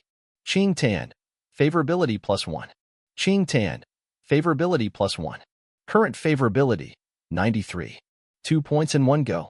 Turns out, watching a man fly a helicopter is way more attractive than anyone thought. The Lightbringer grew smaller and smaller in the distance. Boss, aren't we flying a little far? I can't even see the ship anymore, Qian asked. Don't worry. The Super Cougar has auto-return mode. It won't get lost. Meanwhile, back on the Lightbringer, less than 5 minutes after they took off, a warship bearing the Huaxia flag appeared on the horizon. Tina Morgan, now restrained on the ship, frowned deeply. Miss, things are turning against us, her butler whispered, a tone of despair in his voice. If Qin Yuan manages to crack the password on your phone, he'll definitely find the evidence. Once that happens, we won't be able to deny anything. And now we've entered Huaxia's waters. That warship is approaching fast. If they decide we're international spies, even the Morgan family might not be able to save you. Tina didn't say a word, but her expression darkened. The situation was spiraling out of control. As the night deepened, a subtle shift occurred in Tina Morgan's demeanor. The calmness on her face faded, replaced by a growing fury that blazed in her eyes. She was livid, absolutely incensed. At first, I thought Qin Yuan hadn't seen through my identity. I tolerated his insults to keep my cover intact. But now, it's clear, he knew all along. The arrival of a Chinese military vessel and the powerful aura she sensed approaching left no doubt. Qin Yuan had called in reinforcements. With a warship and backup from elite Chinese cultivators, things are clearly turning against me. He has ties to the 9th Bureau, it makes sense he could mobilize the Navy. And since we've entered Chinese waters, he's feeling bold enough to slap me across the face in public. Her fury boiled over. That crude, shameless man. He was playing with fire. A chilling aura burst out from Tina's body, dropping the air temperature dramatically. A cold, biting energy began to spread. Meanwhile, the distance between the cruiser and the Glory rapidly closed, 100 meters. 50, 20. Then, like a shadow slicing through the sky, a man in traditional Chinese robes suddenly soared from the deck of the cruiser. With arms spread like a great rock, he floated toward the Glory's deck. Tian, your ancestor is here to save you. But just as the figure, Qin Yuan, the medicine ancestor, landed on the deck, a violent force exploded toward him. A blur streaked through the night. Tina Morgan had struck. She launched a furious kick, still seething from being slapped by Qin Yuan earlier. Her rage-fueled strike hit Qin Yuan squarely, launching him like a cannonball and smashing through the bow of the ship. The old man was stunned, but fury quickly replaced the shock. He had already been humiliated time and again by Qin Yuan. Now this? If not for his heavenly silkworm armor, he might have been seriously injured from the sneak attack. You damn brute. Go to hell. With a wave of his hands, Qin Yuan unleashed 11 meteoric poison needles, silver flashes of death that tore through the air at lightning speed toward Tina. But Tina Morgan was no ordinary woman. Even projectiles faster than sniper bullets couldn't touch her. With a flicker of movement, she dodged them all. Then, something strange happened. Those silver needles turned midair. They curved, adjusted, homed in on her from all directions. Mental manipulation? He's controlling them with his mind? So, you brought out a psychic cultivator just to deal with me, Qin Yuan? I underestimated you. Tina stomped the deck, causing a crater and a spray of debris, and slipped into the cracks to evade the encroaching needles. And so began an epic showdown, 2 peak-tier fighters unleashing their full power atop the Glory. The massive luxury ship shook, its pristine deck torn apart, metal warping and with splintering. It began leaking heavily under the strain. If Qin Yuan had been there, he would have cried blood. That ship cost me 100 billion. Now it's a damn battlefield. Eventually, Qin Yuan began to falter. He hadn't expected this foreign woman to be so terrifyingly strong, even after his own breakthrough. He'd hoped his injuries and experiences would elevate him to a new tier, but even that wasn't enough. Worse, innocent passengers were getting caught in the crossfire. To avoid further casualties, Qin Yuan shifted the battlefield to the cruiser. With support from Fuso's artillery, the fight evened out again, turning into a brutal back-and-forth. But now, the cruiser was starting to look like a war zone. Smoke, shattered steel, gaping holes. Both fighters knew they had to end this quickly. Qin Yuan, if Qin Yuan joins the fight, I'm finished. Tina, if I have to fight them both, I won't survive. I need to kill this old man now. Suddenly, boom. An earth-shaking explosion rocked the sea. Flames erupted sky-high, a massive shockwave rolled out over the waves, and the entire cruiser was engulfed. For the glory of the Emperor, I, Miyamoto, will serve till death. Curse you, Chinese dogs. The Fuso commander had detonated all the ship's armaments, a full self-destruction. The blast swallowed everything man, woman, steel. In the aftermath, the warship began sinking, disappearing beneath the waves. Back on the Glory, the situation was no better. Water gushed in from all sides. Panic spread like wildfire among the tourists. But soon, the Chinese Navy arrived to conduct a massive rescue effort. The Glory held on for nearly 5 hours before the damage proved too much. The proud, billion-dollar cruise liner finally sank into the sea. Like a modern-day Titanic, except this time, help arrived. Meanwhile, far away. Boss, we've been flying for nearly 2 hours now. Are we seriously gonna make it back to the ship? Yeah, about that. I think we might have overshot a bit. There's some land ahead, let's check it out. We're almost out of fuel anyway. Wait, boss, my phone GPS says we're in Korea? Qian stared at her phone, completely dumbfounded. We'll find a place to land first. For now, that's our only option, Qin Yuan said helplessly. Of course, he already knew they'd flown all the way to South Korea. The sea route between Shanghai and Tokyo was already close to Korea, and he'd deliberately chosen to fly this way. Just to keep Yao Din and the old master from running into each other. You want to snatch someone from me? In your dreams. He didn't know what would happen if the old master ran into Tina. But one thing was certain now. If those two powerhouses joined forces against him, and with the warship's firepower as backup, he'd definitely suffer. As the saying goes, a wise man doesn't stand under a crumbling wall. And so, Qin Yuan made the smart call, he bailed. Soon after, he landed the plane in an open area. Come on, let's get to the road and grab a cab. We'll find a place to eat first. But boss, your plane? You're just going to leave it here. Yao Qing was completely confused. This was an expensive private jet, and he was just leaving it? Don't worry about it for now. Someone will take care of it later. I'll call Wu Qinggong and have him send a team to bring it back. Qin Yuan waved it off casually. It was just a plane. If it was gone, he could always buy a few more. Might even get extra licking gold points from it. No need to stress. Before long, Qin Yuan and Yao Din were at the roadside trying to catch a taxi. Annyeonghaseyo, Kamsahamnida, Malayo, Bangasumnida, Josonghamnida, Gyudul Saramimnida. As soon as they got in the car, Qin Yuan started chatting fluently with the driver in Korean. No barriers, no hesitation. His accent was clean and authentic. He even spoke with a hint of a Seoul dialect. It was just like something out of a K-drama. If you didn't already know he was Chinese, you wouldn't even suspect it. Yao Qing stared at him, shining with admiration. In China, knowing Korean didn't mean much. But in a foreign country where you don't understand the language and everything feels unfamiliar. If your companion suddenly starts speaking the local language fluently, that's a serious highlight moment. His charm and talent were on full display. Boss, you even speak Korean? She asked in awe. Just a bit. Enough for basic conversation, Qin Yuan replied humbly. That's amazing. Didn't you say you were going to Japan next? Do you know Japanese too? I know a little of that as well. When you're traveling, it's always good to know a few languages. Helps you avoid getting scammed. He stayed modest as he explained. At that moment, Yao Qing truly felt that Qin Yuan wasn't just handsome and talented. He was a man with deep knowledge and sophistication. No wonder so many women online were obsessed with him. Turns out, the internet wasn't wrong, even compared to her senior brother Shuyun. There was just no competition. Yadon's favorability +1. Current favorability, 94. Qin Yuan's heart thumped with excitement. So close. Just a little more, and he'd get the reversal reward. 300 enhancement points. Not quite as big as the one from that 385-year-old leftover woman. But still a high-level reward. Plus, the mysterious guiding technique skill would unlock. If he could win this wave, it'd be a huge win. Just then, his phone buzzed. Buzz, buzz, buzz. It was a call from Wu Qinggong. Boss, the Guangming is gone, Wu said with grief in his voice. As captain, his feelings toward the ship were even deeper than Qin Yuan's. Ever since he took the helm, the Guangming had been his second home. Now, watching it slowly sink into the ocean. The pain in his heart was indescribable. What happened?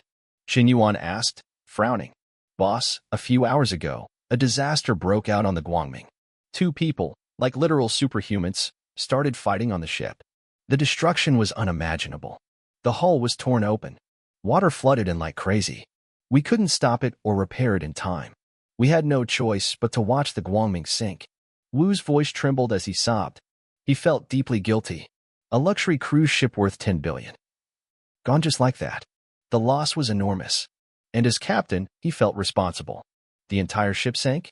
What about the crew and passengers? Luckily, the Navy arrived in time to carry out a large-scale rescue. There weren't many casualties, but a few tourists went missing in the sea.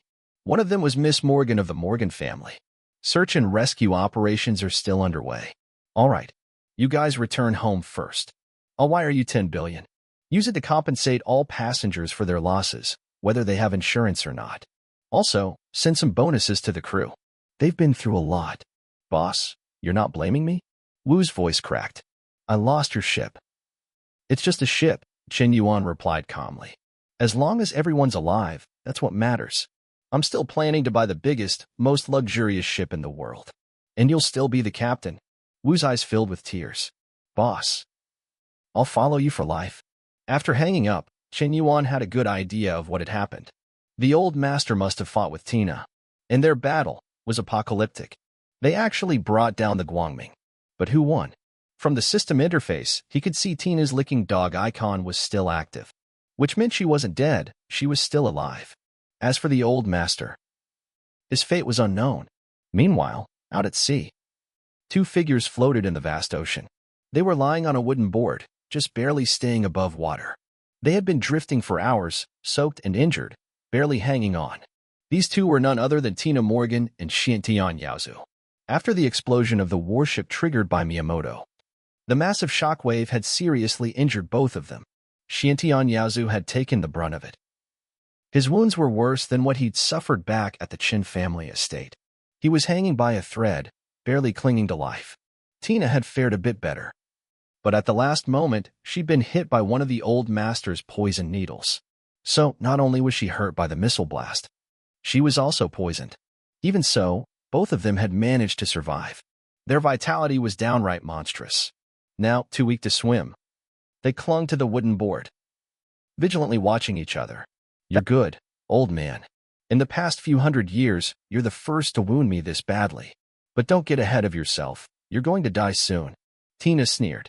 I suggest you don't act rashly, the old man said coldly. You were hit by my secret weapon. You're already poisoned. Even for a fifth-rank powerhouse, it's nearly impossible to purge it. Without my specially refined antidote, in 10 days at most, your body will rot from the inside out. Tina glanced at her left arm. It had indeed started to blacken. A bone-chilling cold crept deep into her organs. She wasn't sure if the old man was bluffing, but in all these years, no poison had ever affected her like this. And now she was clearly poisoned. You despicable coward. Do you think a little threat will stop me from killing you? Tina's voice was icy. You can try if you want, the old man replied calmly. But I'd suggest you save your strength. We're both stuck on this same wooden plank. Without my mental power to guide us, there's no way you'll make it back to shore. If a pack of sharks shows up, in our condition, we'll both be fish food. The two glared at each other in silence. That's when the old man finally got a good look at his opponent. To his surprise, the powerful figure in front of him was a Western woman, blonde hair, blue eyes, and devilishly stunning. Something felt off. A Western woman this strong, at 5th rank level no less, should be ruling some domain of her own. Why would she be serving under Qin Yuan? Had that scoundrel become so good at manipulating women? Tina, too, started piecing things together. Why hadn't Qin Yuan made a move this whole time? If this old man was one of Qin Yuan's people from the 9th Bureau, why would he betray an ally? Someone with this level of power was a huge asset. Letting him die here wouldn't make sense. Who exactly are you to Qin Yuan? Why are you fighting on his behalf? Tina asked, narrowing her eyes. Who said I'm one of his people? The old man scoffed. That bastard humiliated me in front of everyone on the cruise ship. Aren't you one of the 9th Bureau agents he called to capture me? Who said I'm part of the 9th Bureau? Tina's expression darkened. You. The air between them grew tense and awkward. The two locked eyes, and in that instant, both of them were stunned. Boom. It hit the old man like thunder. He was completely dumbfounded. They had fought with all their strength. nearly destroying each other, and now she says she's not even working for Qian Yuan? Tina, too, was at a loss. She finally realized she'd been played. You're not from the Ninth Bureau? Then who are you? I'm from Medicine King Valley. That damn Qian Yuan kidnapped my grand disciple. I've been chasing him down ever since, trying to rescue her. That scoundrel has tricked me again and again. I have a blood feud with him. Tina's eyes narrowed as the truth hit her.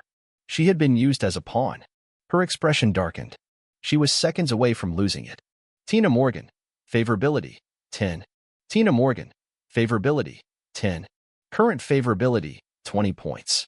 If we've both been played by that bastard, the old man said, then let's call a truce. The enemy of my enemy is my friend. Qian Yuan hides his power well, but I suspect he's not much weaker than us. He has a mysterious and powerful master, but I've confirmed that the so-called master is just him in disguise. If we join forces, recover our strength, and hunt him down, that'll be our best shot. Fine, Tina finally nodded. A temporary alliance was formed. They didn't completely trust each other, but under the current circumstances, joining forces was the smartest move. First, though, they had to get off this endless sea. The two of them floated on the ocean for 15 straight hours. Finally, the next morning, they were spotted by a cargo ship. They were saved. Luckily, the waters between Japan and Shanghai are still considered inland seas, with plenty of ships and fishing fleets. If they had drifted into the deeper Pacific, their chances of survival would have dropped to near zero. Meanwhile, Qian Yuan and Yao Qin had already arrived in Seoul, while the two injured powerhouses drifted helplessly on the ocean. Qian Yuan was living it up, fine dining, luxury shopping, and enjoying a presidential suite in one of Korea's most extravagant hotels. Tian, did you lose your ID and passport on the cruise? Yes, boss, she replied. I thought we were just circling the sea and heading back. I didn't expect to end up in Korea. I didn't bring any luggage. No worries. As long as we have money, we're fine. But without ID, we can only book one room. The presidential suite should be spacious enough. You don't mind, do you? I don't mind, Qian stammered. Her cheeks flushed bright red, like a little apple. She lowered her head shyly. A man and a woman, alone in one room. It felt a bit improper. But this was the situation. What does he mean by this? I know I've started falling for him, but isn't this moving a little too fast? If I give myself up so easily, won't people think I'm cheap? Qian felt torn. After all, she used to admire senior brother Shuryan. They grew up together, childhood sweethearts. She even promised to marry him, though he had since passed away. Was it too soon to fall for someone else? Am I a shallow woman? It feels like I'm betraying Shuryan. Maybe I just need more time for my heart to settle. I'll just have to hold the line tonight. Hopefully, boss won't try anything. But when they entered the large suite, nothing happened. No flirtation, no ambiguity. Dan, you've had a long day. Go get some rest. I have to make a quick phone call. All right, boss. She figured she should contact her master anyway, let him know she was in Korea, so he wouldn't go looking for her back in China. Meanwhile, Qian Yuan pulled out his phone and made a call. Xiaoya, is everything ready? Yes, boss. All our traders are in position. We're just waiting on your order to short the Korean one. Good. Let's begin. Yes, boss. Qian Yuan hadn't forgotten how the Samsung conglomerate had tried to suppress Panga Mobile. And since Park rose to power, he had gone even further, partnering with Western syndicates to attack Qian Yuan's assets globally. They even recently banned the Koi app and the Temple of War game. Now, it was time to strike back. And when Qian Yuan retaliates, it's never small scale. When he's quiet, he's invisible. But once he makes a move, it's thunderous and devastating. Around 10 a.m. that morning, a terrifying wave of financial force swept across Korea. Massive capital flooded into the stock market like a tidal wave. Major conglomerates, Samsung, SK, Hyundai, LG, HHI, GS, POSCO, Lotte, Manhwa. Over a dozen major publicly listed giants were suddenly on fire. Right from the market's opening bell, stock prices skyrocketed. Even the Korean ones surged in value alongside them. For the past 2 months, every major publicly listed company in the country had entered a golden bull market, especially Samsung Group. After the mysterious death of the old chairman, their stock didn't dip. Instead, it soared nonstop. As of now, Samsung's global market cap had officially passed $1 trillion. And the man at the center of it all? Park Jung-jae, the youngest heir in history. The media praised him endlessly. He had only taken control a few months ago, yet under his leadership, Samsung's value had jumped by a full third. People called him a once-in-a-generation business prodigy. So much praise had clearly gone to his head. Despite marrying Kim Soo-ju just a month ago, rumors of a divorce were already flying. Word was that Samsung's new chairman had been simping over a Seoul University student named Yoon Soo-na and wanted to divorce his heiress wife. Clearly, he had forgotten who put him in power in the first place. Now that he held all the cards and the company was thriving, he felt it was time to pursue true love and career success, both at once. With so many positive news stories and expert predictions, average investors rushed into. People began putting their life savings into stocks. Some saw their net worth skyrocket overnight. The Korea was enjoying unprecedented economic prosperity. And then, start selling. Yes, boss. Yuling Shuang nodded and hung up the call. This was it. The perfect trap Qian Yuan had spent 2 months setting was finally ready to snap shut. During this period, Feidun Capital invested a large amount of funds to purchase stocks of many listed groups in South Korea, causing the stock markets of major South Korean groups to soar. But they made sure not to let it soar too high, keeping it within a reasonable growth range, constantly pumping good news to fuel the illusion. In reality, this short-term boom was just a mirage. Qian Yuan's true plan? Short the Korean won and short all the country's major publicly listed companies. It was simple in principle. He had bought up massive amounts of stock. Now, all he had to do was dump it all at once, and the market would crash. If he only sold, he'd take a huge loss. But Qian Yuan played it smarter. While he dumped stocks on one side, he was shorting the market on the other. The more money he lost from selling at a lower price, the more profit he made from shorting. The bigger the crash, the fatter his gains. Of course, manipulating an entire country's stock market wasn't easy. It required massive capital, and there were countless variables. One mistake, and he could lose everything. He had to anticipate interference from major financial groups, rivals trying to beat him to the short, or regulators trying to stop the crash. Triggering an international financial crisis and harvesting retail investors like crops wasn't something you could rush. He had to build the momentum, wait for the perfect moment. And now the time had come. At 10:30 a.m., the Korea stock market, once blazing green, suddenly turned blood red. And not just red, deep red. Every major listed company began to plummet. Samsung hit the daily lower limit, freezing all trades. In the trading halls, panic broke out. I don't understand. I just pulled out all our house savings, 100 million won, to buy Samsung stock. How could it hit the lower limit the moment I bought in? I was counting on this to cover the down payment. Calm down, honey. Stocks go up and down. This is normal. It might bounce back tomorrow. It's just a correction. The market has been going up for 2 months. This is just a cool down before the next rally. Maybe we should sell before the losses get worse. No. If we sell now, we'll never afford a home. You're pregnant. I want to give you and the baby a stable life. But does a stable life have to come from the stock market? This is too risky. Please listen to me. Don't say another word. I have insider info. The market will bounce. Trust me. But Day 2. The market fell again. Day 3. Still dropping. Day 4. Day 5. By the 5th day, 70% of all listed Korean companies hit their lower limit. A terrifying financial crisis had arrived. In just 1 week, Samsung's market cap vaporized by $500 billion. Half its value gone. Investors were completely trapped. President Yu, we have a problem. There's another mysterious capital whale involved. He's controlling nearly $100 billion in funds, and he's in the same market. His moves are faster than ours. Every time he acts, he manages to cash out at the exact peak. His trading skills are unreal. I've never seen this level of manipulation. It's like he has foresight. He perfectly times the highest highs and lowest lows. To win this financial war, Feidun Capital pulled every liquid cent we had, even leveraged our loans, almost 10 trillion total. But somehow, we're only getting scraps. It feels like all the real profits were harvested by someone else. What? Yuling Shuang was completely dumbfounded. She had hired over 100 of the top traders in the country. They poured 10 trillion into Korea.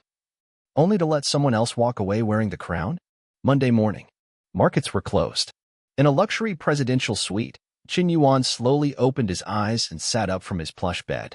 As he put on his Bluetooth headset, Wang Kai's voice chimed in. Master, your net profit yesterday was $375 billion. Your total profit to date is now $1.2 trillion USD. How much? Chen Yuan was speechless.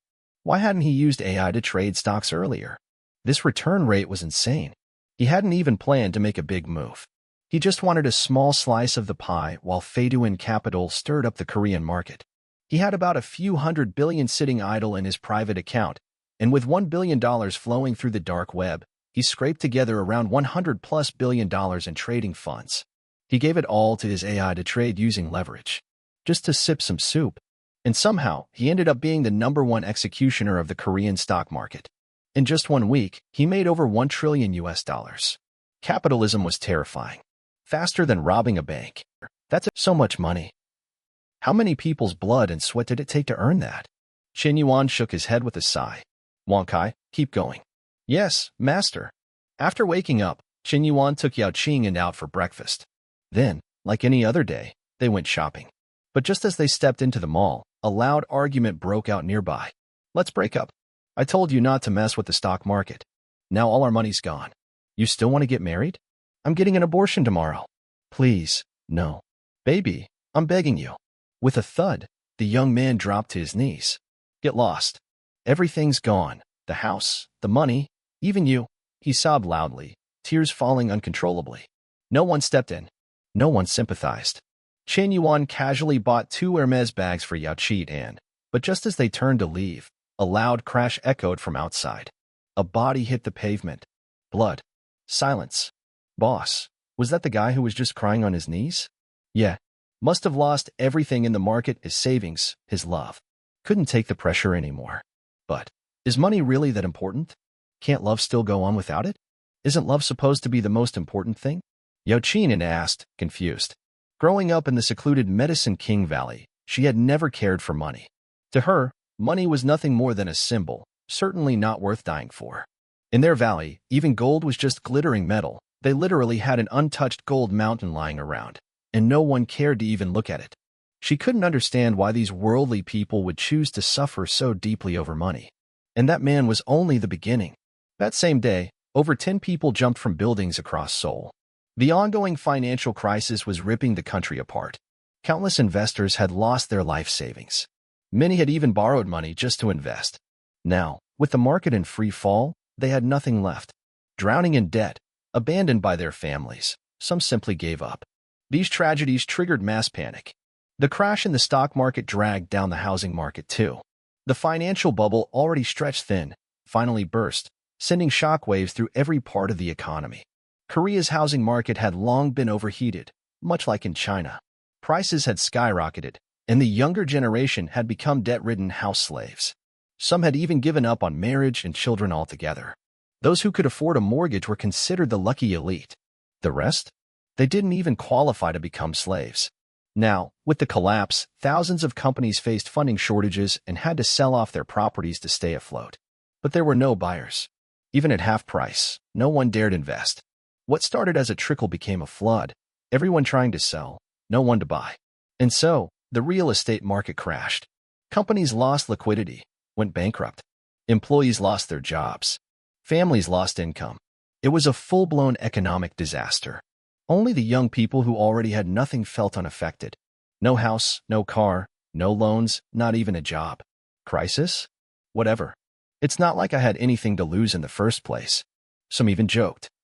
Let the housing market fall further. Maybe then I'll actually have a reason to work again. Because how do you squeeze the poor when they don't even have a dime? 2 days passed in a blink. Then, on Monday morning, the stock market reopened, ushering in a so-called counteroffensive. All the major Korean conglomerates joined forces, pouring in funds to save the market. Prices finally stopped falling. Stocks even bounced back a bit. The panic started to settle.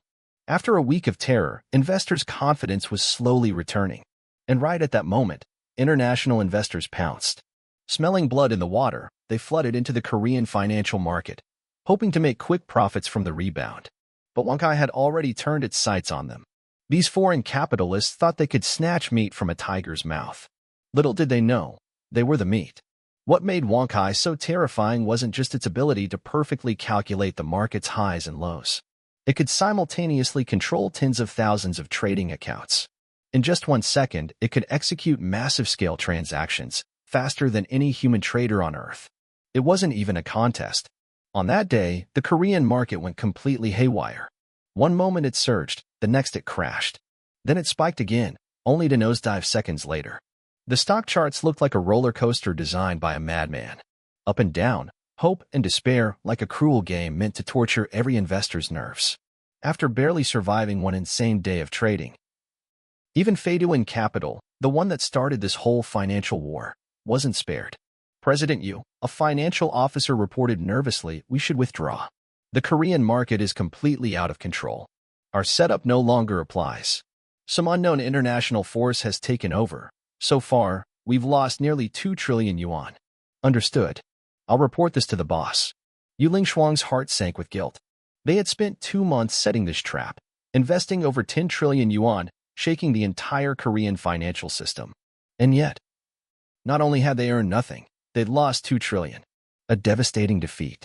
She had no idea how to explain this to the boss, without even realizing it. Qin Yuan had already been staying in Korea for over half a month. And during these past weeks, his life had been nothing short of extravagant. Every morning after breakfast, he would go on shopping sprees, lavishly spending money like it meant nothing. He even found a top-tier headhunting agency in Korea and hired 10 elite personal assistants, along with 100 bodyguards and drivers. Then, he set up an investment company and just started burning through cash. Conveniently, the country was in the middle of a financial crisis, stocks plummeting, the real estate market at rock bottom. Many high-quality properties were being sold at deep discounts, while others didn't dare to make a move, either lacking the funds or the confidence. Qin Yuan had money pouring out of his ears. Bored out of his mind, he started buying up real estate. And not just on his own, he had his bodyguards, drivers, and assistants help him with the purchases too. In Korea, any investment over 500 million won qualifies for an F2 visa, granting freedom to engage in economic activity. Invest more than 1 billion won, and you can gain permanent residency directly. Policies are always favorable to the rich. Even more convenient, Korean real estate had practically no purchase restrictions. If you have the money and can pay in full, you can buy as much as you want. And if you pay full price, it's even cheaper. Qin Yuan issued a direct order to his 10 assistants. Start buying property, go all out. Each of the 10 assistants then hired hundreds of people to help with the buying spree. Qin Yuan even set up a private finance department for himself. He hired more than 50 professional accountants just to keep track of his spending. As of now, he had already purchased 200 villas, 3 estates, 30 office buildings, 20,000 apartment units, and another 70,000 residential homes. And yet, after all that, he had only spent around 50 billion US dollars. If this had been before the financial crisis, buying that much property in Seoul would have cost him over $100 billion easily. But right now, everything was on sale. 50 billion USD, converted to Korean won, was roughly 10 trillion won. But Wankai, his money printing system, could earn that in just 1 hour. 1 hour's income could buy 100,000 homes. So starting today, Qin Yuan officially became Korea's biggest landlord. Managing the rent for hundreds of thousands of properties? He'd need to build a full team for that alone. Otherwise, just collecting rent would be a full-time job. According to Korean media, the financial crisis had tanked the economy. Projections showed a 5-year downturn, at minimum. Major publicly listed companies suffered massive losses and were bracing for large-scale layoffs. Countless fortunes vanished into thin air. Millions of retail investors lost money. Hundreds of corporations were on the brink of bankruptcy. With so many people losing money, one question remained. Who the hell made all the money? It was like feasting on the blood and bones of the people. Just then, one of his assistants, a stunning Korean woman, reported in. "President, there's a situation. Because our company is buying up so many properties, the market crash has suddenly reversed. Prices are rebounding. Sellers who were ready to offload their properties at half price are now holding firm or even increasing prices." Qin Yuan responded calmly. "Then stop. End all property acquisitions immediately. Also, notify the other assistants for your hard work. Each of you gets a bonus, 1 apartment in Gangnam." The assistant froze in place. Even with the ongoing financial crisis, a Gangnam apartment cost over 10 million won per square meter. One unit could easily go for over 1 billion won, with some even reaching the tens of billions. They hadn't even worked for him for a full week, and now they were being rewarded with premium real estate in Seoul's most expensive district. The president was just too generous. Her heart skipped a beat, completely taken by Qin Yuan's overpowering charisma. She couldn't help but whisper as she left the office. Appa Sarankyo. Just then, Qin Yuan's phone rang. It was Yuling Shuang. Boss, I'm sorry. I let you down. Qin Yuan frowned. What's wrong, Xiaoyu? What happened? Our operation to short the Korean financial market failed. While we did manage to strike a blow to the Samsung Group and cause a financial panic, our team made several mistakes during the execution. We misjudged the stock trends and missed the optimal window to cash out. As of now, we've lost 2 trillion yuan. It's a huge blow to Feiduan Capital's funding chain. Most of our war chest was built on bank loans. If we had pulled out earlier, we wouldn't be in this mess. Boss, the blame is all mine. I was greedy.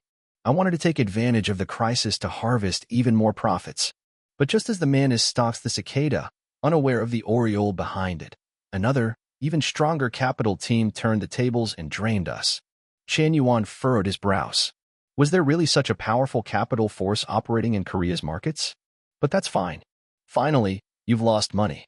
He had been waiting for this. Once Yuling Shuang's team couldn't pay back their loans, he'd jump in and shower her with trillions of licking gold to bail her out. Xiaoyu, don't blame yourself. You did exceptionally well. This move even surpassed my expectations. I'm very satisfied. Don't worry about the 2 trillion loss. If Feiduan Capital's funding chain is tight, you can come to me anytime. Not only should you not slow down, you should accelerate our expansion. Let's push the group onto the global stage now. Understood, boss. After hanging up, Yuling Shuang was utterly confused. With massive losses in Korea, shouldn't they be pulling back? Conserving resources? Preventing a funding collapse? But instead, the boss wanted to go faster? Wouldn't that put even more pressure on their finances? What was the boss really planning? Just then, her assistant came over. President Yu, we just received a tip. Chairman Yin has quietly established a new company in Korea. In just a short time, this company acquired over 100,000 properties in Seoul alone. The real estate collapse has stabilized because of it. And we have strong reason to believe the mysterious capital giant behind the chaos in Korea's financial markets is none other than Chairman Yin. Yuling Shuang's eyes widened. But then as she understood everything, I see now. The boss used us as a distraction, pretending we were the ones triggering the financial crisis. But in truth, stock trading has too many unpredictable variables. We didn't have the strength to control the whole market. So boss secretly entered Korea himself and handled the real operation. That mysterious international tycoon was him all along. Thinking of this, Yuling Shuang gasped. The boss had accounted for every variable, and in just half a month, pulled off countless mind-blowing trades behind the scenes. Thanks for watching this video till the end. Since this video covered 20 chapters, the other chapters are already available on my channel, so I hope you'll check them out as well. That's it for today's chapter recap. If you enjoyed the breakdown, don't forget to like, comment, and subscribe to stay updated with the latest manga, manhwa, and manhwa recaps. Got thoughts on today's chapter? Drop them in the comments. I'd love to hear your take on the story. Also, if you know other fans who were reading this manhwa but stopped because it got axed, share this video with them. The more support we get, the more motivation we'll have to keep making these videos. See you in the next one. Until then, keep turning the pages.